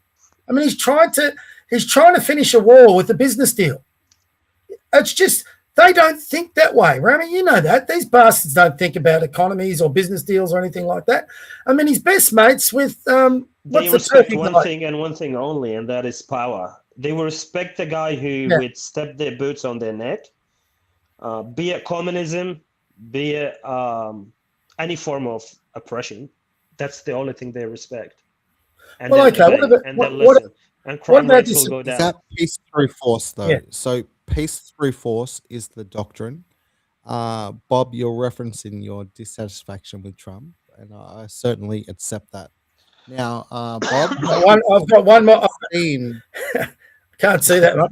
I've got Biden laptop report. Ooh. It's voluminous. Is this the Hunter Biden laptop? It's got everything, all the pictures, all the my God, all the messages, and it is extremely explicit. So where'd you get that from? Show it. Your mates in America. Bob, there were some true believers. Because we thought he would come through, right? So he was meant to be the gold standard, right? Because we thought he was going to implement 1776 2.0, Alex Jones version. Because Trump promised us that he was going to roll with Make America Great Again, which he did not do. And he signed that off with the presidential seal. That didn't happen. And even if it came in the all white, which was Augusta at the Gulf, or if it came in camo, which was like, I'm going to rectify the situation, which is why the ascendancy, the natural evolution of that dissatisfaction is Nicholas J, who you love, but that's because he said, think big and kick ass, but it never happened. That's because he told people there was a crippled America. Loving this. It never happened. Any more little? And this one never happened. And this one never happened as well because it was a sellout and so on and so forth. So yeah, he left people totally despondent. We could go on and on forever and ever. But yeah, both of you gentlemen aren't wrong. There was one question put to you earlier. Can I make a final point on that before you go to that question? By all means, yes, go ahead. So two final points. Roll this out. Yep, go ahead. Putting aside everybody out there who hates Israel and the Jews. Also, I'm a very loyal person, but when you go to war shoulder to shoulder with another person, so this is like an Anzac value. This is my parents' and grandparents' value. It was forged in the trenches of Gallipoli. It's all about mateship. If you go to war with a mate on your side and he's fighting by your side, he becomes more than a friend. He becomes your family. He becomes your blood. So when you go to war with an ally, Israel was their ally, and their soldiers put their lives on the line to fight with you and nearly bring the regime to its knees. And then he bails on them and said what he said about Israel and Bibi and all that. I don't care whether you love the Jews, hate the Jews, whatever. I just find that unacceptable. Number one. Number two, for all your America First buddies who I know you're going to bring into it, I would be a bit more concerned with what I'm seeing with the communist takeover of the Democrat Party, because all they're going to do is split the right vote, and you're going to have, if you can imagine it, there's a very real chance of an extreme left, even a communist president, getting into power in 28. And these midterms, you're going to get some of the most radical congressmen ever getting into the American Congress. So your America First buddies might facilitate that. So this is where I'm saying, as much as I'm pissed off with Trump, I wouldn't be going to that thing to jettison Trump altogether, because the better of two evils. Anyway, that's it. Yeah, the lesser of two evils. Sorry, the lesser of two evils. Yes. Yeah, no. Yeah, so I need a few of Elmo's beers. Trump has been an exemplary disappointment for many people. Imagine this. So our friend Drew Pavlo, as a matter of fact, Rami, our friend Drew Pavlo earlier today, he's like, hey, would you, wait, am I adding him to the list of the 5, Bob? Drew No, I wouldn't put him in the top 5. Okay. I would like to talk to him. I wouldn't put him in my top 5. Yeah. He's a grandiose leftist, if anything. Yeah. But yeah, so Albo's brought over Modi because he thinks it can assist him politically. Has Mr. Albanese invited the leader of the free world to the country and said, I'll give you a stadium? And would Albo, what's the likelihood of Albo standing on the stage with Trump at that stadium, raising his hand in glory, saying, here we go, let's go? I actually think it'd be pretty strong. Would he do it? I think Albo would do it, yeah. Do you think his advisors would say that's a good thing? Well, that's a different question. Rami, what do you think? I would flip that. Well, I'd flip that and say that this is how they received Donald Trump in India not too long ago.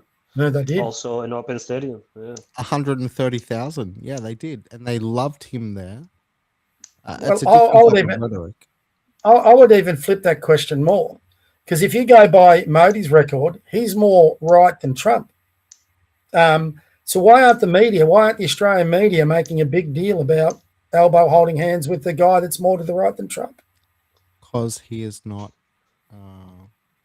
Don't forget, Trump had to talk Modi and the Pakistan counterpart at having a nuclear war. You know, they were, by all reports, I don't know, obviously never was there, but they were ready to go head to head, which wouldn't surprise me because those bastards have a war every 10 years. So, you know, Modi. Everybody wanted that war to happen. Like eradicate no disagreement where they are. No, but that's a serious question as well, and I'd love both of your takes on this. Which one? If Trump went there with Modi and that was all good, then Albo obviously acknowledges that, hey, I could do something similarly. Now, when Trump was with Modi, even the nation of India, in front of 130,000 screaming, adoring fans, Modi understood that Trump was the man, and Modi also understood that this guy can give me some type of political traction. Similarly, Elbow has implemented the same thing here, thinking Same amongst the script, yeah. diaspora, he can, somehow perform a form of community outreach by bringing him here, which is, as an earlier on, Rami, Bob was very, very upset with the fact that not only Jacinta Allen was there, but Jess and her entire cabinet, allegedly the opposition down in the state of Victoria, were also there, like clapping seals. And they were just, Yeah. yes, give me more, give me more. And that upset Bob quite a bit. Could you imagine the response of Elbow's rank and file if he rolled out the red carpet for Trump in this country? How would Patricia Cavalis deal with it? How would the ABC, the journalists, intelligentsia deal with that? I think you're dealing with two things with politicians. I think Elbow's ego would potentially get the better of him because he would love it. Okay, look at Elbow goes everywhere to get side by side with everyone. But I think Remy made a good point, or was it you, Ben, about his advisors? I think the left would be in revolt if Trump ever came over here. And the other part, in the end, what political good would it do him? I mean, with Modi, you've got all the Indian diaspora here. You don't have the same amount of Americans in Australia as you do have Indians. So you're not going to attract a massive vote for doing it. The only people you would be trying to get is any sort of MAGA type Australians to jump on board. I think there's a legitimate amount of them, but there's no way any person that leans MAGA is ever going to vote for Elbow. And the other part to it, would Trump want to do it? Would Trump want to come over and? I don't think Trump rates Elbow. They banned his son a couple of years ago. His son was scheduled. Don Trump Jr. was scheduled to arrive in Australia. That's right. Yeah. And the government, through the Home Affairs Office, kept delaying his visa and his application. And it came to crunch time. It was 48 hours out, and the tour was announced. And Joel Jamel was instrumental in trying to make that happen. Yeah. Unfortunately, it did not happen. And then somebody else from the United States came out not long afterwards. His name was Tucker Carlson. Joel was instrumental in trying to make that happen, but it was swept out from underneath him by a billionaire in this country that said, "Hey Tucker, I'm bringing you here, and I'm going to roll the tour." And that gentleman's name was Clive Palmer. And so it's not to say, Bob, that people haven't been trying to do things like that. But yeah, I certainly do. But your question was about Elbow doing it. So 100%. I take on board your point that it would serve no purpose to Elbow. In fact, it would incite people. But the more crucial question here is, can the state of Victoria allow somebody to come into their state who is a person who would receive so much vitriol, so much pushback, who would be so detrimental to the leftist incursion within the state of Victoria? And would that be beneficial to the Labor Party overall? Of course not. Anytime they need their protesters on the streets to push back against any type of populist uprising on the right sphere of politics, the police seemingly turn a blind eye to even leftists who are throwing projectiles at their own heads. After the fact, it's reported that this is what's happening, but now we see Victorian police on the streets who wear crash helmets. They have to wear crash helmets, not because the Conservatives like yourself, Bob, are willing to throw projectiles at police heads just simply because you disagree with somebody that I'm busy trying to run a company.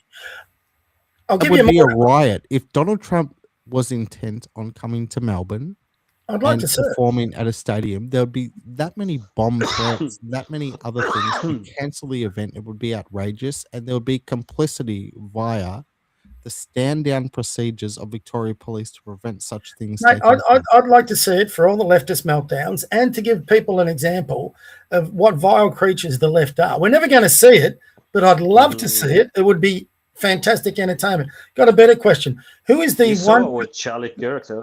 Yeah, who is the one person globally across the globe? I've got one person I would love to come out here and do a tour of Australia I know who it is. Who is the one person you guys would like to do a tour of Australia? Hit all Are the they major already in a cities. banned list? Have they already been? Not they could be or don't have to be. The one I'm talking about is not on a banned list. I would Just a highly controversial conservative, you mean? What Anybody. continent are they from, Bob? the I one want I'm to talking speculate. about in America. He's American. And I'm not. so- I mean, you guys can have anybody. It doesn't have to be anybody in Do you particular. want Candace Get a- Owens to come to Australia, Bob? Oh fuck no. She's Do you already want been gone. Tucker Carlson? No. Trump I administration? think- or I not? knew you would go down this route, Ben. No, none of them. I'm wondering. You've got to give. There's. Do you want my 300 opinion? You want my opinion on how it should be? No. It's Elon, Left is or it? right leaning? We're Sorry? playing a guessing game. Rami? Left or right leaning? We're playing a What'd you guessing say? game. To your question. It's Elon Musk. It is Elon Musk. I would There kill we to have go. Elon Musk come over. I would love Tim to go around and take it to elbow about his social media ban, his attack on free speech, get Julie, him and Grant up as a special guest, get him out here on what he could bring to Australia with all his, what do they call it, SpaceX and all his little, what's his name? I would I go love further it. and say I would go further and say you've built a very capable battery storage facilities within time that you promised. I would say build some data centers here. Build your own nuclear Plants, yes. plants in your data centers, because if we were ever serious as a nation about where the money is in the next few years, it's data centers, and we have the perfect place for it. In the middle of nowhere, we can build data centers that are self-sufficient. They don't need power lines. They don't need anything, and they can just be money-making machines, given that uranium is homegrown. I think we should take it a step further. Give him some incentive to come out and build some, along with that, some factories for robot manufacturing, AI stuff. Australia could be perfectly placed for all of that. And who was it? Was it Gina Reinhardt? I mean, I know she suggested the Israel thing, but didn't she also suggest something for Musk? I think with his SpaceX program. I'm not too sure, but I think Elon was hinting. She said there's a couple of islands offshore from Townsville and far north Queensland, and that would be a remarkable place geographically to launch. Correct. Yeah. We're getting some Space comments. Launch anything from SpaceX in regards to the southern hemisphere. I think she referred to. I got Oz integrity here. I got a few. I'll have to get through them. So I'm not too sure what Okay. So we can go to that, Bob. But but before you do, so this is the final one for both of you gentlemen, and it was put forward earlier on. Okay. When Elbow is unscripted, he reverts to his true nature, which is not I came terribly from a appealing. housing commission home. Bitterness. Okay. Yep. So that's consensus on that question. Oh, By all means, absolutely. Bob, go ahead. Let's get through them because it is late, and I understand. Yeah. So the last one coming back to, we had Oz Integrity, who I follow on X. He's a good guy. Or she's a good girl. QBCC. Yes, you cannot run data centers on batteries. No, you can't. But we can run them on nuclear power plants. And these days, it's easy to produce a nuclear power plant. You just need water. And again, for those countries who hate Israel, look at the technology on how they're turning deserts into forest from salination plants. We've actually got 4 or 5 desalination plants on our coast. You could put a data center next to them, put a power plant there, and bada boom, bada bing. And if you've got someone like Musk who would put his own money in towards it, we could have nuclear power plants all across in each state. I getting promise done. you, we will be able to pay our debt, our national debt, within 5 years easily. Yeah. If these data centers get going now. So Judy B, Judy B's got a comment for you, Remy. Stop clicking your pen. Were you clicking your pen? Maybe I was clicking something else. Judy B again. Bob, yes, Victoria was in deep doo-doo financially back then. Geez, Judy, you go back as far as I do.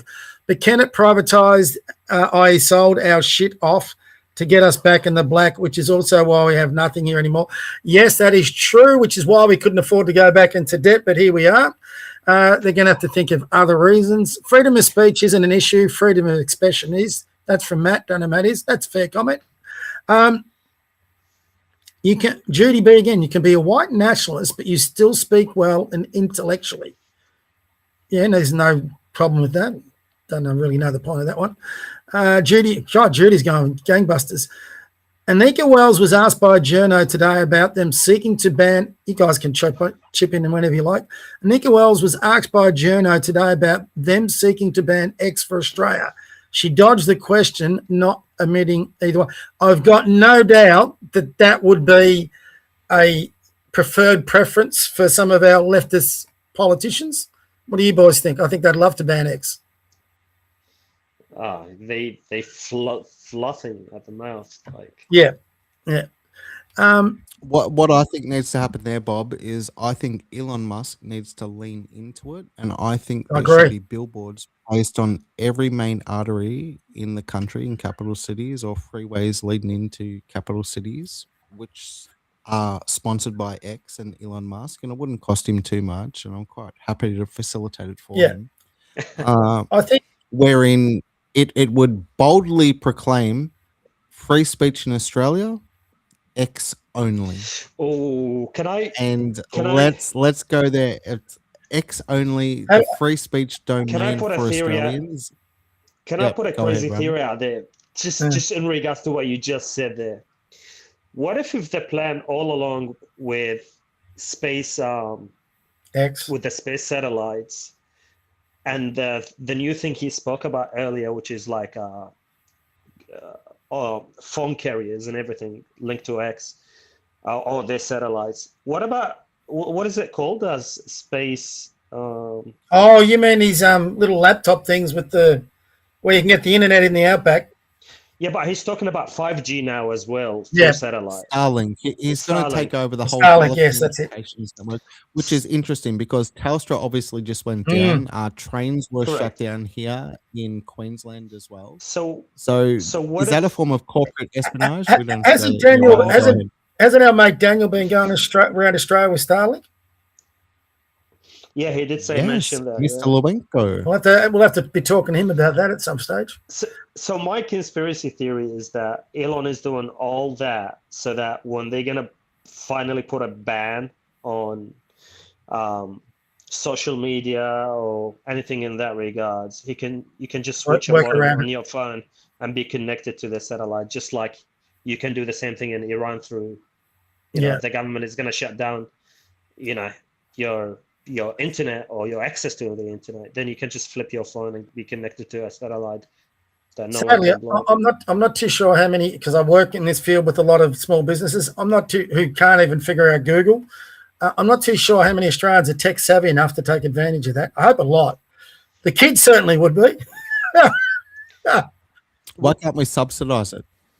Why can't we underwrite the entire thing? The Australian taxpayer. Wireless network deployed across the nation. Well, we should. And the biggest waste of taxpayer money in the last 25 years was. Mate, I used to work in the $40 billion. Oh, mate, I worked in the text industry in the late 80s, early 90s, and I said then, and you had I can't remember the 3 network from Telstra or something, but it was all going that way with satellite and all that. And I said, this is the biggest waste of money. I said in 10 years they're not going to need cables. You're going to do it all via satellite. And here we are. Predicted it. I was a bit off. It was probably but that's what makes the conspiracy theory I mentioned earlier even more interesting, because Elon Musk specifically have commented on the ABN of Australia, and he said, you know what, if you guys didn't spend all that money on building that stupid infrastructure that doesn't work, you would have been able to afford Starlink for now cheaper than your ABN. Okay, well, I'll give you a bigger conspiracy theory. It says Trump has SpaceX, so he's looking to ultimately colonize Mars. Before he colonizes Mars, if Musk thinks the way he's thinking, I would put money that he colonizes the moon, puts a station on the moon, which would include then the ability to. The moon is very far. Yes, and you won't be able to disconnect him at all. Good luck with all your legislation and hate speech laws then, because we'll be able to get his beam coming down here and we'll be able to share whatever we want to share. So anyway, keep going. all your questions, Bob. But yeah, the moon is far away. But guess what? We can export our most severe and heinous criminals to the moon, so they never have a right to return to planet Earth. And we can do it with cents on the dollar as well, and have them overseen by Optimus robots who will act as prison mate, guards. here's a great segue into Lozzie B's next question. I would ban all African. Shout out, hey Bob, just quickly on that. Yeah. Are you familiar with Lozzie B? Yes. Yeah, we exchanged. So she's been killing it. Elon Musk retweets her, or at least used to. Yeah. Before Julie Grant said, you got to shut down this woman, she was cultivating a massive supporter base. Oh, she's got a massive supporter base. Unifying people from various worldviews as well. Lozzie B, Bob loves ya. By all means, he'd be welcome on the show. I've invited Lozzie B, and I got a nice message from her about this podcast tonight. So she's aware of me as well. So, which is the beauty of the internet, isn't it? So, anyway, Lozzie B, I would ban. And again, like everyone, I agree with a lot of what she says. I disagree with a fair bit too. So we would have an interesting conversation, I think. Lozzie B, I would ban all African-American immigration except white South Africans. Fair enough. But as Ben just said, if we get a few bad ones, we can ultimately talk to Elon Musk about sending him to the moon. So Oswald, another good one. Yeah, let's do a referendum and ask all the foreign invaders invited by illegitimate rulers if they would like to stay or be deported. It wasn't the sort of referendum I was talking about, but anyway, fair enough. That means, Rami, you wouldn't get a vote in a referendum, according to Oswald. That's fine by me. Hey, Bob, would you be prepared to accept that if Rami is able to demonstrate through the ATO that he has contributed more in that financial year via tax, that his vote or his right to vote in a proposed referendum would supersede somebody who has not contributed so much tax? Yeah, that's actually a really interesting subject. I can't remember who said it, but I furiously agree with it. It was an American, I think he was a billionaire. He could be very successful in the corporate life in America. And he argued, it was PBD, after PBD podcast. His argument was on vote. But yeah, that's it. His argument was if you did a certain amount in actually building a business or a corporation, and that went into employing Americans, and they all got wages that could pay taxes, the more you built, the more initiative you provided, you actually would get an extra vote depending on how much you built. And if you built a multi-billion business that employs tens of thousands of Americans, you might get 10 or 20 votes. His whole thing is... I think that's a very slippery slope. Maybe. But if you go back to... Rami, explain to him why just briefly. Okay. Well, number one is it's just one form that if you follow the rules and you obey us and you pay your taxes, then you get a say, and the other person who's out of a job for their opinion or freedom of speech or whatever, they can't vote anymore. No, they can vote. They just don't get as many votes. But also the big corporations who obviously pay a lot of taxes get a say where, the middle class and the lower class don't get a say. Okay. So it's so you didn't let me finish. I'll just add one more thing, Bob. Yeah, you gotta let me finish because he addressed that. Yeah. Across the people that I've come into in my life, I've never seen working people pay more taxes than Labor voters. Generally speaking. I think if you're smart enough, you don't pay taxes, or you try to be sensible about it, because your money, you're paying taxes for who exactly? You're paying taxes to feed people who are deciding not to work. You're paying taxes for the NDIS scammers. You're paying taxes to for propaganda, mainstream media. You're paying taxes for so on and so on.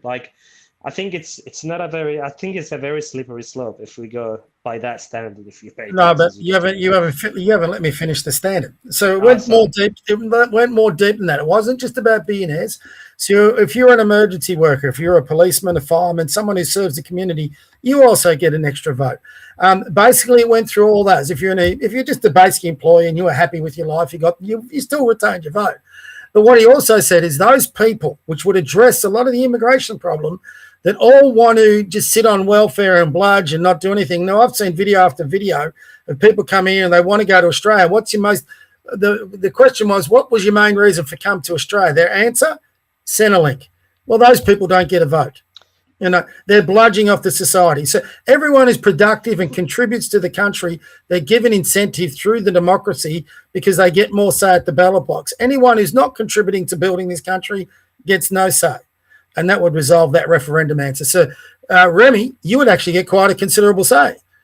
Don't know about Ben. How about we just? I've got all the say. How about we just I've make got it everyone's ear to force them and compel them to saying what the people want. If people are lazy enough to not work and live off the Centrelink, believe me, all you have to do is one thing, and this is coming from somebody who's been to every single election booth in Western Sydney, every single federal election, has spoken to tens of thousands of people, tens of thousands. Okay, if they weren't forced to be there in the first place to vote, none of them will show up to vote. So it's the fact that elections are compulsory. No, I agree with that. People are going to vote. Cancel that, and all that vote, all this imported Labor vote will just disappear. No one is going to show up to vote. None of these lazy people who are not working or so on and so on. Totally agree. The next question, because we want to keep getting through these, and one of you might need to Google this because I don't know the answer. What's the current percent, and my laptop's going so slow, what's the current percentage of people who've been born overseas in Australia? They would have a big sway on such a referendum. It's a good question. I'd be surprised if it's higher than 30%, but who knows? I could be totally wrong. Any of you guys know? I can look it up. Off my head, I think it's around that number, but maybe slightly, slightly. Could be less or more. We're doing another census soon, so you'll be able to provide us some detail. So Oswald, bro, we have people in the country advocating for a complete cessation of immigration and the deportation of millions. You're not hardline, you're Milico Toast. Can't pronounce that word.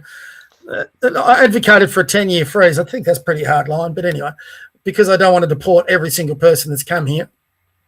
Okay, fair enough. Maybe that makes me happy. Okay, Bob, on that. So, sorry, Rami. So I Googled it whilst you were asking the question, and that is milk toast as well. It's milk toast. LQE, right? MILQE. Yes. Milk toast. Yeah, that's Tim Pool. That's YouTube friendly stuff. That's Timmy Pool. Everyone else, and let's try to play both sides and be a fence sitter. Even when Kanye's in the studio and it says name them, and he's like, I don't know who you're talking about. So Kanye hops up and steps out. But yeah, so the question was, I believe, and to paraphrase, what's the current percentage of Australia's population who are born overseas? Born overseas, yes. Yeah. Okay, so here we go. As of June 30th, 2025, 32% of Australia's I was right. population, There you go. At 30%. About 8.8 million out of 27 million were born overseas. The largest overseas born communities are from India, China, New Zealand, and England. The proportion of foreign-born residents is at its highest point since 1891. Wow. Crazy. So that means we've got 68% born in Australia. So I did say 30, but I think once you start getting below 70%, you got a bit of issues. So it's close, but I would rather say be 25% or less. So I can drill down just slightly deeper into that. Well, you keep drilling down. I'll keep going with some of the questions. Yeah, mate. Go ahead, Bob. Judy B, but haven't these crims Beck's telling us about often Australian citizens? And don't you believe that Australian citizens are Australians? Well, yeah. So I'm assuming here, Judy, you can put a comment here. Thing. Are you saying that some of these Sudanese kids that are born in Australia are Australians, and can we do something about them? Well, my thought, and this is not law, obviously, I would like to see a law. If you are one generation away from coming here as an immigrant and you still don't respect Australian values and you're still bringing your ex-country's values onto our streets that are going to be creating victims within our society of innocent people, then I think you still should be open to being deported. That's just my opinion, but I could be wrong. That's a debate we should be having. You got any thoughts, Remy, or am I too harsh? No, you're not harsh. In fact, I will bring up the recent news that took place in Thailand, where a fuckwit from Perth went to the country and murdered a Thai citizen and put her in a bag and threw her. That's right. Somewhere down the road.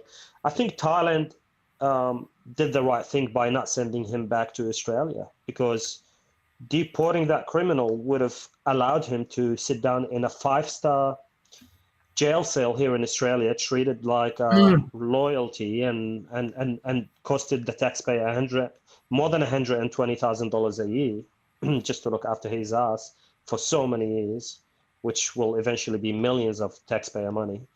I think Thailand did the right thing by putting him in where he deserves, in a jail cell that is 1 by 1, I believe, 1 by 1 meters, filled with rats, and that's where he belongs. I think I think that's why you see a lot less problems in countries when it comes to safety like Thailand, because the consequences for a criminal is very expensive. And one thing I keep hearing from the migrant community around Western Sydney, or friends and chit chats and all that, is that the government here allows these opportunists to take massive measures and be extremist and steal money, commit corruptions, because the government is too soft on them. Even if they commit a high degree of criminality in this country, they'll be looked after in jail. And you know what? If you come to think about it, given the cost of living is so high and life is so hard, what's better than a rent-free fucking jail cell where you get to watch TV, eat, and chill with the dudes? Okay. Well, here's a bigger question from myself to my fellow two Christians here. Should Australia reinstitute the death penalty? Yes. For certain crimes? Absolutely. I'm sorry, but yes. I know So it's not very Christian of me, but yes. No, that's all right. What did you say, Ben? Yeah, absolutely. I actually put it to Neil Mitchell just before he got decided to retire from 3AW. To retire from 3AW. And my view on the issue was, for a segment of criminals who involve themselves in the worst form of criminality, something that none of us can accept, and something that all of us accept as unable to redeem. These individuals cannot be rehabilitated based on the savagery of the crimes they committed. What I would like to see is those individuals taken via helicopter and dropped into crocodile pits in the Northern Territory, and that footage live beamed into prisons of other criminals who have been convicted of similar crimes, who are up for parole at some stage, to hopefully deter their recidivism in the further committing of such acts. And I Neil have a Mitchell question said for to you, me, Ben. I'm sorry, Rami, go ahead. If that person we're speaking about was the drunk driver who ran over a family and killed like three kids from the same family, would you put him in that sect? No, I would not. That gentleman actually did so, and that's actually occurred in Sydney, across the road from a golf course, where 3 siblings were walking home, I believe. And the it was dad around the forgave time of a family reunion. And as a matter of fact, the father of those children was able to somehow forgive, and he actually had an interview. It might have been on 60 Minutes or some other current affairs program in this country, where he had a sit down within the confines of the prison, in the outdoor area, and sat down and met with the murderer of his children. And I think the father was able to afford him forgiveness based on his faith, which is a very generous position to take, but also acknowledge that this person did not intend on doing it. But That's I'm the big thing, isn't it? I'm speaking in regards to dropping offenders into the hungry mouths of crocodiles, into crocodile pits in the Northern Territory. in HD and beamed via CCTV into prisons. Let's go. You've got to watch Let's go. Let's direct feed straight into the IV. We're on the same page. Yeah, there's different levels of criminality, and the ones that are intentional, they should be deleted from society. Well, there was one guy, for example, you cannot rehabilitate sinister and sadistic maniacs who are intent on acting as predators amongst a disarmed and civil population. The one criteria though is with all of this is it's got to be proved beyond unquestionable doubt that they're guilty. So, for example, those guys that killed all those people in Bondi, that guy in prison should be facing the death penalty. No doubt in my mind. I retract. Because you mentioned that, I retract what I said earlier, and I would say they should not be hanged, or they should at least serve 1 year before that happens. And it should be in a very poor condition jail where they get to suffer, and then you send them to their maker. So I've got one Christian. Let me summarize. I've got one Christian who wants them to get put to death, but they've got to be in a shitty jail where they're going to fucking hate life for 12 months. And I've got another Christian who wants to feed it to the crocodiles by helicopter. Because you're going to have to set an example for anybody who have... And it's a policy, and I'm going to run it. It's Australia first. So I'm a bit more Christian. I'm a bit more Christian used to. If we just got a bullet and put it through their head, I'm okay with that. Wait a second. They murdered Christ. No one will suffer the type of punishment that Christ suffered. So anything that we can even present to them in a humane fashion, crocodiles dispose of humans pretty quickly when they tear limbs from their bodies. But no, I think, Rami, and this is a greater point, and I've had many debates on Spaces, Bob, about this, and I've asked reasonable people, and I've gone through all the various permutations of it to try to justify it. What I would like to see is the family of the victim of a sinister perpetrator be able to decide whether or not the perpetrator of the removal from this life of their loved one receives a death penalty or not. Because many families, Bob, they live with this forevermore, and then they're dragged through the courts after 20 years when this person seeks parole, and they're expected to provide a victim impact statement at that point, and then have to relive the whole thing just as they were maybe getting over it. But hey, we can never say that any parent of somebody who has been snuffed out preemptively by a maniac amongst us ever gets over the fact that their child has been by a maniac. And not only that, their lives are forever destroyed. That family is forever broken. And based on that, I would like to see, and I can acknowledge that some families would say we afford them forgiveness. And if that is the case, okay, so be it. But for some other families that wish for closure, they don't want this person, this perpetrator, this sinister maniac who slaughtered their innocent individual, their loved one, their family member. If they say to a court, put a bullet in his head, Bob, should they be allowed to have that bullet placed in the head? I'm not saying they pull the trigger. I think, look, getting aside from the way we're tackling him side of it, society's got to. Wait a second, Bob. Hold on. To a post and execute. No, you always ask the question and then you come in over the top. So just let me answer your question. I agree with what you're saying about the victims being able to have input. But whatever way we're going to introduce the death penalty, I think that's something for the government of the time, because I don't think it's ever coming in. But if it did, the government of the time has to decide which death penalty. Probably the most humane, it's interesting, probably the most humane and quickest death penalty ever invented was the guillotine. It's over in a fraction of a second. The head's cut off. There's no chance of you surviving. You won't feel anything. You'll just lose your freaking head.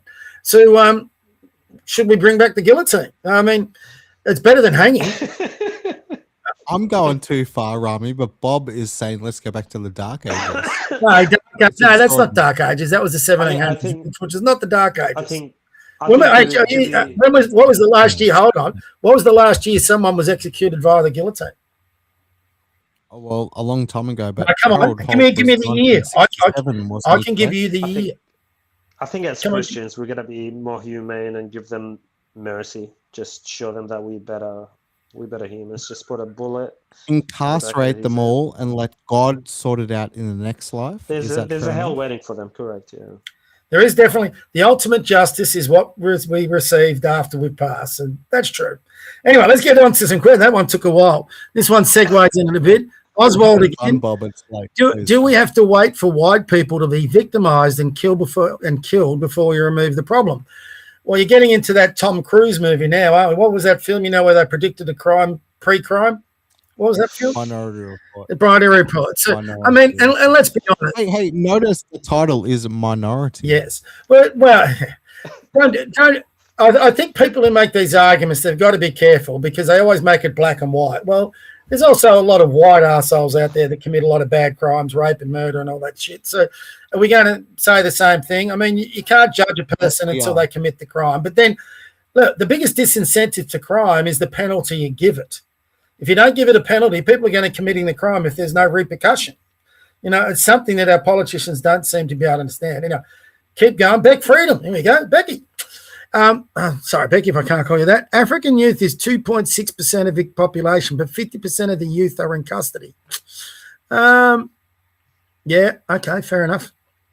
I'm not saying there's not a problem. I'm saying keep putting them into prison until they stop committing crimes. But Bob, I think you're scrolling up, not down, in your. I am. Sorry, mate. I just, I never usually have anybody questions when they come thick and fast. And back again, why not just eliminate the risk and not let Africans in our country? Well, I've known a lot of really good African families and kids and whatever, and I think they're an asset to the country. So to just simply say blanket ban on all Africans, I'm not with that. Ben, I know you may have a different idea because we had this argument the last time. But no, I'm not into a blanket ban, no. I'm not all about deporting every single. No, she's not about deporting. She's saying eliminate the risk and not let them in before they even get in. So we're not talking deportations. Bob, I subscribe to your theory. Yeah. I would have thought a reasonable approach would be 5-year halt on migration until we figure out what the hell is taking place. But Bob, you've told me 5 years ain't good enough, Benny. Rami, Bob told me 10 years is what we need. We need a decade of a halt to everything. Bob, I might be on the same page. Well, that may appease Beck, as a matter of fact. I might disagree with both of you, or the three of you, actually, and say at least Australia should take at least minimum 5 to 10,000, maybe 5,000 or something around that. Humanitarian refugees that could pass. Humanitarian refugees, I think, is different. That could pass a background check. Yeah, because what I'm trying to get at is because if we lose our humanity and our generosity, then we're not better than anybody else in the world. No, I agree with that. So if we're going to have a hold on migration, mass migration, I'm all in for it. But humanitarian migration, there should be a small number of. We open our door. If they come here, this background checks have been done. Doesn't matter. I don't care what religion they are. Not I don't care us what as color they brides, are. obviously. No, I'm with you on that. Exactly. I would, to defend myself, I think on my policy thing I mentioned something like that. So I'm talking about on the mass immigration that we've got. And my idea on 10 years is I would trace this right back to 9/11, so the start of this century. So it's taken us 25 years to get to this point. I think that's not a long time. It goes quickly as you get older. A 10-year freeze is not bad, but the reason I say a 10-year freeze, it's not even into, one, you got to get your system right. Two, you got to decide what it is. But most importantly, what we've got to get right in this country is our infrastructure to be able to accommodate any immigration that we would bring in the future. Because I don't think at the moment, God, you just talked about it before. We've got people living under bridges. Our hospitals can't cope. Our health system can't cope. Our infrastructure and transport is not where it should be. And we've got to get our infrastructure right in industry, in roads, in transport, in medicine, And that's going to take 10 years. So get that right. And Remy, I agree with you. We've got to keep our humanitarian side. And you can still have humanitarian refugees come into the country. But let's figure out what our immigration's got to look like. And that 10-year period is what? 2 election cycles? It's nothing. Overall. And do you know what? Speaking of Rami's point, if millions were going to be deported, or 100,000, whatever it may be, and a halt placed on them entering the country for 5 years to a decade, I think it would be fair, and even reasonable Australians who are the most vociferous opponents of any type of influx of migrants would be willing to accept that we'll take 10,000 cases of refugees who do deserve a place here, only because they will certainly embrace the country, the freedoms afforded to them, although we're subject to some type of tyranny. Sounds the like government we currently have. So if we're going to like a deport compromise. X amount of hundreds of thousands and then place a lockhold on millions more arriving over the course of the next decade, certainly, Rami, yes. Even those people, I assure you, I think we could convince them that 10,000 would be dispersed amongst the majority of the country. Before you answer, Rami, I'm going to interrupt here because I've got a question from Judy, which is a segue into this, and it's addressed to you.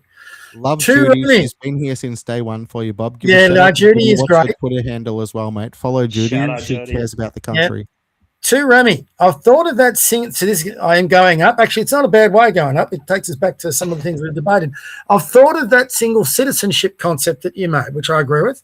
But what if they then prove they're not suitable for Australia? It means we can't deport because it would make them stateless. So it's sort of...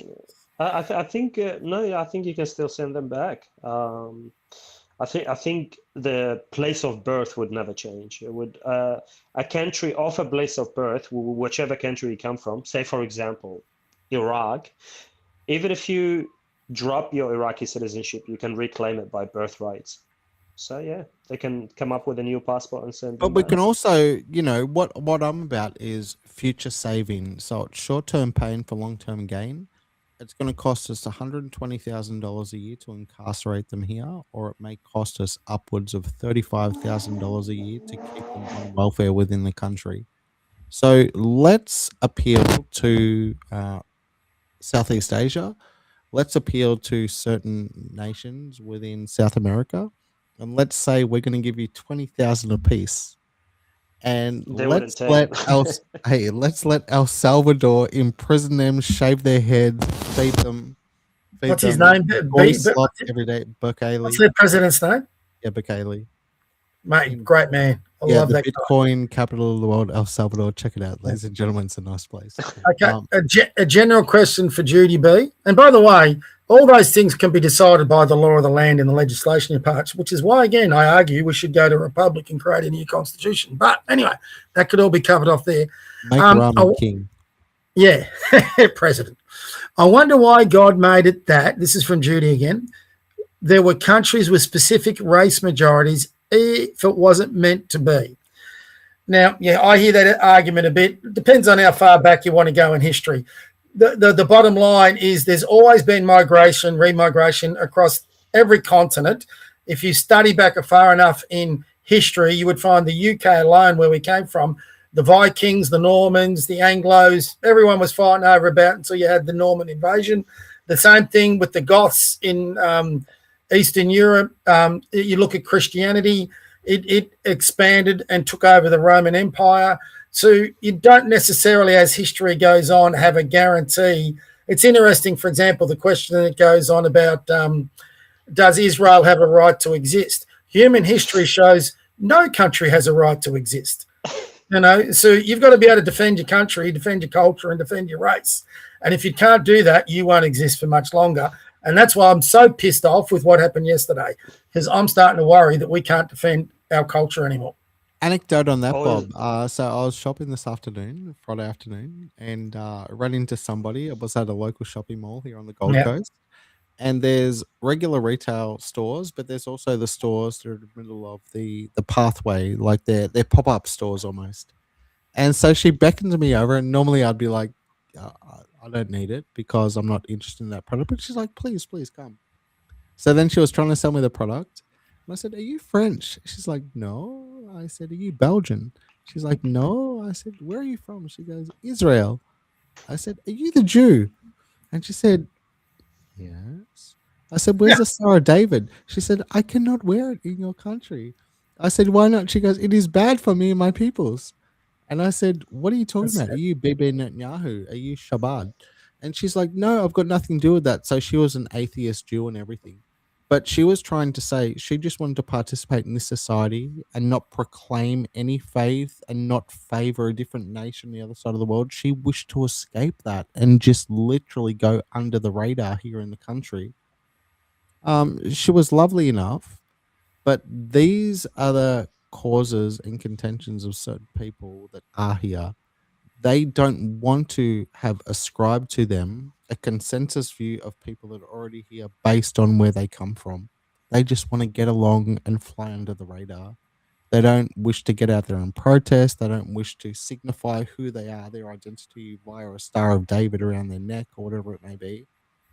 And it reminded me that there's just plenty of people that are hoping to reside in a country around the world where they will not be persecuted by questioning from a government or questioning by their fellow citizens. And it reminded me, Bob, that sometimes maybe the best approach is live and let live. I'd agree with that. Would that not be the Christian way? No, because there's certain people in this world that don't want to let you live and let live. Idealistically, yes. But we are now faced with, let's be honest, we're faced with an Islamic immigration where they want us to conform to their way of life. It's not so much the Christians in this country. We don't want sneakers types in Australia. No. So you've got to stand up. I like my takia. I mean, mate, Alex Jones, Rami, to get wasn't that funny? Oh, bro, it's like some of the best stuff ever, man. I am the furthest from an Alex Jones fan, but that was brilliant. That was so funny, and he was losing it. That was fucking hilarious.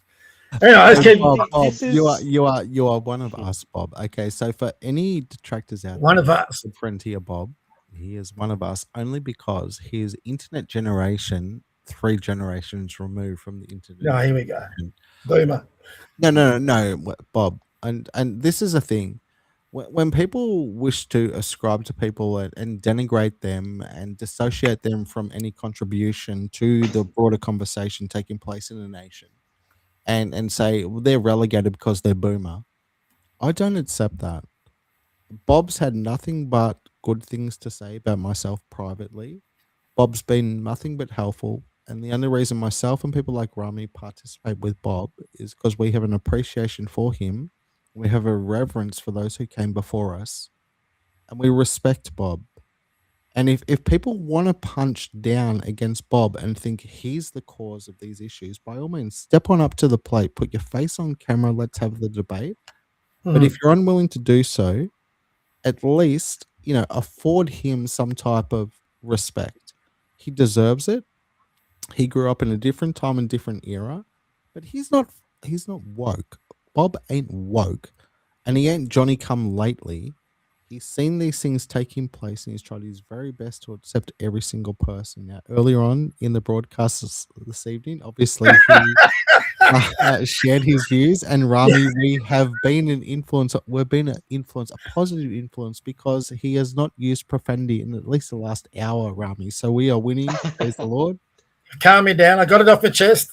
But yeah, no, Bob, honestly, for individuals like myself and Rami and other people who are reasonable, we don't blame you for everything, mate. And after all, ladies and gentlemen, Bob hasn't been at the levers of power. Bob hasn't been saying this is the way things are. Bob's merely been living with the circumstances which are surrounding him. Give me the levers of power. I'll solve every problem. No, Bob. And this is an important point. There's not too many people out there like Bob who has decided of his own volition, hey, I want to learn this stuff. I want to learn StreamYard. That's right. He's digitally inclined. He's equipped himself with a brand new skill set. Therefore, he is evolving and he's able to convey his views to a broader populace. What's And my so you brand? deserve commendation for that, Bob. He put in more efforts than many other people. You do deserve commendation. So yeah, Bob, No, thank you. I Thank do you, Ben. I respect you, appreciate mate. that. I applaud you, and by no means would I ever want you to go to sleep at night thinking, "Hey, that guy Benny or this boy Rami or several others are taking the piss." We're not taking the piss, Bob. Mate, but believe it or not, anyone can take the piss off me and think, I'm going to go to bed, I'm going to put my head in the pillow, have my electric blanket on, the dog's sleeping at the foot of the bed, and I'm going to sleep really soundly. It doesn't really, mate, the one thing I think we've lost as a country is you used to be able to, and this was why I'm so violently libertarian on free speech.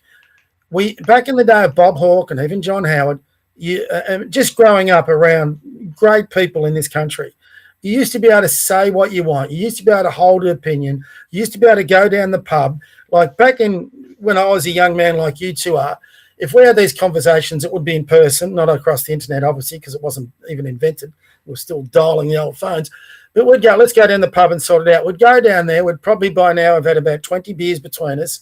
We'd figure out our differences. And by the time at the end of the night, we're having an awful lot of fun, getting pissed and cracking jokes and doing all the things or watching the footy on the TV. And we've lost that as a community, which I think is terribly sad. But in another way, we've also got the ability to connect like we haven't done before. So I've been in the old tech industry and internet probably since the early 90s. So it's not foreign for me like it is for a lot of my generation. But they were lovely words, Ben, and right back at you too. It's great, Remy, that you get on here and give us a different perspective. Same thing with you, Ben. And like I said, I can respect anyone with a different opinion or a different approach. But the one thing I do understand about you two, since we're kissing each other's ass here, is Amazing. Well, you both have a deep love for this country. You both have a deep love for the Australian way of life, and that's all I care about from any Australian citizen. And if we're all just unite under that one banner, I had one person, white man only, all this sort of shit. I'm not even going to put his question up. I think you've got to get out, in not only on the internet, but like I've done in my own life. I get out, and I'm what you don't see is how often I get out of my bubble, and I will work with different people of different backgrounds. And I find so much commonality with people who live in this country, and they've come to this country for what you're talking about, what Remy's talking about, and they share our values. You know the biggest patriots we've got in this country, like I said for Remy, are people who've fled more oppressive totalitarian countries because they appreciate what we had in Australia, and they're more worried about how Australia's changing than most Aussies are. They're the ones who are leading this fight in many areas. So, maybe not just getting appreciative of me or the boomer or whatever. Look at Remy and people like him. I have Chinese families that are concerned about the criminality in our streets like Beck Freedom is. That's why I am not so white Australia policies, because there are other good people, other good Christians who want this country to get back to what it was, because that's why they came here. So there's a lot of allies in this debate, and you guys are helping in that conversation. And I think if people can see us three and a guy like Daniel get together and have these conversations, hopefully we can unite people who want Australia to be what it was. We need less echo chambers as well. That's the problem. Yeah. Hey, Bob, does that mean that in a future presidency of the United States led by Emperor Nicholas J. Fuentes, you would ascribe Australian talk as Australia's chief diplomat, ambassador to Nicholas J. Fuentes' administration? Well, I know that. Bob, do you green light me to be the ambassador for Australia under Nicholas J. Fuentes? I'll happily green light you, because I know it's a hypothetical that's never going to happen. Well, and it's funny. I've got the gig, and even if people oppose it, he'll put an end to them. Hey, earlier on, Bob, we were discussing how many white people make up a percentage of arrivals in Australia in regards to the population. Yeah. And then we were trying to drill down into that. So I asked once again, how many white people make up percentage of arrivals within the past 10 years as opposed to non-white? So how many white people make up percentage of arrivals in the past 10 years as opposed to non-whites? I'd say it'd For be the listening audience, it goes on to say the Australian Bureau of Statistics does not track, collect, or categorize migration data by race, such as white or non-white. Instead, the Australian statistics classify migrants strictly by country of birth. And it goes on to say, however, looking at the country of birth data over the past 10 years, 2015 to 2025, the overwhelming majority of growth in migrant arrivals has come from non-European and predominantly non-white countries, while migration from traditionally white European nations has sharply declined. The structural shift in who is arriving in Australia is evident when comparing the countries with the largest growth against those experiencing a decline. The largest increases between 2015 and 2025. The four fastest growing migrant populations in Australia were from Asia or Asia Pacific. India increased by just over 500,000 people, officially overtaking England as a top overseas birthplace. China increased by just under 250,000 people, and Nepal, who I guess by extension are Indians, also increased by 163,000.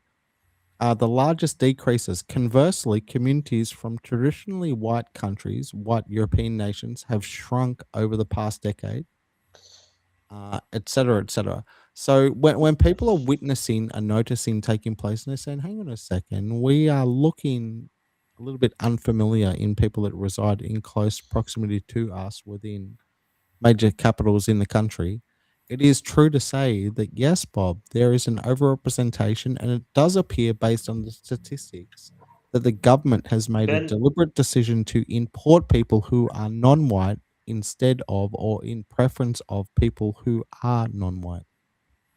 Ben, does the fact that, and this is just a question because I generally don't have the answer to it, but does that have to do with the fact that European countries or white predominant countries are so far from Australia that white refugees rather go somewhere closer than Southern Asian countries or so on and so on? Like, is that the case? Because like if you look at countries like Dubai, for example, most white millionaires go to Dubai instead of coming to Australia. No, 100%. I think it's a fair question. And excuse me for tripping over my words a few times there. We had a long lunch and then work dinner, and I've been up since 4 a.m. But specifically addressing your question, it goes on to further detail the approximate proxy breakdown.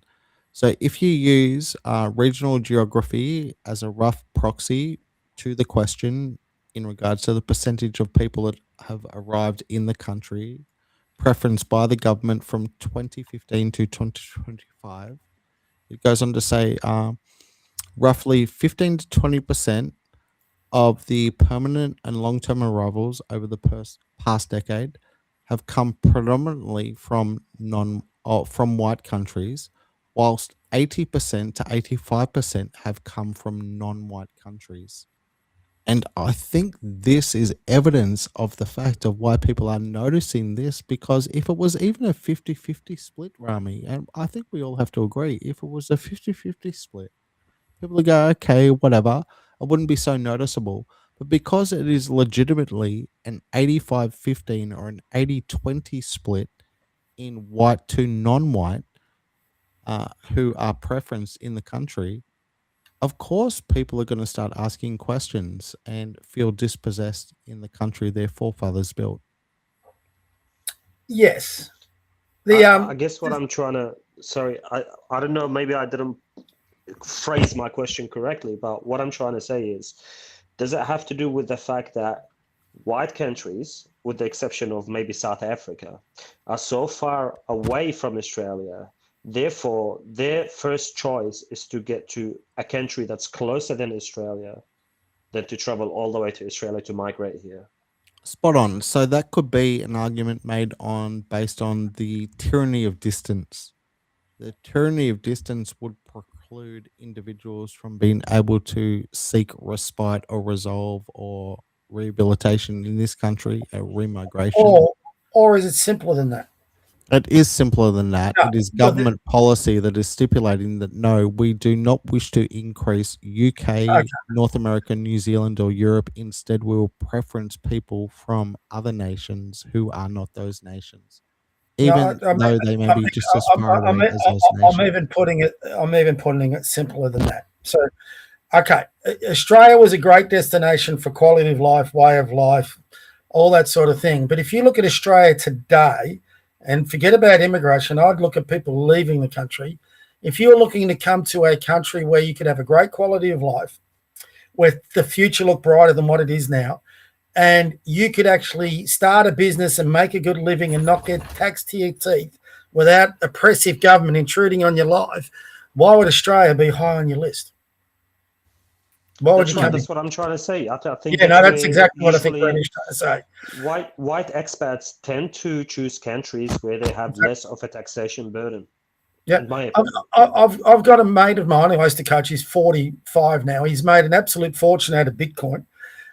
He's worth millions US, and he's now living in Thailand because he saves 50% of the tax he has to pay.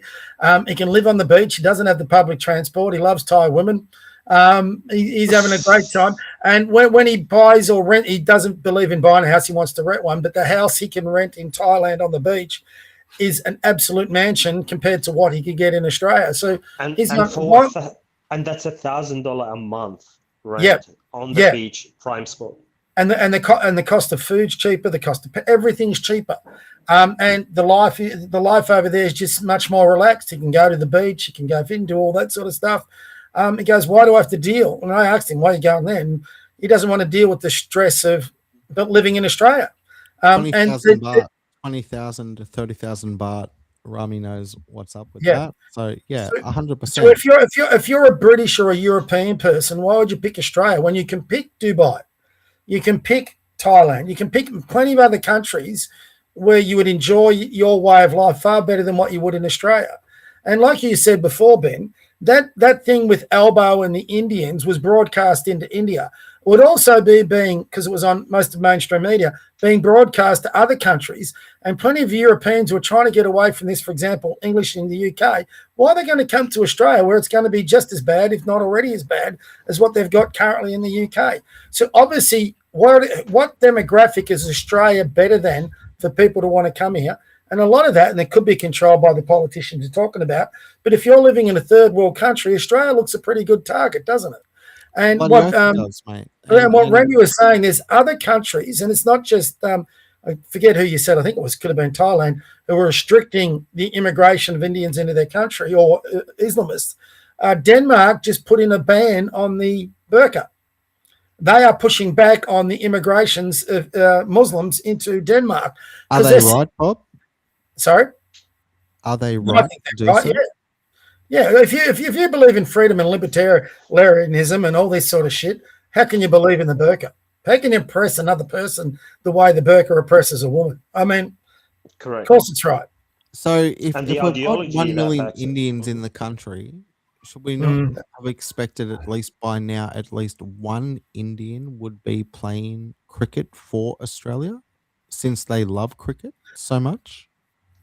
It'd be interesting to find out when a lot of those Indians arrived in Australia. 1 million is actually a confronting number. I mean, when you talk about it's a lot of people from another country, especially when 90% of them haven't been born here. Is that a bit okay? Is a not controversial thing. I think it's an obvious. Easier to qualify for the Australian cricket team as an Indian living in Australia than an Indian who lives in Australia to qualify for the Indian cricket team? Well, if you talk to Usman Khawaja, we're all racist, and the reason he didn't play more Test is because we're all white nationalists. So no. But the question stands because we're 27 million up against 1.2 plus billion. So of course, naturally, by extension of those numbers alone, it is far easier for an Indian with sufficient international cricket skill to qualify for the Australian team because the talent pool cannot be as deep as what it would be in a nation of 1.2 billion as opposed to 27 million. Well, I have a big saying, a big policy in my sport. That's quality ahead of quantity. And I think in Australian cricket, when you consider how Australian cricket's dominated, without any Indian cricketers, we've had a Pakistani one or baseball one. I think there's a fair argument that just because you think there's less numbers doesn't necessarily mean you're going to break into that Australian cricket team. Oh, 100%. Speaking ahead, of sports, speaking of sports, did you guys notice how lots of international soccer teams that been playing in the World Cup? Speak about the specifically reaction of the Scandinavians. Egyptian team after they lost to Argentina, including the coach. It's racism. It's racism. Soccer's just. Sorry, I struggle with the sport where you decide a game with free throws. You know, in basketball, how can you decide a game with a free shot at goal at the end of it? I find soccer curious. A good game of soccer is worth watching. The best thing out of the whole World Cup has been Norway and Hoogland or whatever, and the roof. I mean, and what I'm trying to say, because the reason why I brought that up is because you look at the Egyptian team, and it's all made out of Egyptians. You look at another France. Morocco, and it's all made out of Moroccans. You look at France. Iraq, and it's all Iraqis. But you look at European teams, and it's all migrants. Well, that's why Norway is such an outlier. It's not. It is a contentious issue, and as a matter of fact, on that, Bob, the other night I was on a space. It was a World Cup space. Yeah. And there was a lady who was Egyptian, and she was proclaiming the athletic prowess of her Egyptian brethren. And she was saying, look how good we are. We just smashed Australia. And I said to her, I've noticed something about your team. It looks far more Middle Eastern than what it does African. Why have you got no Africans in your team? And she said, well, we don't have Africans in our team for this and that, this and that. And then I had to remind her, ironically, that Egypt is in Africa, correct? So the Egyptian team is made up of Africans. But she wanted to say, no, but we're not black Africans like them. So the Egyptian lady on a space, Bob, literally confessed that she was purely racial in her view of who should be a representative in her team. And that's what Rami's speaking about. Not only that, but to add to the Egyptian team credit, they don't accept even Christians, and Christian makes up 15% of Egypt's population. Not only they make 15% of Egypt's population, but they also are the indigenous people of Egypt. Mm-hmm. They are not allowed to participate in any international game. That's the Coptic Christians, isn't it? Correct. Yeah. So Bob, I'm sorry, the last thing from me as well. Breaking news, a question just come through, hot off the presses. Here we go. Bender. Another one. Bender for Bob. Question. Bender again. And he's referencing Avi and Rukshan. So I guess that's an appeal to generosity to yourself, Bob, as well. So please interpret it in kind. Because maybe an ally of yours, because he's quite striking against Rukshan and Avi, whatever that may be. He says, quote, seen as though Avi and Rukshan are too cowardly to live debate the topic of civic nationalism, being a cancer of Australian society, would you like to debate it with me, Bob? Civic nationalism.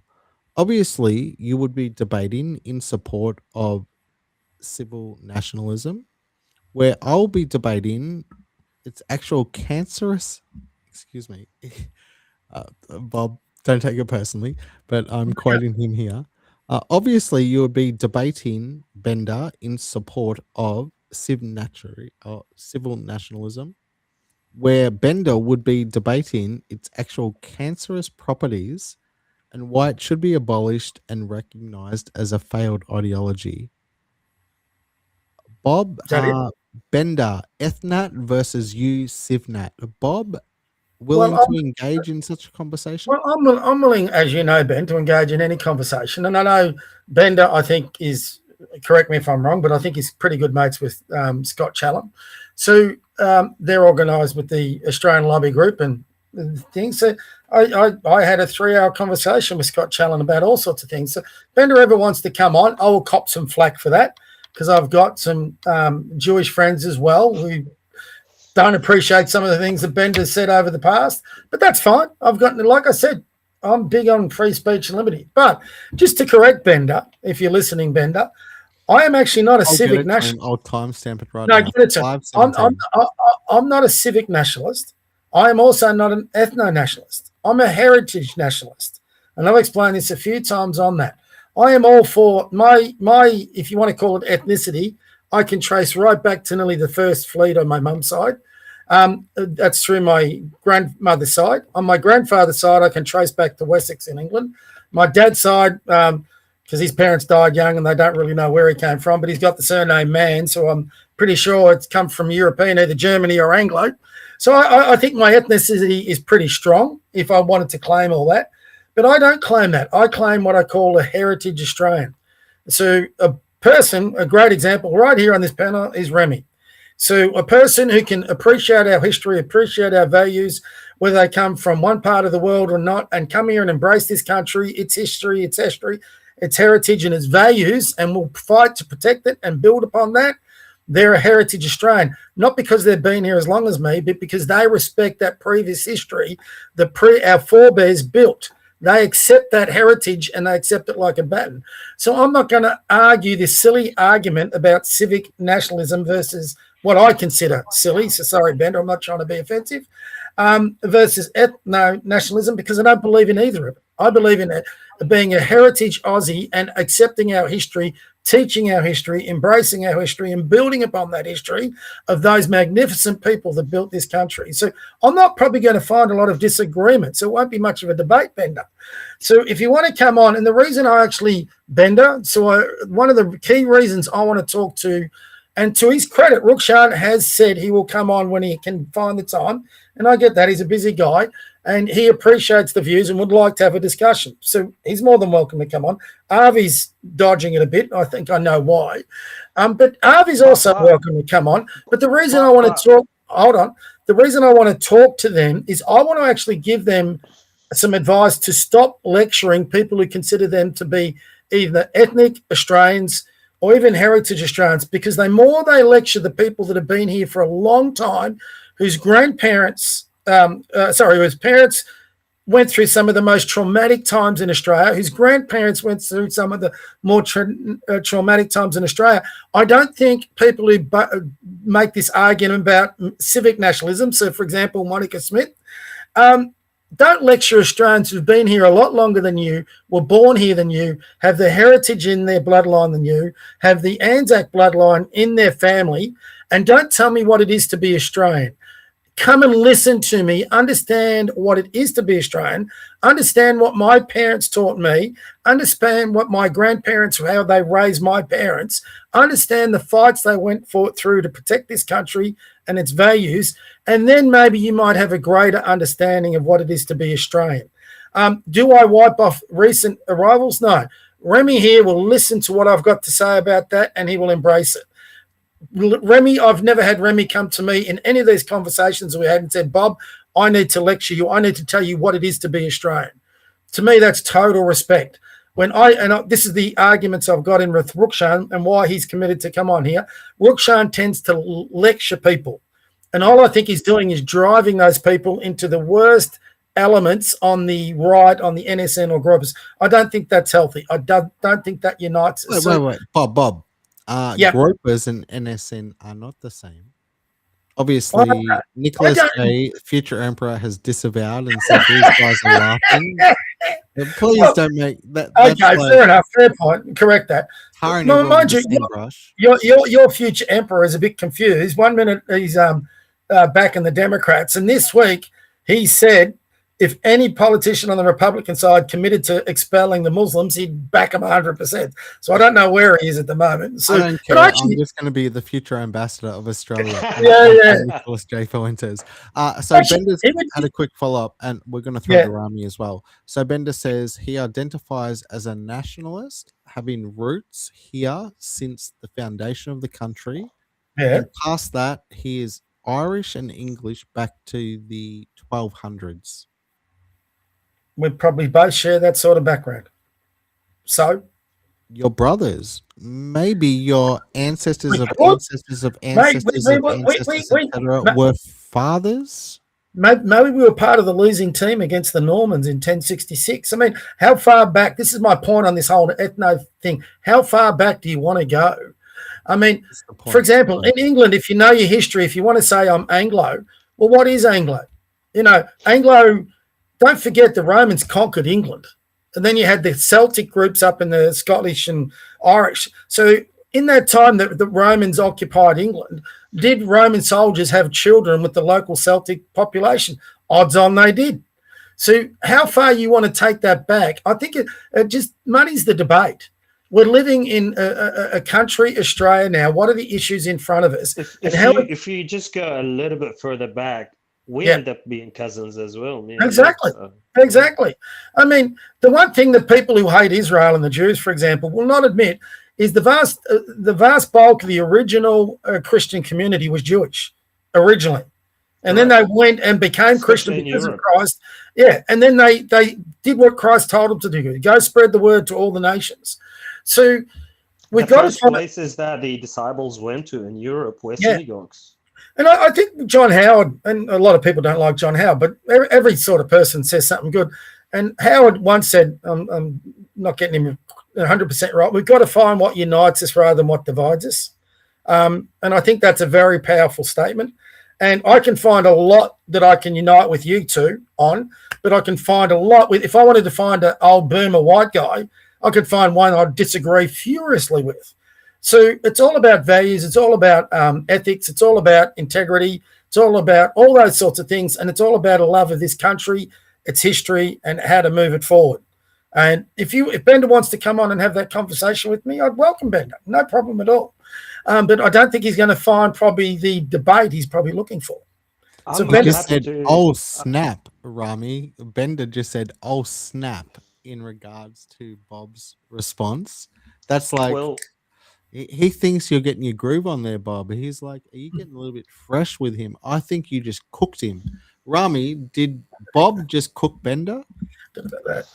In my opinion, I don't view it that way. I think all Bender has to do is get out of his echo chamber and have conversations with people who he never knows, he might agree with. And I feel like I tried to reach out to Bender a couple of times and set the record straight on a lot of issues, but he keeps getting vacuumed in with certain groups that don't have the best interests in Australia. And my last interaction with Bender was probably this morning, where he chose to side with the Ayatollah-loving Syrian girl because I said she should be deported. He chose Mariam, the PhD. Yeah, so her issue is that I have the word Aussie in my username, where she has Syrian in her username. That's not a problem. But me loving this country and being a citizen of this country and having Aussie in my name, that's not too good for her. But moving on, I think it's only fair to, because I know both Rukshan and Avi, to set the record straight with Bender as well here and not just be silent.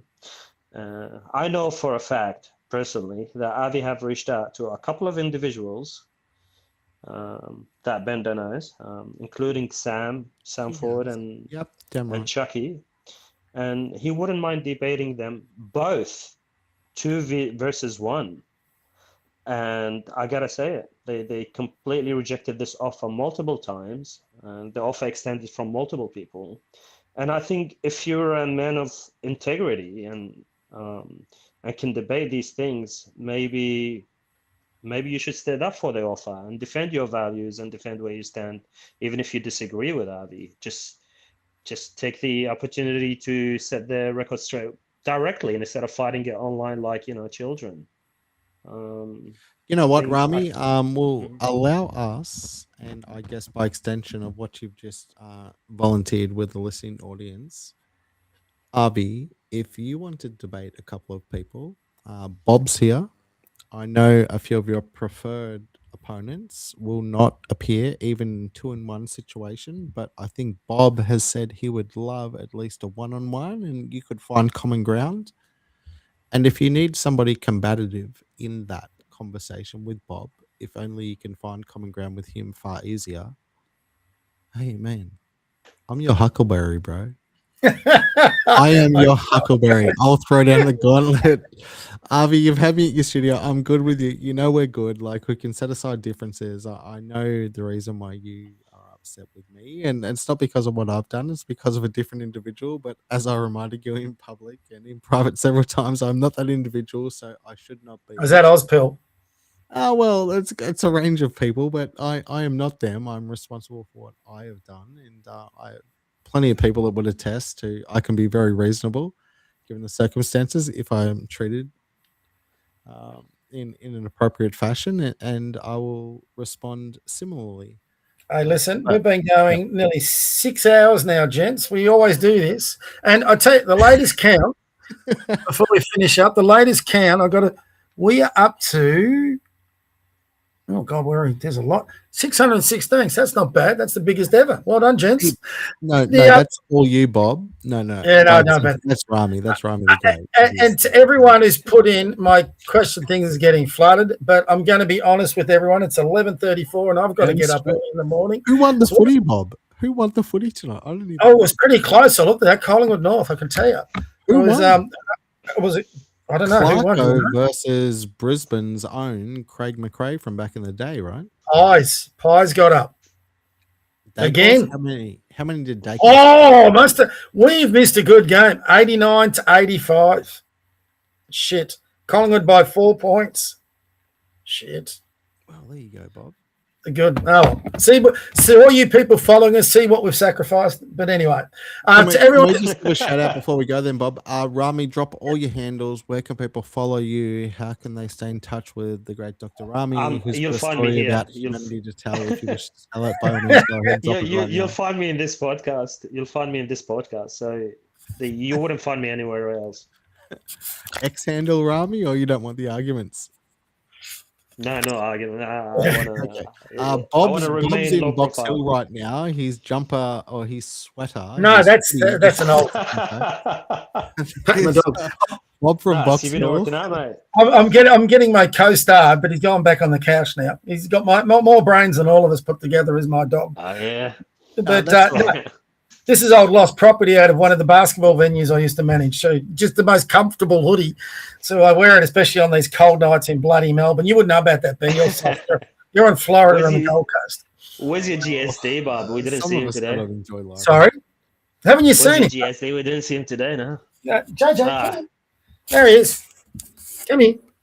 There he is. A good boy. He's a good boy. He's a good boy. They make life worth living, old dog. Tell you other bastards that know the death penalty is anyone who can be called to the animal. But anyway, shameless plug. Shameless plug for myself. Yeah, well, let me finish this point, and then you can have your plug. Is to everyone who's put a comment. I'm not going to go through them all because we'll be here for another 2 hours. And we've done enough. So to Judy B, shout out. Great content you're putting in there for all you new ones who followed in. Another one who I'd love to get on here is Beck Freedom. If she wants to come on, forget going through Ben Beck. I'm not going to bite. Get on here and let's have a conversation. We might disagree, but that's all right. We also might agree on a few things. So we're not all going to agree coming in for this. Judy, fantastic contribution. So thank you. And it was great for everyone who's followed for the first time. Big plug, Tuesday nights, 8 o'clock, we're doing a podcast. Invited these two gents and Daniel back on. And also Thursday at 6 o'clock, which I'll promote on my X handle, which is the Conservative. Got to get this right. The Conservative, it goes up to I and then 19. So the Conservative wasn't available to it. But anyway, I'll put it, I'll tell you what. You go, Ben, with your last point and I'll get my handle up. Yeah, mate. So it's the Conservative, but drop the VE at the end, and it's TI1919. The Conserve 19. Bob, so next Tuesday, Bob, are you proposing the migrant, the Jew, the groper, and the boomer 2.0? Is that what you're trying to roll with? Next Thursday. Yeah, or whatever. Yeah, Daniel finds it hard on Tuesdays. He's okay with Thursday. So yeah, Thursday is probably the time, and I put it at 6 o'clock because unlike tonight, I want to watch the footy on a Thursday night, but we'll see how we go. We'll probably be talking. I'm gonna have to put it on the background on the TV or some shit. Okay, cool. do So it that forget about who I am. I'm all in for the country because Yeah. I believe it's worth it. I'm extremely pessimistic of politicians, career politicians, but eternally optimistic of the Australian people. And based on that, as far as I'm concerned, everyone can enter the battle arena of ideas. And if they can make a compelling and persuasive argument to win the hearts and minds of the Australian people to formulate consensus, by all means, step on up to the plate. Let your message be heard.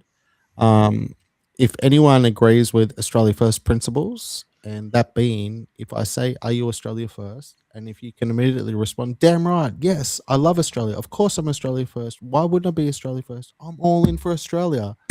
If that is your designated mindset, by all means, you can hook me up. If you've appreciated the merch and the Australia First hats, we've got this version. He's The selling boomers merch prefer now. This version, which is a little bit bolder. They love it. So it comes in black.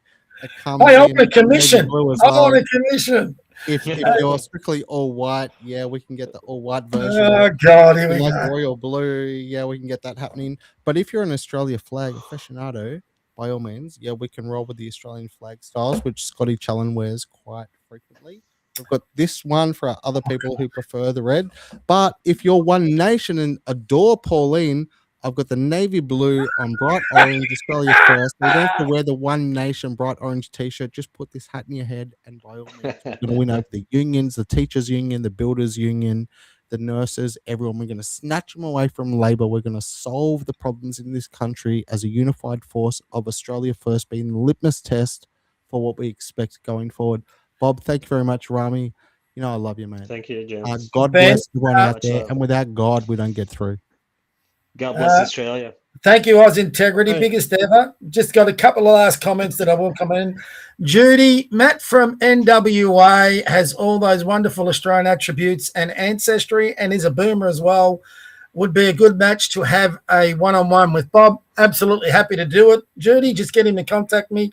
And everyone, Ben just ambushed me. I didn't know anything about that. He did an elbow, didn't tell me anything about it, and then just dropped it on me right at the last minute. So to everyone, good night. Looking forward to catch up with you two gentlemen, hopefully on Thursday night, if not before. And like I always says, God bless you. God bless your kids. God bless your grandkids. God bless your pets. God bless this country. Let's get it back. God All right, bless gents. them, man. Thanks again, guys. Stay safe.